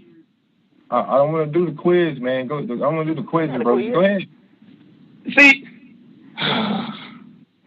okay, if you take the LA riots, the riots, over last year, right? I mean, the Summer of Love bullshit. If you take the riots of those riots, can't even take. Okay, let me say something. If you take the riots that happened in Indiana, the riots in Los Angeles in 2000. When was the last time Kobe and Shaq made the NBA Finals? That was a riot. The riot when the last time the Pacers went to NBA. The riots when Sandusky got caught when he was touching them kids at Penn State. They had to lock down the town because that was a riot. The one Memphis, the college outside of Memphis had to shut down because there was a riot. The riots in New Cane, New Hampshire had to close down over white boys taking pumpkins and smashing in windows and burning down some homes out. Those are riots that never was reported. Does that mean? Right. Those are riots that riots don't never get reported. But if it's got anything to do with black people, it's all over the headlines, man. It's all over the headline. When a black person gets killed and we're protesting, that makes the headline. Right, because they don't report them white boys to pick up pumpkins. I mean, actually pick up pumpkins and bash other people in the head with big ass pumpkins and shit, and tearing up towns up. And that happened in 2014 when that happened. I mean, but it never was reported. But you don't see CNN and Fox going down, and you surely don't see Fox down there talking about, well, these people came from single parent homes, when most of the guys who were rioting came from 2-parent households. By the way, and it's somebody, and that's another thing, Mays. You're right. The wonderful rights of West Virginia, but I'm also going to pick up something else up, and it's somebody who I can't stand, but still went ahead and still popped out. Black people are the fault of all violence. Thomas Sowell even wrote the book Black Rednecks. If you read that book, Black Rednecks, he was talking about how Irish Americans, the rednecks, the white people, have been doing a lot of violence among each other, and was doing most of the violence. But people want to gloss over that. And when they were fighting, almost fighting in the Congress, nobody didn't look at that as being violent when they was almost fighting each other. What about something as minor? Excuse what we're doing. Well, what about something as minor as football games, man? They fighting in NFL games. It's not our people hitting people. Right. Big J, you were talking about, because we did a story on that, the New Hampshire pumpkin riot. The people were trying to burn it down. Trying to burn it down. Listen, when my NFL team don't No, Jay, hold on. She was saying something. Go ahead. Go ahead, Lisa. Yeah, well, Big J was talking about the New Hampshire Pumpkin Festival, and people was predicting because it was getting worse and worse each year. And that year they had a full-fledged, and this wasn't a protest or nothing. It was a festival that they come together, and I guess they celebrate pumpkins. They tried to burn the place down. Right. None of the major news outlets, none of them reported on it. I found a small story about it and some videos and stuff. And when you saw how them white people lost their mind out there at the pumpkin festival, nobody reported on that thing. No one reported on it. Right, and that was the point I'm trying to make. You know, you got stories, like the WTO riot in Seattle. Nobody talks about that. Was 1998 when they were burning up shit in Seattle.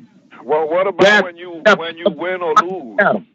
Whether you win or lose, look, I'm gonna burn shit down whether I win or I lose. If it's an NFL game, I'm gonna get mad if my team loses, and we're gonna break shit up, burn shit up, and then if I win, we're gonna celebrate and we're gonna still smash shit up, break and turn shit on fire. And guess what? The police, they're gonna say, hey, go over there, get away before you get arrested. And they're the cops. They're telling you, listen, go home before you get arrested. Meanwhile, they done burnt down half of the city, and everybody goes about their own business. Right, right. You can take it a step further. You can tell me the name of these people, but you remember that family that used to always used to have shootouts with the police officer, and they actually shot the goddamn police, and they went to court, and they got off. I can't remember that family name. They used to have shootouts with the goddamn police. Bundy. You talking the Bundy family from? Yep. Yeah, I mean, they be shooting out for police and shit. You know, I wish people would actually, stop listening to tropes, these online tropes, and actually, then let's look at the list of who's riding anymore. I wish people would actually what they're actually hearing. Hey, y'all remember that? Y'all remember that biker shootout? Yep. Oh,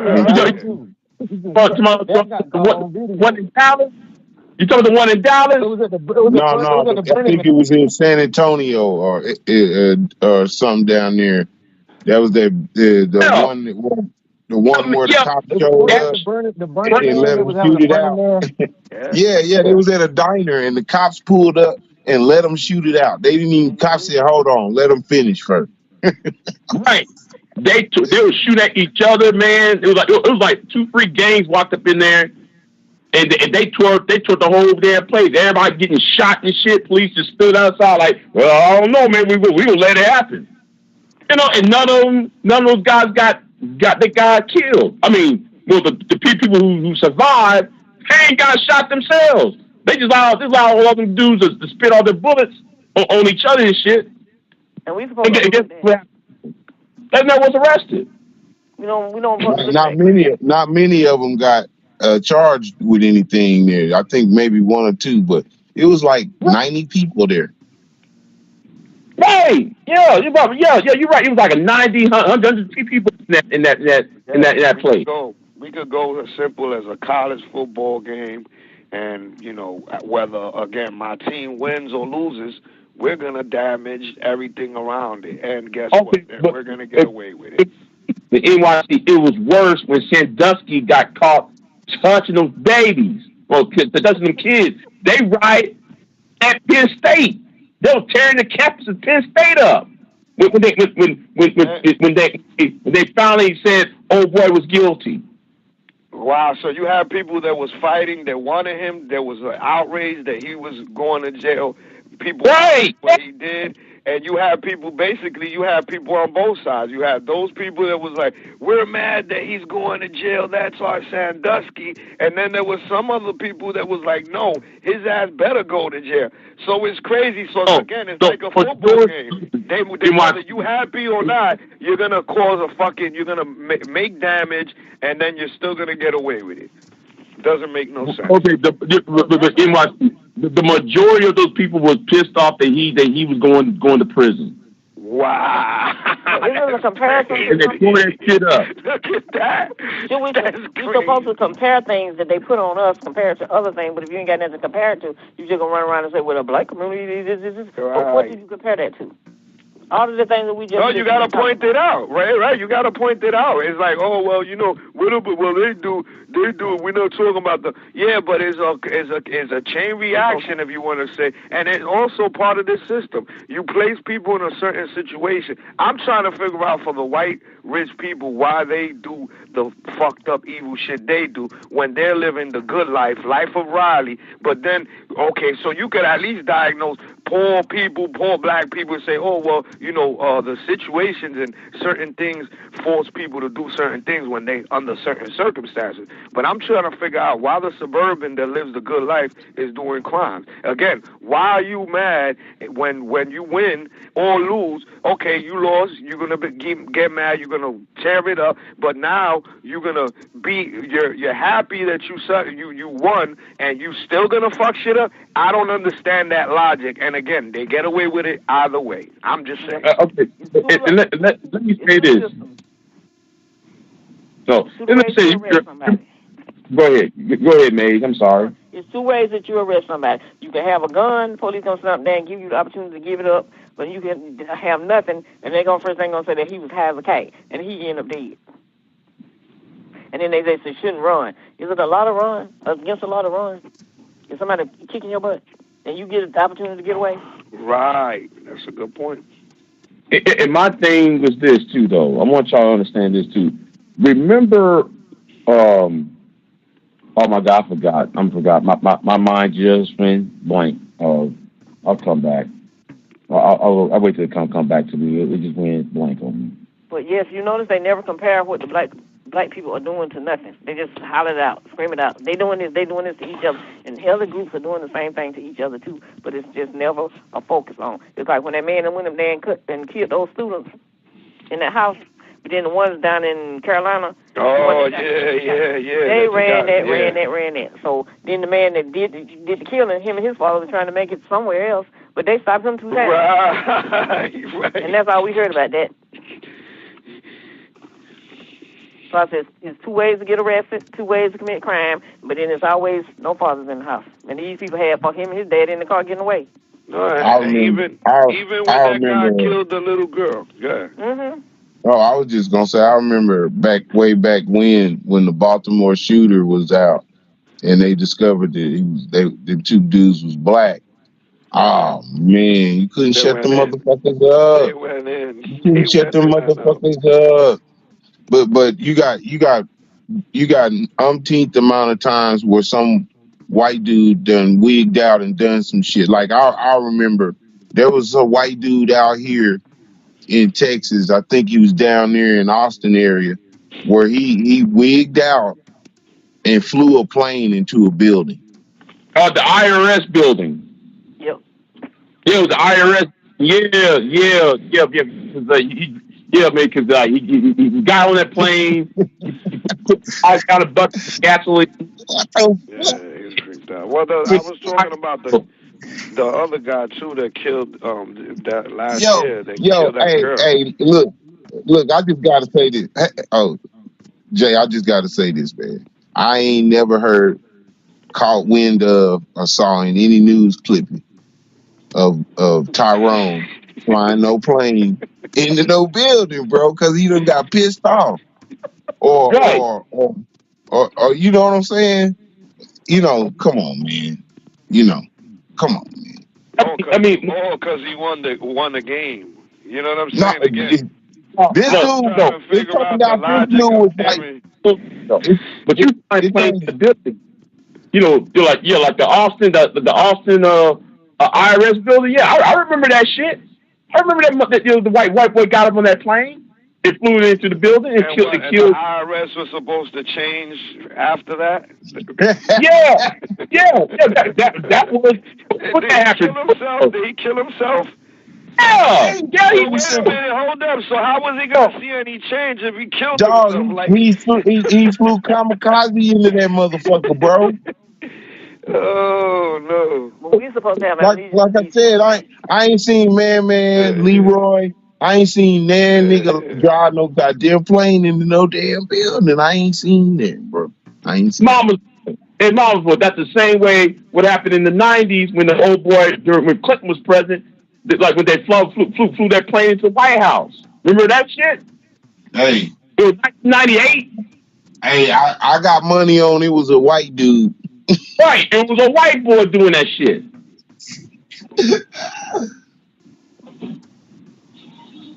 And that was like a little Cessna, because he had a little Cessna. He flew up into the White House lawn and crashed and killed himself on board. But should we overlook their crimes and just look at ours? Yeah, but that never gets reported. Only thing that was reported because it was the White House. But there was shit like this going on all the time, but nobody ain't talking about it. Like, you know, and I'll be like, do y'all ever read? You know, that tells me though, and it's sad. It's telling me that people who are talking don't read. They don't read newspapers. They don't read the little bitty, you know, byline stories. They just read what's in front of them, and then they believe it. Yeah, and then they want to blame all. And they want to blame the you black could say that he was mad, right? For everything. You could say, well, he was mad. You know, at least you could try to assess why this white boy did it, even though it's not excusable, right? But you say, damn. But talk to me about the white boy that's doing it because he won. You know, why are you going crazy, damaging shit when you won? It's the same thing with January 6th. You ran in the White House. You own the fucking building. Why are you damaging the shit that you already own and run, acting like you're the one to suppress? I didn't understand that. I'm just trying to understand that logic again. I'm trying to figure this out. And here's the thing, NYC. And it was like when oh shit, that's another thing I lost. I was about to say something else though. The add on to what you said. Well, what with the and I say again, January 6th, the January 6th. Those people, I know there was not everybody that went in there has money, but the poor white person, looking at everybody else and saying, well, look at your fellow white man that's in the politics that put you there. Then you can make the change because you're running practically the whole building. You know what I'm saying? And I guess, again, I'm trying to understand the logic of destruction when everything is going in your favor.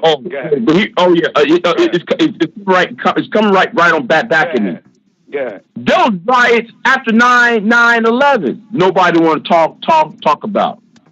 After towers was knocked down, some white people, even Bill O'Reilly even said it.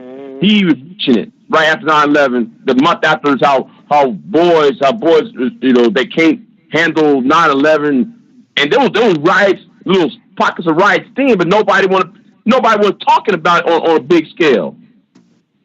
See, some of these riots goes unreported, but if there's a black face to it, it's a problem. We got to talk about it. And there was one time I'm glad of seeing this when I saw a black woman told two teenagers to drop their bricks when they was doing that bullshit in 2020. They tell, hey, put the bricks down, put the rocks down, because you know what's going on. Mm-hmm. Those were white people doing that shit. But they want to put a black face in there. And I remember that one black woman told them two teenagers put down them bricks, put down them rocks, put it on the ground. And the one that burnt down the windows, and they put it on the rioters, but it wasn't the rioters, it was somebody else. Right. Man, didn't they have a video of that white boy smashing the windows, walking behind them black people? Yep. Yeah, exactly. So stop blaming yourself for everything that's been done, because we don't want people to do it. And so when you learn that, you'll be looking at what's really going on in the world. But who's the main one talking about, I'm going to tear down this country down and shit? They are. Mm-hmm. They're the main ones. Well, now watch this right here. Watch this right here. Listen, my man just got killed, Tyree Nichols, right? And they've been protests. They've been out there against that day after day. You ain't heard about no violence. You ain't heard about none of that shit coming from those black protesters, right? And that's because it won't tie politically to Black Lives Matter this time. But whenever you got Black Lives Matter, you got these white racists showing up trying to make Black Lives Matter look bad by doing battle black. Right. I wish somebody just take a hold to Jason Whitlock talking about it was black single mothers, it was a cause of it. And I'm like, okay, but y'all forgot about something. Everybody say there's 5 black police officers. Well, wait a minute, y'all forget there is a 6th police officer. He was white. How come that 6th police officer? That is crazy. That is crazy. And I think they should have locked everybody up that was there. Those fucking ambulance workers. Y'all seen them? Yeah, the ambulance drivers. Everybody. But they actually relieved that white guy from his job, but they didn't fire him. And white boy was the only one that walked away. Yep. They never talked. He was just as much into it as the other one. Yeah, because he tased him, and he was one to help to pull him, snatch him up out the car. But he was just relieved from his job. He was doing a lot more than that. Yeah, because see, they got questions for him. Like, why did you deploy the taser in the first place? That's one of the main questions they got for him is why did you feel the need to even tase him in the first place? You know what I'm saying? Because I mean, obviously from step one it was all wrong. The minute they ran up to the door, well, pulling him over, was wrong. But they ran him to the door and snatched him out the car. He still had the seatbelt on him. They was pulling him out the car. You see what I'm saying? So what was you tasing him for? Look, I hope they all fry. Every last fucking one of them. And I think they just suspended the two EMS workers until the investigation is over or some shit. Was it 3? It was But two. it's crazy It how was a quick they sister painted them black and faces a all dude. over the damn media and not even putting that white boy out there. That's crazy. That's why, because you could see him in the beginning, in the end too. But people Yeah. It was the EMS workers was a sister and I think a white boy.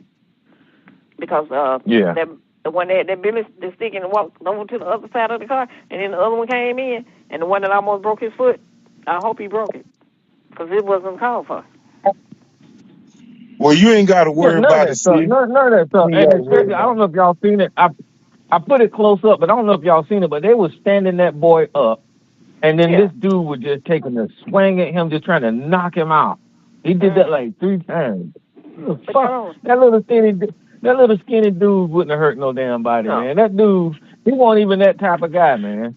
Especially when you heard him hollering. When you heard him hollering for his mama, you knew what type of man that was. He wasn't even about none but of that's that type. going back to what Big OC was saying, and I'm saying is that a lot of times the cops, when they doing this abusing and they killing, I'm gonna say like 95 to 99% of the time, those guys on, even if they have a record that they did something in the past, they not street dudes and gangsters. And the point of saying that is that a lot of times these cops, they target people, and I'm saying they know who to fuck with. They don't fuck with the dangerous motherfucker that's ready to shoot it out. Now, yes, there's times that they get, or they'll call the whole fucking unit to come. Yeah, when bring the SWAT. Yeah, of course they're gonna take care of that and neutralize that. I'm saying when it's 4 or 5 cops and things like that, they know who to mess with. They don't go into those neighborhoods.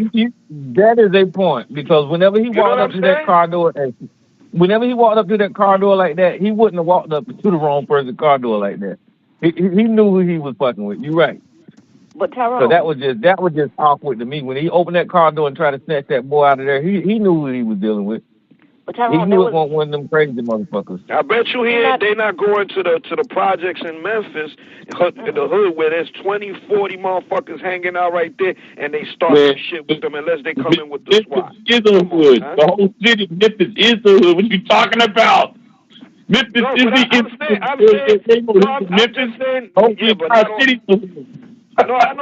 I know Memphis is a tough city. What I'm saying is that I'm talking about certain areas that is, you know there's activity going on, and it's real dangerous. When they go there, they go with precaution, and they make sure that they do things correctly. And if they're gonna go somewhere to attack some dangerous people, they're gonna go in unison. They're gonna go there organized. They don't do that shit. When all these stops, what dude that they pulled, and then you see his record sheet, his rap sheet, saying, "Oh, this dude shot, killed 4 people, did this, did that." Like, you hear minor things, like I said, where they might have, did shit in the past. But again, these cops, for the most part, man, they know who to fuck with. And that's another thing. That's another thing. In the hood like that. But Tyrone, that's another thing. That's another thing that happened with Tyre Nichols. It usually by now, Candace Owen or some other damn coon would have been put out his criminal record. You can't find. We ain't heard no shit like that yet. Well, Tyrone, there was a man filed a complaint on them cops for doing him like that. They didn't kill him, but he filed a complaint. They didn't do nothing about it. They was just doing I that saw way. his video. Yeah, and they just happened to kill him. And if that was something they were really doing, and there's probably some more of them.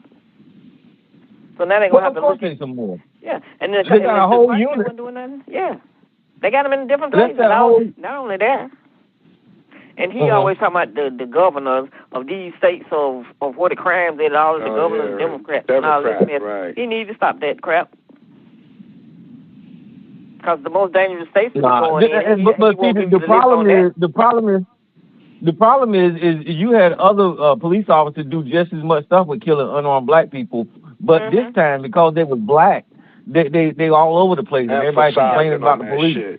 But whenever they white, they try to downplay it, use that qualified immunity bullshit, trying to say it was justified. He was reaching in his waistband. I don't know, the fucking moon fell out the sky. They try to come up with all kind of goddamn excuses when they white police officers. Yep, and then they was high as a kite, and he was this, and I'm like, y'all need to quit. There's two ways they go. I guess when they go to the academy, they don't learn how to deal with people. Is that how they do in the academy when they get they adrenaline rush and run up to the car already with an attitude? I don't think it's that, Maze. I actually think they fuck them up from the academy. I think that first in line duty sergeant that they meet to show them the ropes in the city is the one that sets the tone for how they be out there acting. Better be a tough on their ass, dominate, intimidate. That's what they tell them. You gotta show power. You gotta show force. Because if you think about it, it's almost like a military mindset. You go in there, you dominate. You make sure that everybody else is intimidated, scared of you. You're the one in position of power. So they take that mindset and they come in with an attitude like that solely. It's not about, they got to control the situation, but it doesn't mean that you got to be disrespectful. It doesn't mean that you got to be aggressive if not needed. And I think that's what the whole thing is, that a lot of times when they come in, at least in my experiences in the 90s, I don't get that right now. But I'm just saying, back in the 90s, the motherfuckers come in and they would act real rude, disrespectful, and they don't give a fuck who you are. Unless you was a cop or some shit like that. Then they might go, okay. Or either they find out they done mess with the wrong person, and then they like trying to back out and be your friend. So, but it wasn't called for, and it didn't make any sense. And I'm sorry, and these people that want to make an excuse for what's happening and put it on the black community, it ain't happening. Because everybody ain't listening to that. Because I don't need to hear them saying what they want to hear to make you happy. And they want to call people all kind of names and this and that, what's in there, who running what. Because if it were really ran by the right people, things would be right. So that's just a system for two ways to arrest people, the way we see it. One with a gun, you don't kill them, but one without a gun, they end up dead. Or following the rules and you trying to know your attitude. But I bet you, I said, ain't that crazy? Yes, but you never see the black ones going down into their community doing with their community, not even with them to arrest one of them. Look at what happened down in that school. Some military person had to go in and take the man out. They were too scared to go in there and do it. If they one of us, they would have went and knocked the doors down. Shot up the hallway and the children. Well, actually, whenever you had that black guy killed that white Australian lady, he went his ass straight to jail. He just had to go. They locked his ass up. And wasn't no questions about it. And then I think you have black officers shoot into a car full of white kids. They locked their ass straight up too. Sure did. So if they want to be foolish enough like the other ones to do it, they need to go right on jail with them. Ain't no excuses for them. Man, I wonder if them brothers is getting solitary like most little white cops get when they got to go down to the pokey. I don't know about all of that. Nah, they in general population. They're in general population, looking over their shoulder. Probably stick them in there. They're gonna go all together, just like they killed the guy. And you think that's why they fired him first, Tyrone?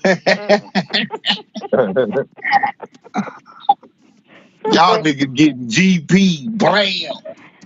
So for those they're gonna have problems if they were like that with a lot of other people. They're gonna run into a lot of inmates. They probably locked up. They probably don't want to be there. You got that right.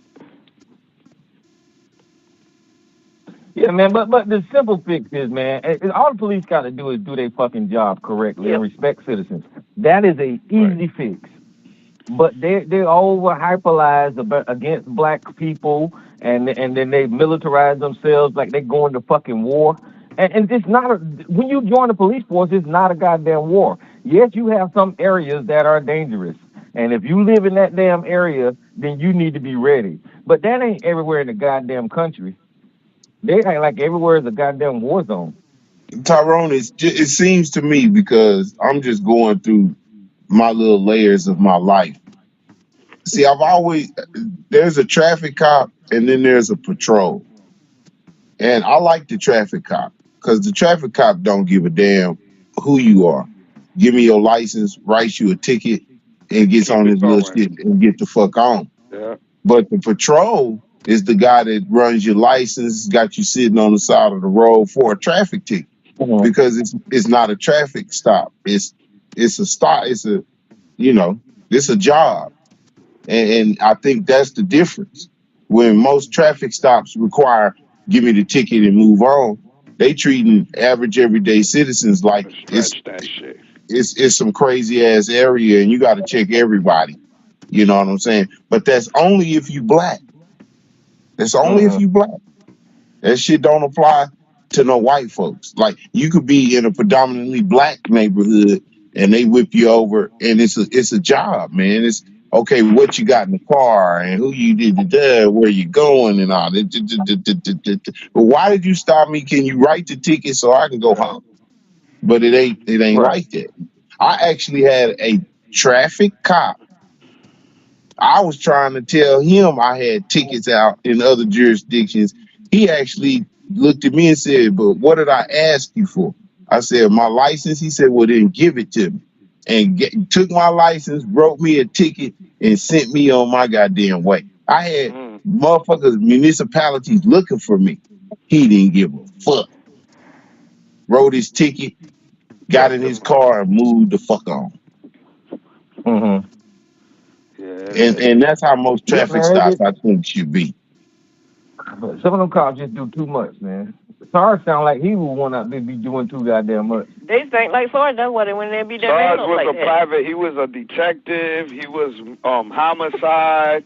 He was all those different positions that he did, and nobody gave him that position. He kindly took those positions and those titles himself, volunteered. But he didn't go for the rank. Jay New York, pardon me if I kind of step all over some of your shit there.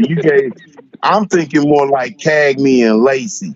He was Cagney and Lacey, but nobody knew it but him. He's the only one that knew. It's like, hey, everybody don't know that he's a sergeant, that he's a homicide, because nobody in the precinct gave him the job, but he did himself. He designated himself to that shit. Volunteering. Do you think he had theme music when he was preparing to go out for the night on his own? He's playing that Chips disco music in the background.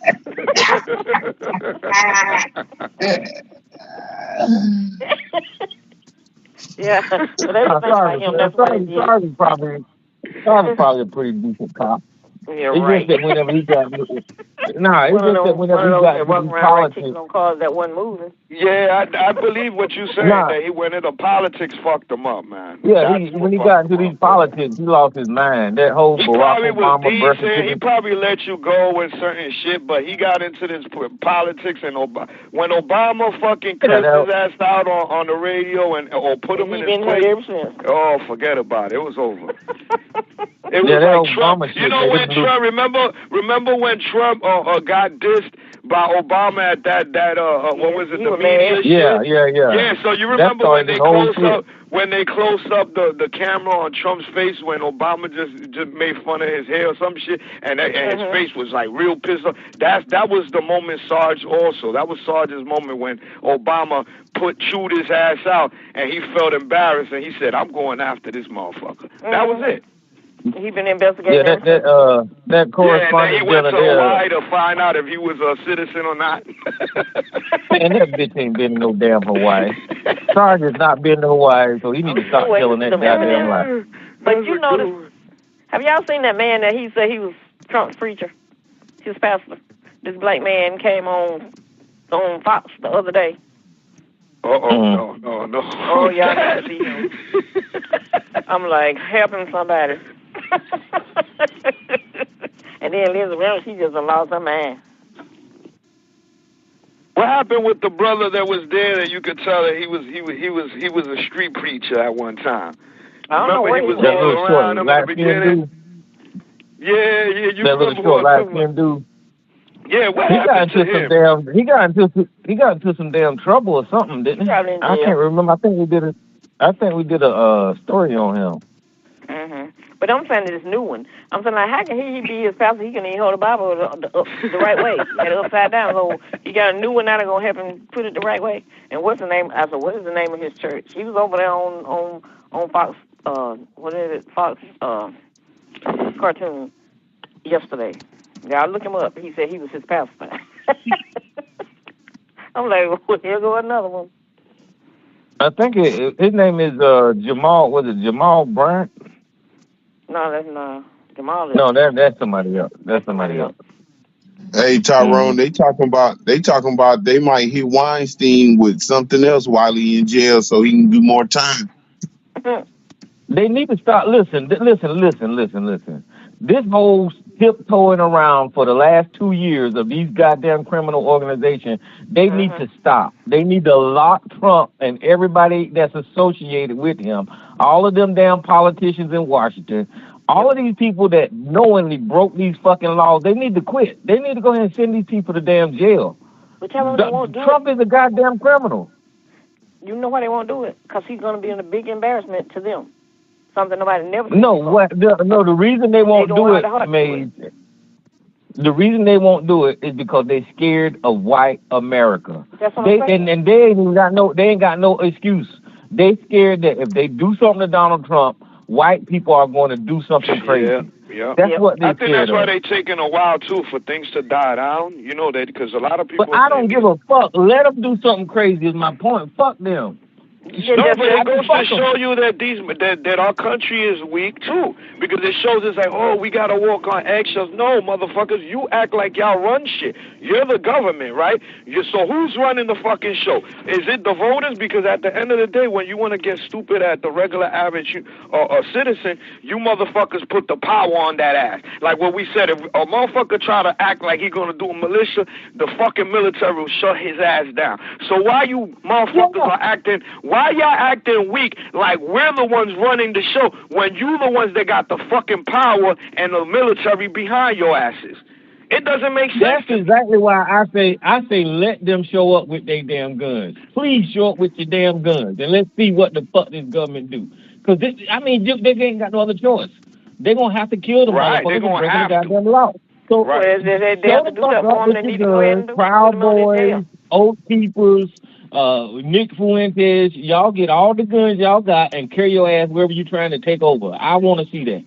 Hey Tyrone, I'll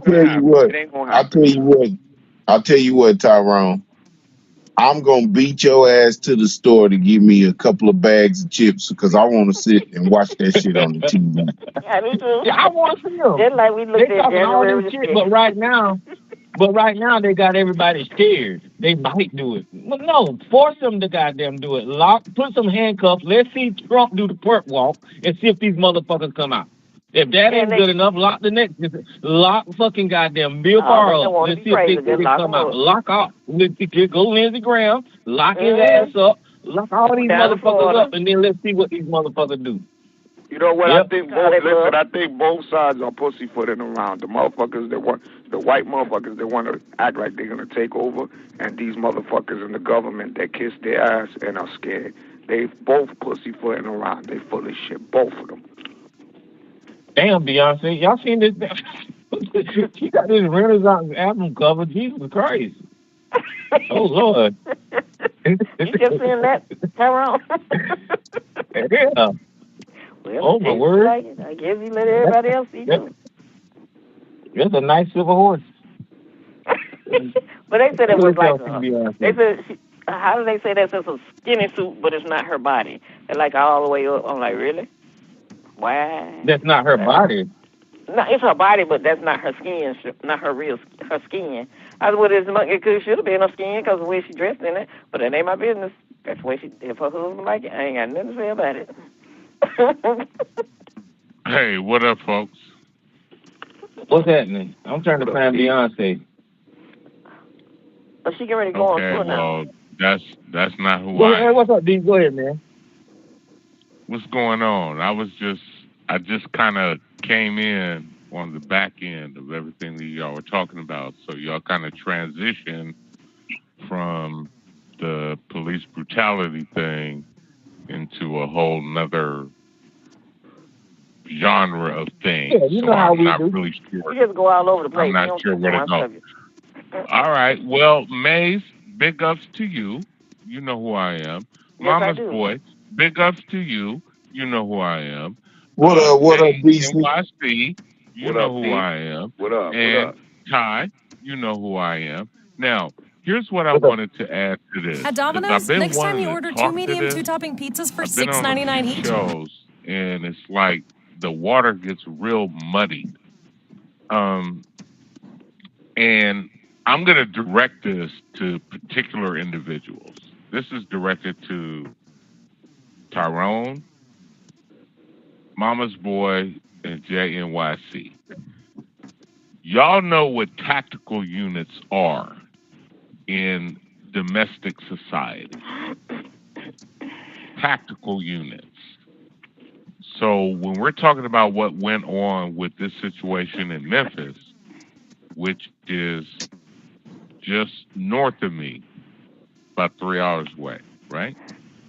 So with that being said, the Scorpion unit, and let me address this, the chief of police for Memphis was head of the chief of police here in Atlanta back between 2006, I think 2009. And here in Atlanta, we had the Red Dog unit, which is running every drug dealer out of Georgia. Same thing. All right? They disbanded that because they ran up in somebody's house, which But was wait, woman there's that drug was- dealers in the white community. What do you mean, bro? There's drug dealers in the white community. Hold up. I'm not talking about drug dealers. I'm talking about the law enforcement. Okay. Man, just let the man finish talking. I'm talking about the law enforcement and what they're doing. So when you have these tactical units, and anybody who knows what I'm talking about knows what I know, when you see tactical units show up, it's not a police intervention. It's not a police car with lights flashing. That's not what happens with tactical units.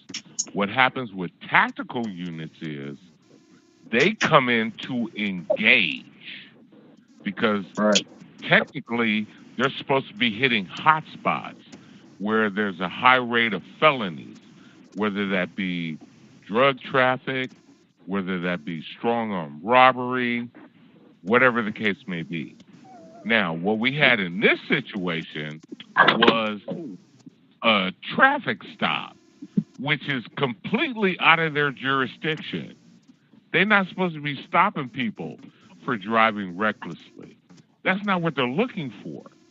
What they're looking for is a high spot crime area where they know felonies are going down. Now, they're in unmarked cars. They don't respond to radio stuff because they're not required to. And what they like being off. They like being off the grid. Yes, exactly. That's the point. What they do is they find out where the shit is going down, and they just show up, and they just jump out, and all of a sudden, it's on. Now, if you saw the videotape, that's exactly how they acted. And their reason for doing this was because he was swerving in and out of traffic, which the police chief said there's no evidence of. Now, put yourself in his shoes. Let me lace y'all with this. Say, for instance, you driving in your car at night. There's an unmarked car behind you, and they riding your tail, and you looking in your rearview mirror, and it's like, damn, why he all up on me? So you move over, then they move over, and you like, damn, okay. Then you move over again, and they move over again. Then you move over again, and they move over again. So you got three options at that point. I'm either going to pull my car over, get out, see what's going on, bad move, A. I'm either going to pull my car over, sit and wait till they walk up, bad move, or somebody's following me and I don't even know who they are. So either I'm going to have to hit the gas and keep it moving, or I'm going to have to stop and try to figure out what's going on. By the time that young man figured out what was going on, they were already up on his car, cussing him out, telling him to get out. Then they snatched him out the car. All right, he in panic mode. He don't even know what's going on. And you heard the audio. What did I do? And they were just like, nigga, today is your day. We got you. And it's like, damn, what's up? All right, get on the ground. One officer got one arm. One officer got the other arm. I'm trying to get on the ground, but they got both arms. How you going to get on the ground when two people got both of your arms? How you going to get on the ground? Right. What you going to do? That's only for audio purposes. But see, the audio is more important than the video in the sense that it lets you know exactly what was going on. See, because what the police department does is they take the video and they manipulate the video. Right. Oh, he did this, he did that, he did this, he did that. Now, let me ask you a question. How did the officers get pepper spray in their eyes when they're the ones that had it? Because somebody didn't know what they were doing. Wait, Maze. You understand what I'm saying, though, Maze? Pepper spray comes out in a stream. It doesn't come out as a spray. It comes out like water out of a water hose. It's a direct line when you use pepper spray. No. No. Whenever you use pepper spray, right? No. I mean, you're right. It does come out in a stream, but it also spreads like an aerosol. So they could have Tyrone, what I'm saying is, if I'm spraying pepper spray at you, how do I get pepper spray in my eyes? Well, I'm going to tell you. Go get you a water bottle and put you some water in it, right? And spray it on something. And look at the surrounding areas. Not only is that place that you're spraying going to get wet, but whatever it bounce off of is going to get wet too. Okay. I'm gonna give you that. And another thing, if you go back and look at the video, just go back in your memory. If I'm not mistaken, anytime somebody gets pepper sprayed, the officers that's in the area get out the fucking way. Thank you. Oh no. But listen, Deep. All those cops was hyped up on adrenaline, and they were just all in the way. One was pulling out a taser. Hold on, okay, let me say this right here. One was okay, guys. Why do y'all do that shit when I start talking? One was pulling out a taser. The other one was pulling out pepper spray. The other one said, "I'm gonna stomp you in the goddamn ground." All them people was trying to get on that boy at the same time, and they were just reckless, man. Those cops, they wasn't professional at all. You know? Okay. So with that being said, Tyrone, I'm going to use your example. Okay? With that being said, that's personal. That's not doing your job. Perhaps you're right. Like I said, I gave a rumor earlier about the FedEx connection. about my man working at FedEx and this other cop's girlfriend working at FedEx, and they supposed to have been having an affair. And that stop was supposed to be for that. No, because there was no affair because none of the cops are married. Girlfriend. No, it's the ex-girlfriend. Hold on, it's the ex-girlfriend. Ex. You know, one of them had a grudge. Yeah. Thank you. That's in a uniform. Tyrone. Here's my whole thing. Here's my whole thing. And this is just street knowledge, Tyrone. And I know Mama's boy gonna back me up on this. When you see a cat get beat down like that with four other cats around, and they had to chase him down, and they chased it, and they found out where he lived, which was when he got away, they knew where he was going. Oh, that's personal, bruh. That's personal. You ain't. You're without a doubt, man. Go ahead. Without a doubt. I mean, once if the investigation, once the investigation, all that shit should come out, man. But they lied, Tyrone. They lied, Tyrone, because the pole up above where they were beating them showed everything they were doing. It wasn't the police's camera. It was the camera that was shining down on them. They got the whole thing. So yeah, and that's why I tried down the road. That's why I tried to, on my channel, I tried to take that CCTV camera and match it up with the body cam audio. So, everything will line up. If I got a video on the channel that's got that audio matched up to the CCTV. Oh, you got it? You got it?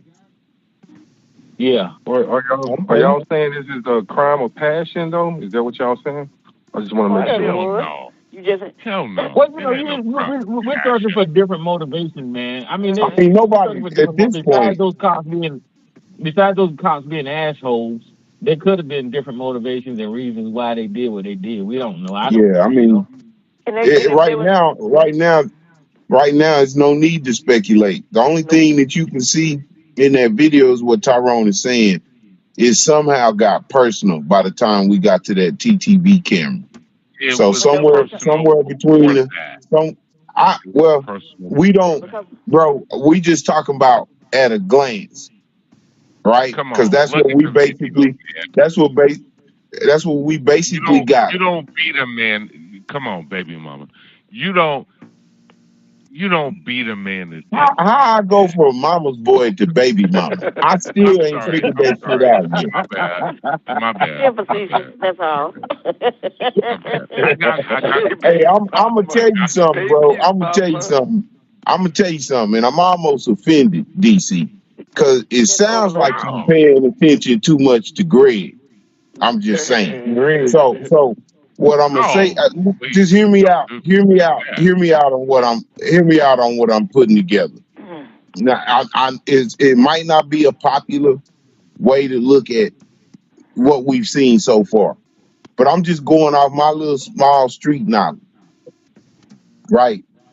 I actually think it was probably more of an aggressive type of thing. I'm thinking more like maybe cut a nigga off in traffic and we this elite ass squad, let's show this nigga who we are. And the nigga turned out to be a little bit too much than what they anticipated in the driving aspect. So them niggas decided to get him on their normal turf, which is dealing with niggas on the block. So they wanted to pull him over and probably scare the shit out of him, but it went wrong. And that nigga flee for his life. And it went from get that nigga to I'ma fuck that nigga up when I get that nigga.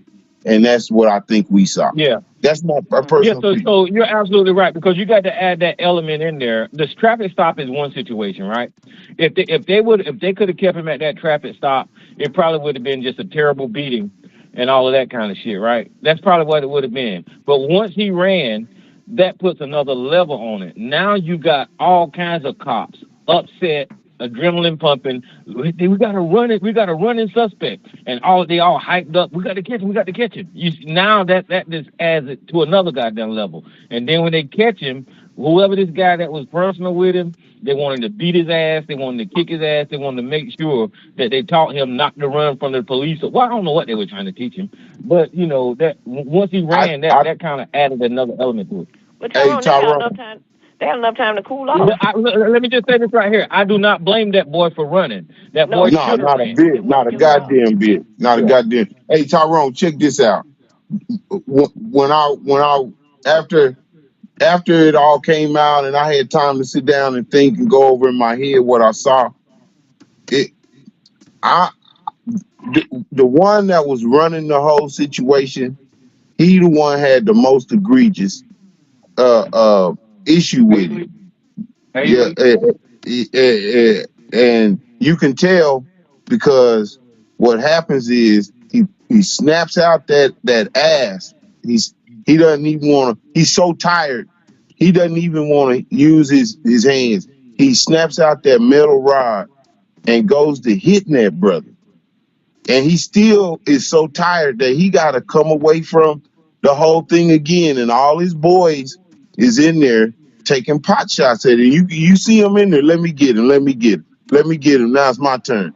You know what I'm saying? While the nigga who really got the beef with the nigga, whether it was because he ran or he was the leader getting humiliated, or was the nigga that got his ass maybe humiliated out there on them streets, you could tell because why out of all them niggas, this nigga kicking the nigga in the face on the ground, this the only nigga pulls out a real fucking weapon. Nobody pulls out a gun or nothing. They holding this nigga and he pulls out the ass, which is a metal rod. Once extended, it feel like somebody hitting you with a nice little rod of rebar. That's exactly what it feels like. And it hurts. And so I think this brother here, that light-skinned one that had the little jacket on, I think he was the one running the whole damn show. You could tell he was, you know, they stood this brother up for him. He was already on the ground, subduable. They pick him up so he can whack him in the chest and the body and the stuff with that rod. Yeah. I actually think maybe steroids. I think steroids might have something to do with it. That could be a good point. Can I add something to this? Tactical units don't do police work. They don't do traffic. They don't do traffic stops, man. They don't do that. They don't do if it's not tactical units. No, they don't. They don't do that. They're not supposed to, but they do. What is their mindset? Eliminate the threat? They're not supposed to, but they do. Somebody driving recklessly is not a threat when your priority is hot spots where you're pursuing felony behavior. And under definition of felony behavior, that's high drug traffic, strong arm robbery, narcotics. You can radio that in to another car with the description of the license plates because they're trained to do that. Okay, I got such and such vehicle, yada, yada, yada, going that way. I need you to get in pursuit. I'm in pursuit of what we got to do because tactical units don't take radio calls. Well, why was he talking on the radio when he was riding down the road on the car? That's the whole problem, Maze. Tactical units, special units are off the radio. They don't take radio calls. Right. So tactical units get to just ride through the hood, through the area. Hey, Maze. If you go back and look at the first video, and that's the one with the white boy. They was the other cars was already on him by the time that white boy cuts his body cam on. Exactly. You know what I'm saying? So that's the reason why the chief of police was like, I don't see what the hell y'all was pursuing it for, because I guarantee you that the car cam from the other cars which is probably evidence that they ain't gonna release, is what's gonna hang them. And we'll get a chance to see that. I guarantee you, it was probably a situation where it was road rage, it made this nigga lose his life. You know what I'm saying? Y'all rationalizing. Ain't no damn road rage. Man, listen, bro. Listen, I'm just telling you. I'm just giving you my initial thought process here. I understand what you're Where they wanted something may have happened. Brother wanted to pull the brother over at a point because of some shit probably on the road, and there you go. But Mama Boy, it goes like this. Tactical units, they got them little units in all different places, and then they harass people. They don't. I mean, like they have like on a Friday night, they may have a check to see if you got alcohol on you or if you're driving drunk. Because they beat this one boy, they beat him just like they did him, but they didn't kill him. Yeah, they beat him. Because that was something else I was gonna bring up. The person this happened to, they beat him real bad. They didn't kill him. As bad as this was, this happens all the fucking time. But this is not nothing new. He sued his family. His family got money. His dad and his mother got money. He sued because they did him the same way, but they just didn't kill him. He was in the hospital beat up just like that. But see, and they here's harass my people. point. They don't be doing no drugs. They go around and harass people. And that's the reason why I was saying it could be that simple. Because I done lived it in my own life. You know what I'm saying? Where somebody just as innocent and plain as this brother was, just as square as he want to be, get fucked off by the police, and they try to make like, because a nigga did some shit and you know better. You know what I'm saying? And it's because it could be something as simple as especially if these niggas don't belong on traffic stops. Why they stopping this nigga? Because it was something else. It was something else. They don't do traffic stops. They're part of the you got. They're not supposed to, but they do. If they don't, if they don't. So think about what you're saying, DC. Just think about what you're saying. If they this elite tactical unit and they don't do traffic stops, it's below them, right? They pass that on to a patrol and they keep it moving. If all that is true, then you have to ask. To me, my very first question is, why in the fuck are you stopping this nigga then? Because the shit is personal. I think personal. I think when you say that, you leave a lot of room for speculation. I really think so. You got a lot of holes. You got a lot of holes in there. You know, and since I don't have that backstory, I'm just going off. I'm going off the film. What you see and what the evidence is. Right. And so the closest thing I can pull out, was the initial stop, right? Because that's gonna give you more information than anything. When you see the cops run up on the car and there ain't no kind of, let me see your driver's license, registration, him and the Hahn that you're supposed to see. They ain't even supposed to arrest you without reading you your rights. We didn't even see that. Okay. You see what I'm saying? We saw. Hold on. Just let me finish. Okay. So, off real, my first indication is these niggas have thrown police policy out the window. Somebody has been pushed beyond a point here, right?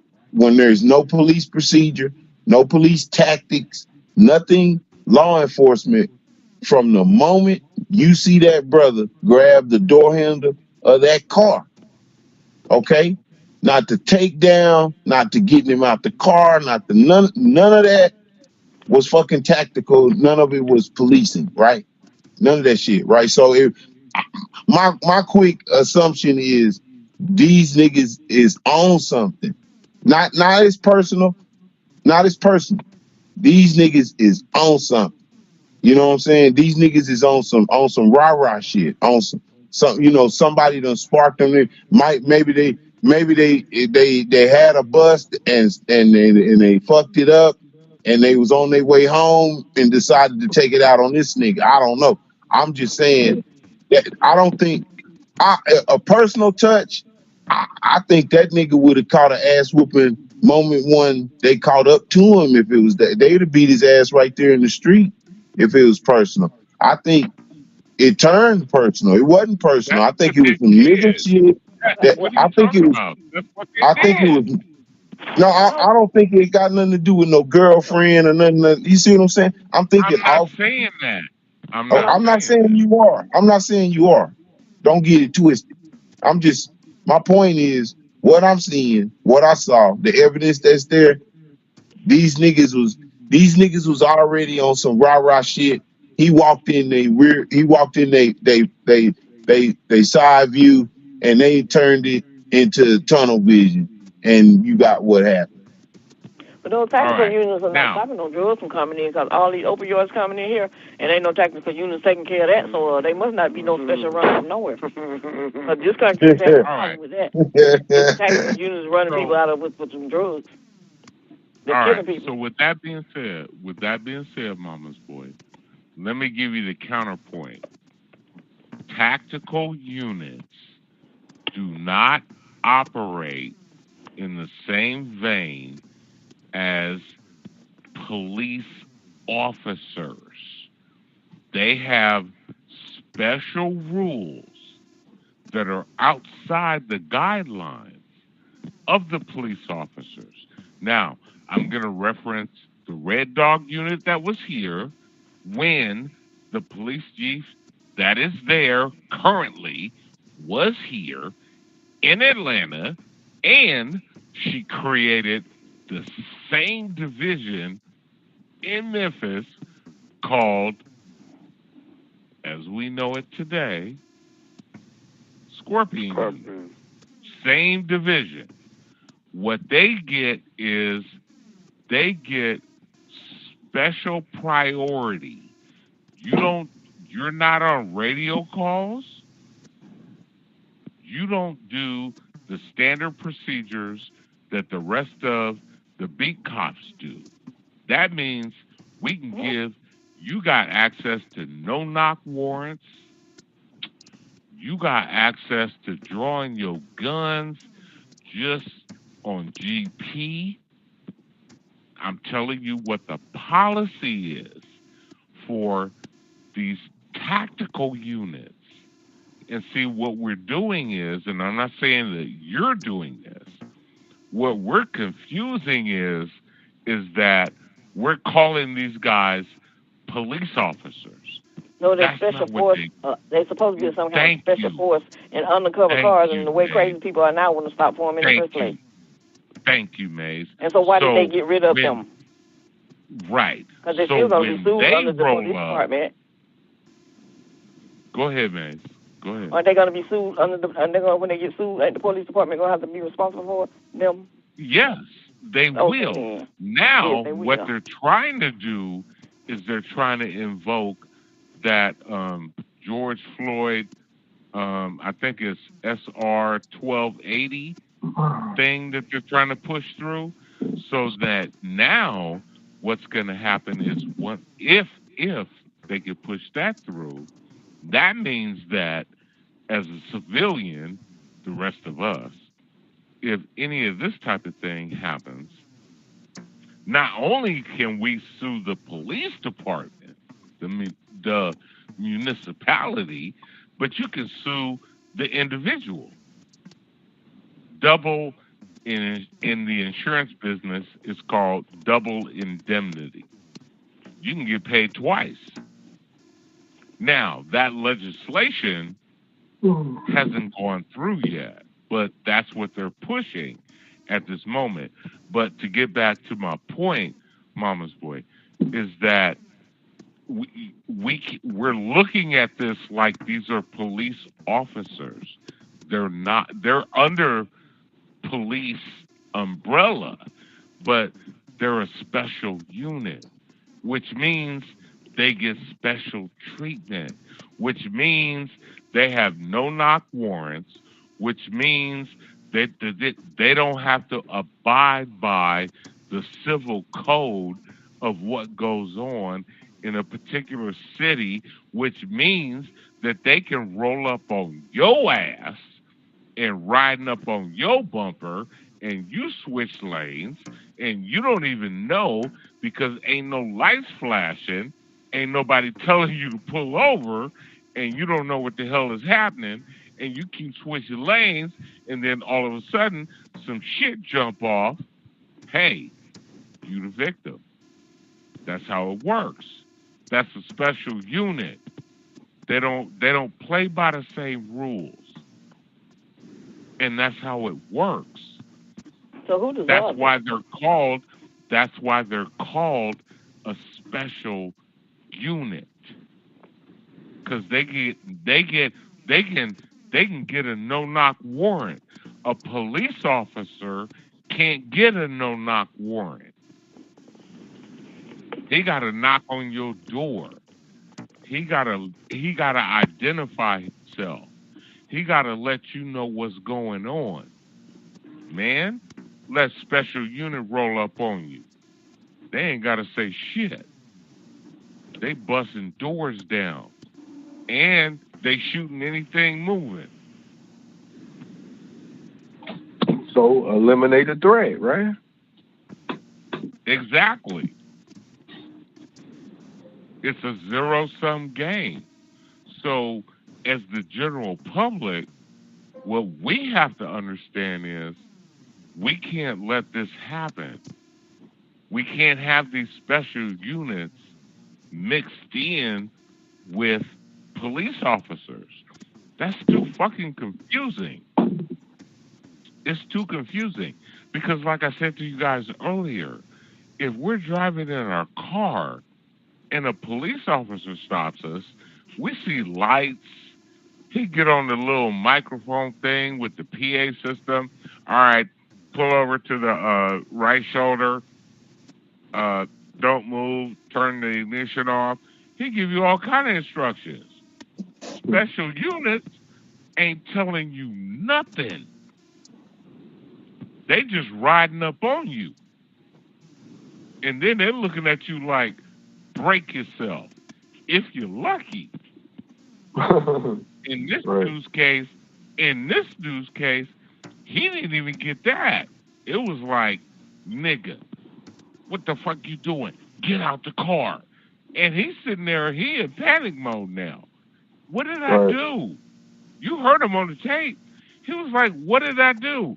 Next thing you know, somebody propped the door open. I don't even know if the door was unlocked or how they got in or whatever.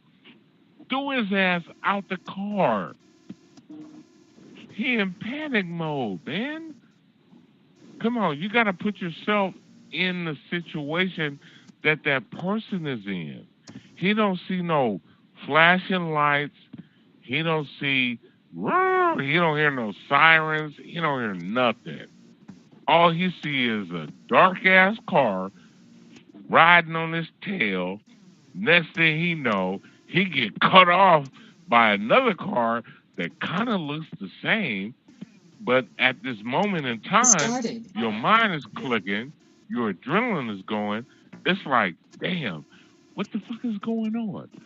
All of a sudden, it's like, then you got motherfuckers on your windshield. Next thing you know, you done got thrown out the car. Next thing you know, you're like in panic mode. Oh, let me get up and run. Damn, I don't even know what's happening. What's going on?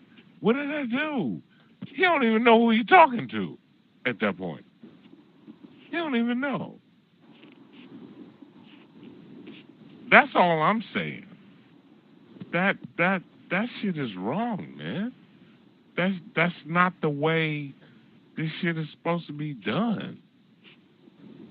And then you got a tactical force on a traffic stop when they're supposed to be hooking up with felons and hotspots in Memphis? Oh, because they already got the shit mapped out. They done already canvassed the area. Oh, niggas, we need y'all over at this spot. We need y'all at this spot.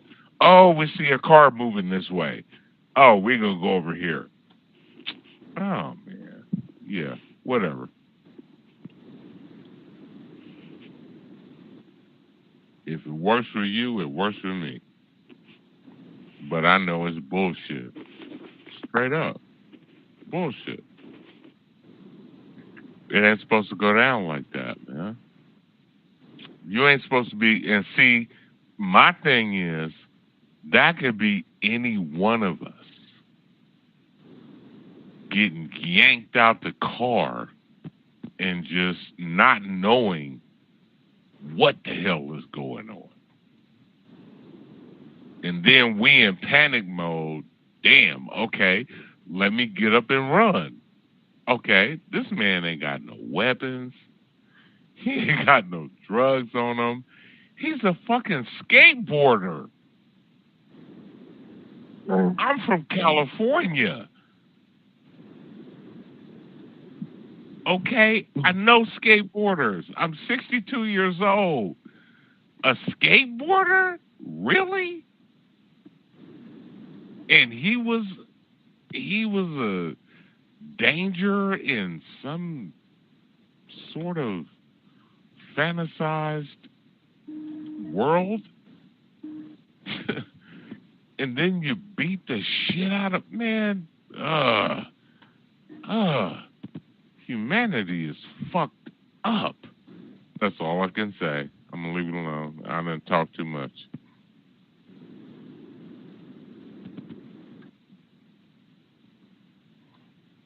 Humanity is fucked up. You're right. When we start doing shit like this, it's a wrap. And we can talk about the whole black on black thing. We can talk about the whole white on black thing. But really, the broader picture is everybody gonna be included in this shit. Everybody. Did y'all hear about? I think the bigger picture is everybody hate us. Everybody hate us the same.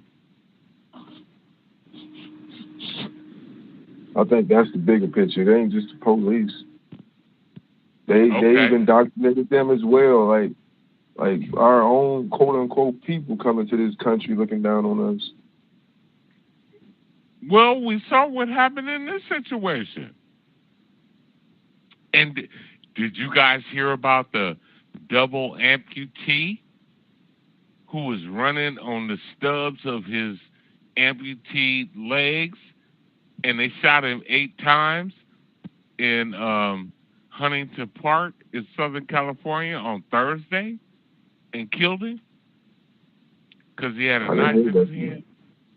He had a knife on it. He had a knife. Oh, you can look it up right now. Double amputee. And the reason why he's a double amputee was because of a confrontation that he had with police prior. He was in a wheelchair. And they said that they heard a report that somebody had got stabbed. He had a hand knife. He jumped off his wheelchair and was trying to run on the stubs of his legs. They shot him 8 times and killed him. That happened Thursday. And everybody who's listening right now, you can look that up. That happened Thursday. They shot and killed a double amputee. Come on, man. What we doing? What we doing out here? And we want to sit here and talk about, well, you know, when it's the police and if it's a peace officer and, you know, if there's provocation. And the dude was swinging his knife. Check this out. He was swinging his knife. It was a hand knife. The police officers were about 10 feet away. And they were watching him using his knuckles to move when he jumped out of his wheelchair, right? They were watching him move his knuckles to move, and then they just fucking stopped. It was like, all right, fuck it. Boom. Game over. That's the shit we doing now. And we keep trying to rationalize this shit like, well, comply with the police, do this, do that. None of that shit is working. They're giving you examples of how it's not going to work. When they can shoot a man down that ain't got no legs, even though he got a knife in his hand, and it's a hand knife, okay? And the reason for them doing this is because allegedly there was someone who got stabbed who was in a hospital, but they don't identify the person. They don't tell you who it was. When you watch the video, there's no blood on the knife. So, I mean, this shit don't even make sense. It's not even logical. But they got motherfuckers going for this shit. Okay.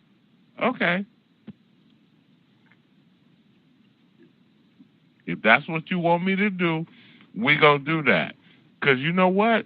If I'm the cop on that scene and I can walk faster than you can move on your stumps, I'm just gonna follow you. I'm gonna stay about 5 feet behind you. All right, nigga, you gonna get tired. I'm gonna be right here. Nah, I ain't shooting you. Ain't nobody gonna kill you. It's gonna be okay. You gonna get tired. And as soon as you get tired, put that damn knife down. We're gonna take you into custody and we're gonna figure this out. But what did they do? Shot him 8 times and killed him. For anybody that's listening to me right now, you can look it up online.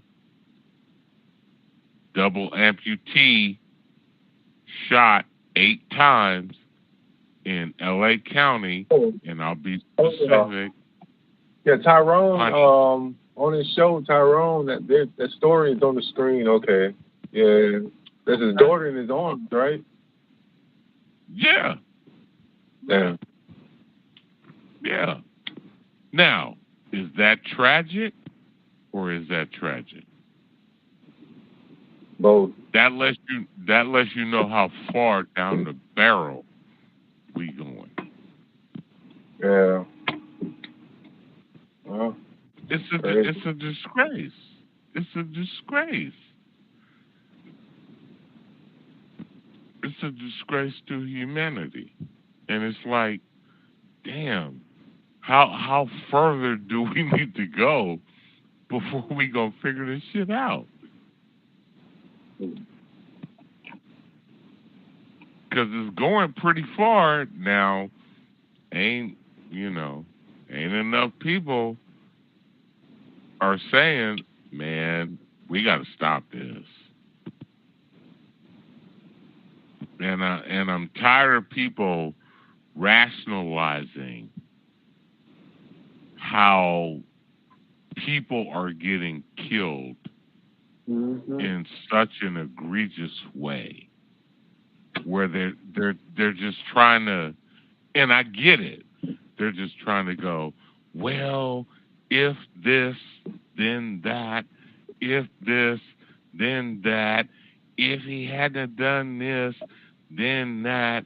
And it's like, man, at some point, you got to give that shit up. Because that's not even what this shit is about. This is, America is on some search and destroy shit. Period. It is what it is. And I don't have no problem spitting that shit out. And And I know Sarge is an ex-cop, ex-military, and you know he a stand-up dude. I know people don't agree with his particular take on things, but he operates with a level of morality and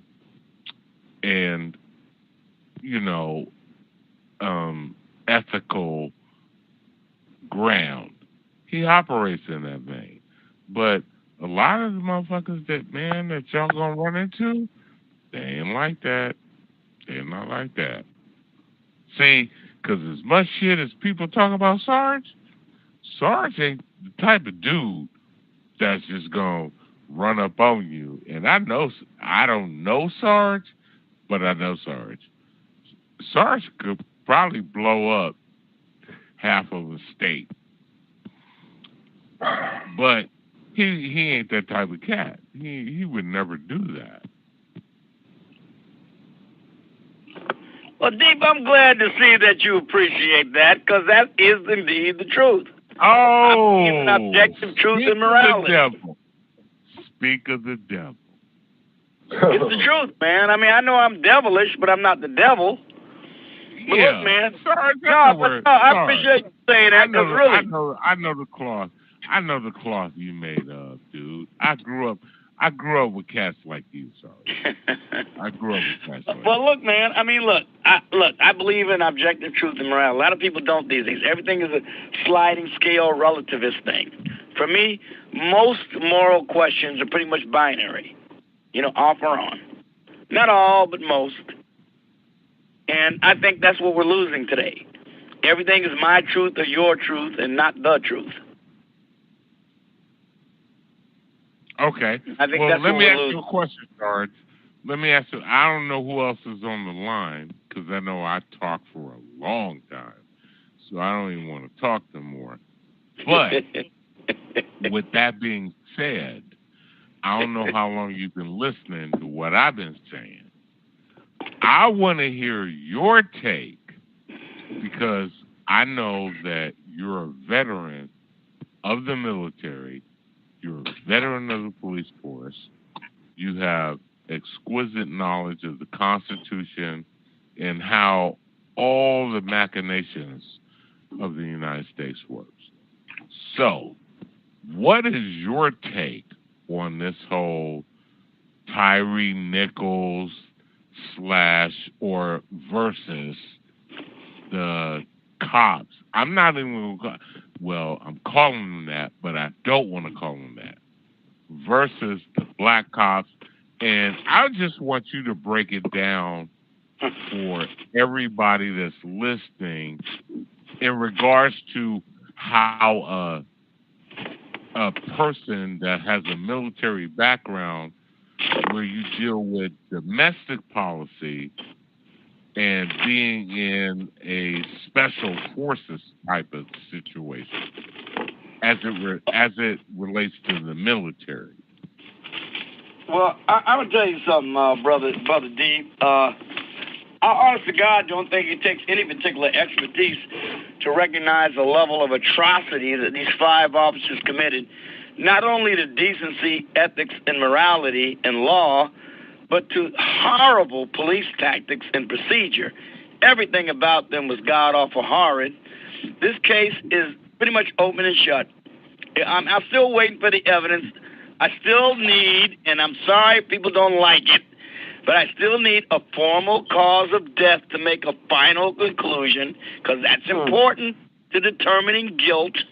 I haven't heard it announced yet, and maybe a couple of other things, but still, I preliminarily, I got to say, there's nothing to recommend the conduct of these officers. Now, having said that,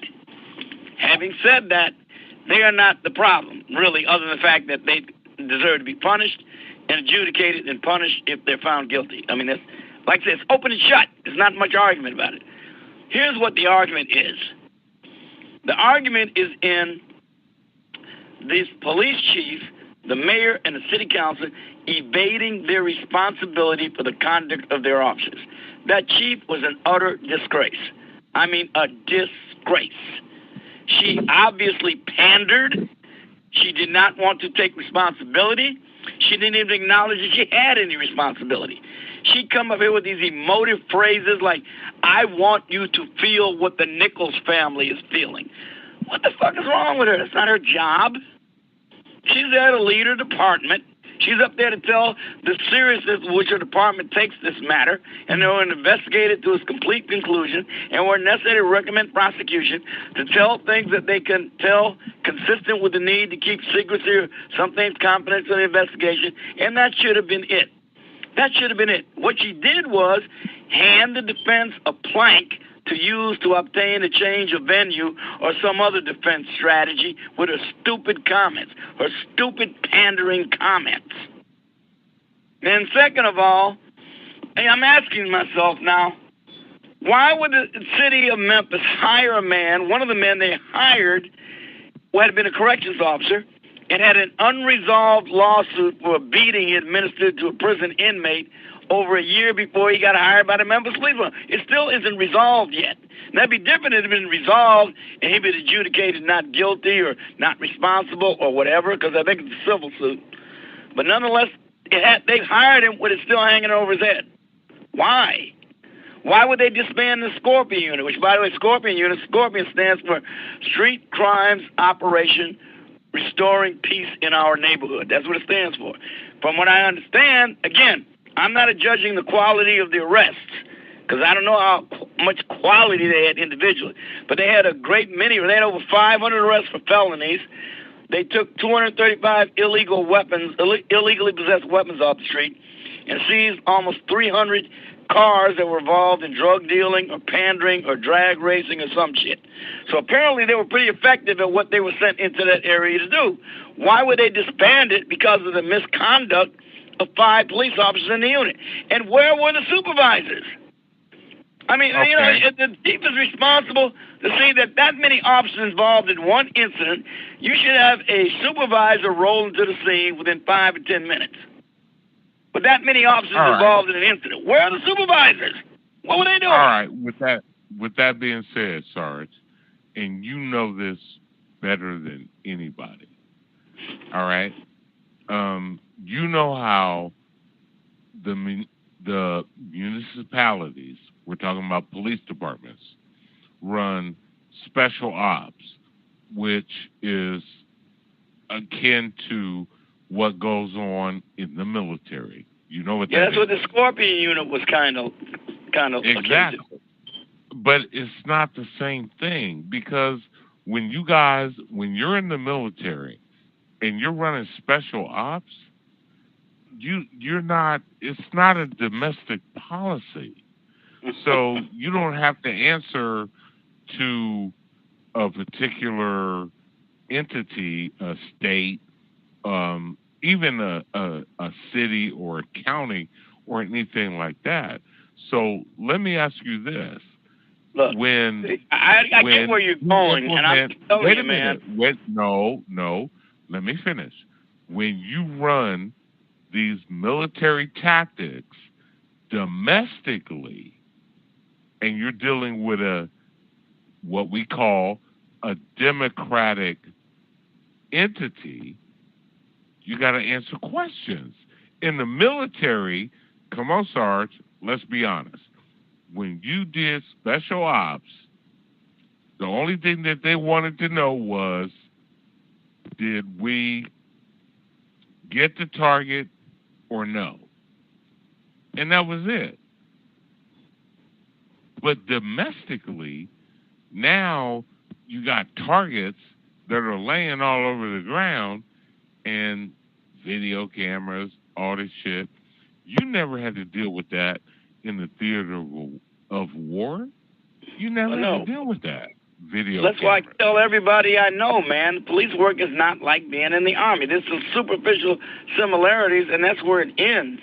Being a soldier is not the same as being a police officer, not by any stretch of the imagination.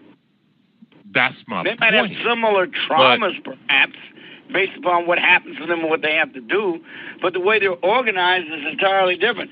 A soldier is accountable directly to his chain of command and his conscience for what he does. Right. Following orders is what the métier of being a soldier is. You follow your orders, you accomplish your mission. Congress overall has oversight over the actions of every branch, federal branch in the United States government. Overall, they have president responsible for giving them their orders. Hold on. Do their police departments adopt military tactics, Sarge? In cases where it's appropriate, of course they do. Bounding overwatch for the police is the same as bounding overwatch in the Army. They do it the same way. I mean, if you're coming across a barricaded suspect in a cabin, and you have to engage him, you do a tactic called bounding overwatch in the same manner. So yes, some tactics are appropriate for police work. But I didn't say some appropriate. Hold on, I didn't say that they're appropriate or not appropriate. I asked you if the police department adopt military tactics. Yes, and I just gave an example of how they do. Okay, that's it. I'll leave it there. That's all.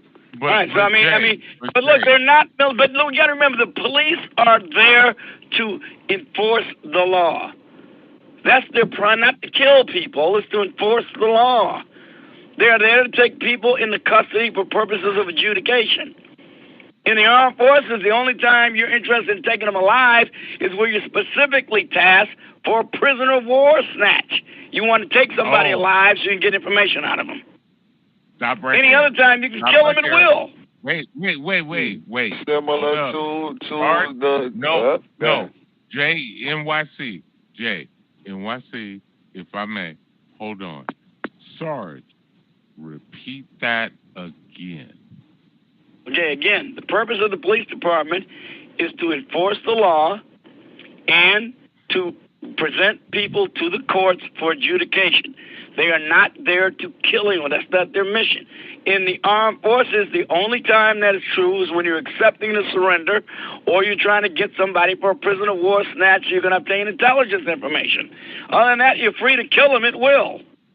Did y'all hear? That's the difference. Wait a minute. There's no comparison in that regard. Wait a minute. Time out. Similarities with the holding for prisoner. Did y'all hear JNYC? Did y'all hear what he just said? Right, and I'll just point out what he just said. I'm gonna point out what I heard. What I took from that is there similarities. Again, you said that they use military, and you admitted that the police use military tactics, right? So part of the thing that they are in common as well is holding you for prisoner. Now you say POW in a different way, but the whole thing is that in military they can actually hold you and put you, jail you, right? And you still got to go through a system where they make you a decision. Here, for the regular civilian, if the police feels that they could arrest you, they do the same procedure. So the system, again, reconfirms, Sarge, that military and police department use similar tactics. And when these police officers come into the environment, they come in sometimes with a military mindset. No, that's not true, and I'll tell you why it's not true. That's my case. I know it's not true, and I'll explain to you why there's other people out here No.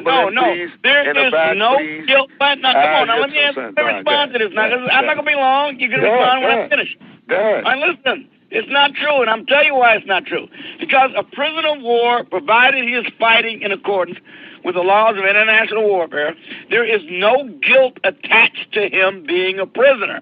He is a prisoner only for the purpose of removing him from the field of battle and maybe to get information. That's it. He's not guilty of any crimes if he's been acting in accordance with the laws of war, even if he's killed 1,000 of your own people. Hold on, but they'll put you in. Hold on, but they will lock you. Hold on, Sarge. Hold on. You here, and as a civilian, again, the police department here in the United States can hold you or arrest you, even though, right, they say you're innocent until proven guilty, but they could put your ass in jail until you fight for your innocence, even though you innocent until proven guilty. So, Sarge, let's not play that. The similarities again. Even though you're innocent, you are still the only criteria by which you can be arrested is either for the lawful detention for the investigation of offense or for the offense itself. A prisoner of war is never a criminal. Never. They're just prisoners. Sarge, you're not a criminal until you're proven guilty, right? And What did I according just say? to the I said they are arrested for the purposes of investigation or adjudication for an right, offense. according to the law, though, you're innocent until proven guilty. Well, yeah, but that doesn't have anything to do with you being able to arrest you. You're still being arrested for a crime. If you're not, they've got no right to hold you whatsoever. Hey, Sarge, let me ask you a question. I'm gonna leave it alone. Sarge, hey, JNY. Hey, hold up real quick, D. I wanted to button up just our earlier conversation. Just for clarity, I guess.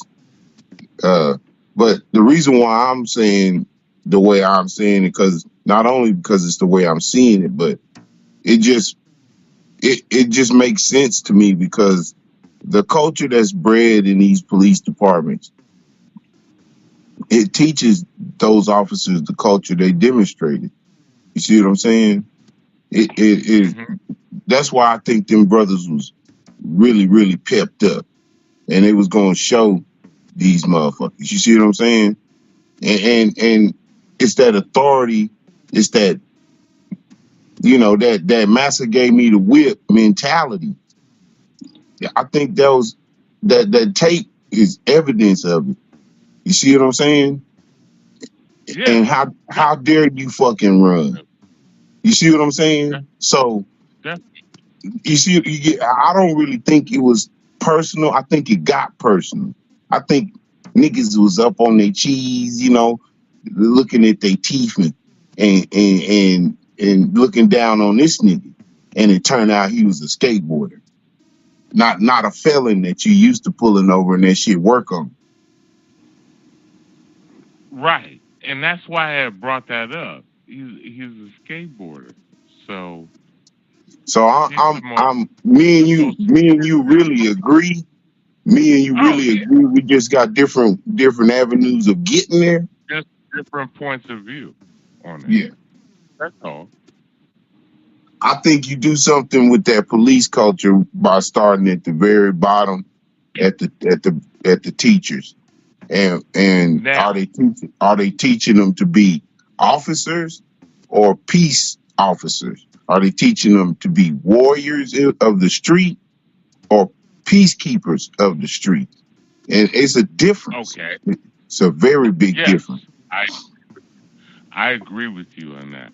100%. That is absolutely correct, now, and I like you saying, being a soldier is not the same as being a police officer. Wait a minute, Sarge.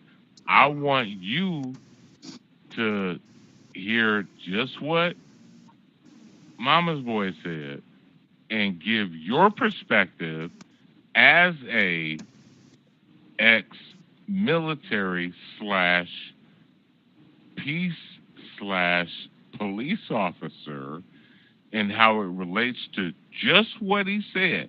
Because I think what he just said is very important. No, well, what he said was correct with one caveat. I think that responsibility always comes from the top down, because the chief or commanding officer is always responsible for what their people do. That doesn't mean they should necessarily be punished for it, because if they were trying to do the right things to ensure that the right things would be done, and they were obstructed by whatever means, despite their best efforts, that doesn't necessarily mean you punish them for it. The question is whether or not they take responsibility, they exercise proper supervision, and made sure that the officers were adhering to the law and police regulations. Now, if that police chief wasn't doing it, and she just wanted to pander and pass the buck, then she deserved to have her ass reamed. But it always starts at the command level and goes down. Always. All right. Always. So let me ask you a question. Sarge, let me ask you a question. Do you feel that the perpetrators of this particular atrocity are not responsible unless the commanding officer claims responsibility? Absolutely not. They are completely responsible for their unethical decisions. But I So what that's should happen? behavior, they're illegal behavior. So They're what should happen? completely 100% responsible. But there also bears another responsibility with the command if they saw these things or did not ensure that to the maximum extent humanly possible that they couldn't occur or wouldn't occur. That's the question to be resolved. Well, I know this is gonna get just totally jumped on as soon as I say this. Yeah. But this is my perspective. This is my personal perspective. And I will say this myself. I don't give a fuck. You know, nigga gonna get their ass whooped. Okay? I don't give a damn. So it to me, this is obvious. It's pretty obvious. And not only do you start with those 5 officers, but you probably have some more stragglers that was on the scene that would probably get the axe if it was me. And then I would go to their instructor. I would want to meet their immediate supervisor and their immediate teacher, right? And I would fire them 2 niggas right off rip, okay? And then whoever hired that motherfucking instructor, I would find out who that was, and I would fucking fire them, okay? And I would put all new motherfuckers in the slot. I would want to demonstrate to my unit that we not gonna pick motherfuckers that teach that shit. We not gonna have motherfuckers that teach that shit, and we not gonna hire motherfuckers who teach that shit. And you ain't gotta go all the way up to the top, because it's probably those officers are acting from immediate teaching. Somebody told them what they was doing was all right, so they demonstrated it again. And they, trust me, this brother was not the only person who has witnessed these niggas' failure to be fucking peace officers. He was just the nigga that had a camera over him. Imagine how many other brothers they did this shit to know that they could stand out there like motherfucking thugs and just talk and hit this nigga. Come on, man. This was practiced and it was let go by some closer to them officials. So you can go fire the police chief and still keep the same muck and yuck at the bottom teaching some more new niggas that come in to do the same dumb shit. That to me is asinine. But you believe what you want to believe, D. That's real talk. No, nigga, that's real talk. You wasn't talking to me. You was talking to Sarge. Wait a minute. I hope I didn't give the impression that I was wasn't talking about every single link in the chain of command. That's every single link. When I talk about the police chief being responsible, I'm speaking of a chain of command. And that means every link is accountable. From the chief down. And that's at every level of operation. And the desk sergeant gonna be looking for his job. The desk sergeant gonna be ducking and hiding, wondering if I'm gonna fire that motherfucker. Because why didn't you call the officers off of the case in the first place? That would be my next question. Who allowed these officers to go on the chase in the first place? Oh, is that you, Sergeant Jameson? Is that you? Cause you probably fitting hit the dough too. Where your assistant at? Get his ass, throw his ass. You find another police department. We won't give you a bad fucking view. I would probably fire AD. I would probably in that one little special Scorpion unit, probably an area of my department, that would be shut down. And them niggas fired. So I probably would fire excluding the unit itself, because obviously that's gone. I'm talking about the people in the police department. Yeah, I'd probably fire about 25 people. Well, let me tell you this, mama's boy. The unit is gone. They fired not only the 6 officers, they fired the 3 fire department people that showed up. Blame. They needed to be fired. Wait a minute. 2 EMTs, and then there was a black female lieutenant with the fire department that showed up. They all got fired, and they just going down the line right now. Yeah. So they done fired about 10 motherfuckers. Yes. And see, and I ain't even talking about them 10. These would be the obvious motherfuckers. Well, I'm talking about. They got. Wait a minute. They got some other ones on deck. I know they do. They better. Now they're talking about the dispatch people. Yeah, I'm telling you, man. The girl asked him what charge. He ain't say nothing. Right there, the desk sergeant should say, "Okay, kill that. That's it. It's a wrap. Y'all done with that one. Move on." You know what I'm saying? Please. Yeah. You ain't got no charge. You got no reason to be chasing this motherfucker. So it's about right now. It's about 10 and counting. Man, hey dog, I had a whole department watching nothing but niggas getting their wigs split open. Whoop, out the door. Whoop. That nigga got some boxes. I guess they got him too. Yeah, I'm telling you. You seeing boxes on boxes walking up out that bitch. And you can look it up. They got about 10 and counting. They going through the whole city. And a good way, I don't think you can like change all departments at once. There's too many municipalities. I'm telling you, man, different jurisdictions do different shit. God, man, I'm telling you, when it comes to, the police, it's a wacky web of bullshit. So I think you start one at a time. You know what I'm saying? And if it's kind of like, redoing a bad school. You're not gonna bring in the same bad administrators of that fucking school. You're gonna fucking clean that shit out. You're gonna get a new principal, you know what I'm saying? Whole new, you might keep a few teachers if they were the ones teaching, but if you're gonna go from the ground up, that's what you do.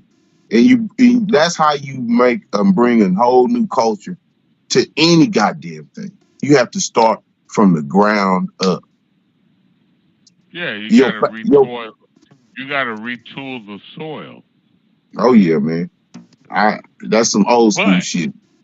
But here's what I will say, and this is where Sarge is a blessing, because Sarge gives us the other side of the spectrum. So whether we agree or disagree with what he says, he's gonna tell us what works. Did you understand what I just said? Whether we agree or disagree. You give Sarge, see like if you was to draw yourself a mental picture of all three of us entering a room one at a time, when you walked up to Sarge, you gave him some dap. When I walk in the room, I don't walk up to Sarge. You see what I'm saying? So that kind of I don't vibe with Sarge as well as you do. Well, that's why you shouldn't make everything about me, because it isn't about me, because I'm not a police officer anymore. So what happened now is not about me at all. It's about what DC is the one giving you respect, man. Can't you bow your head? That's what it is about. It is not about me. I mean, DC just gave you props. What the fuck is you talking about? And I'm saying what you said is exactly why you shouldn't make the issue about Sarge. No. Why are you addressing what I said? I didn't even say anything about you. Not for you to. I didn't say anything. I take it back. I need to re-say it. About me. I need to re-say it. I need to re-say what I said. I didn't say anything about you that maybe asked you for a comment. because I really wasn't saying anything bad about you. I was telling DC the facts. I don't vibe with you like he vibes with you. I get it. That's why I'm saying I'm not the issue. Okay, so we're not making you the issue. He was the one gave you props. I just commented on what he said. I understand that, and I'm also saying that's why man, goddamn, you can't even take a compliment. You can't even take a compliment. Do you realize that? Do you realize you just showed you can't even take fucking remove me from it entirely? What kind of fucking jerk can't take a compliment? I don't understand how that was a compliment. I mean, I'd say it was neutral, but I don't know if it was a compliment. DC. I mean, I certainly didn't understand it that way. Did you compliment Sarge or not, DC? No, you did. And he did. Yes, he did. He gave me a compliment. You, on the other hand, said that I shouldn't be approached, according to you. No, I said I don't approach you. You slow motherfucker. Okay, then I'm trying to understand what was the point of even making the comment, but whatever. Okay, let's just leave this behind I'll stipulate to not deal with it. Okay, all right, I got it now. Now I think I really understand it. Got it. All right, but as you see, brother DC, what's the point? Me and you vibe with Sarge differently, so I differ somewhat with your view, and you can see why.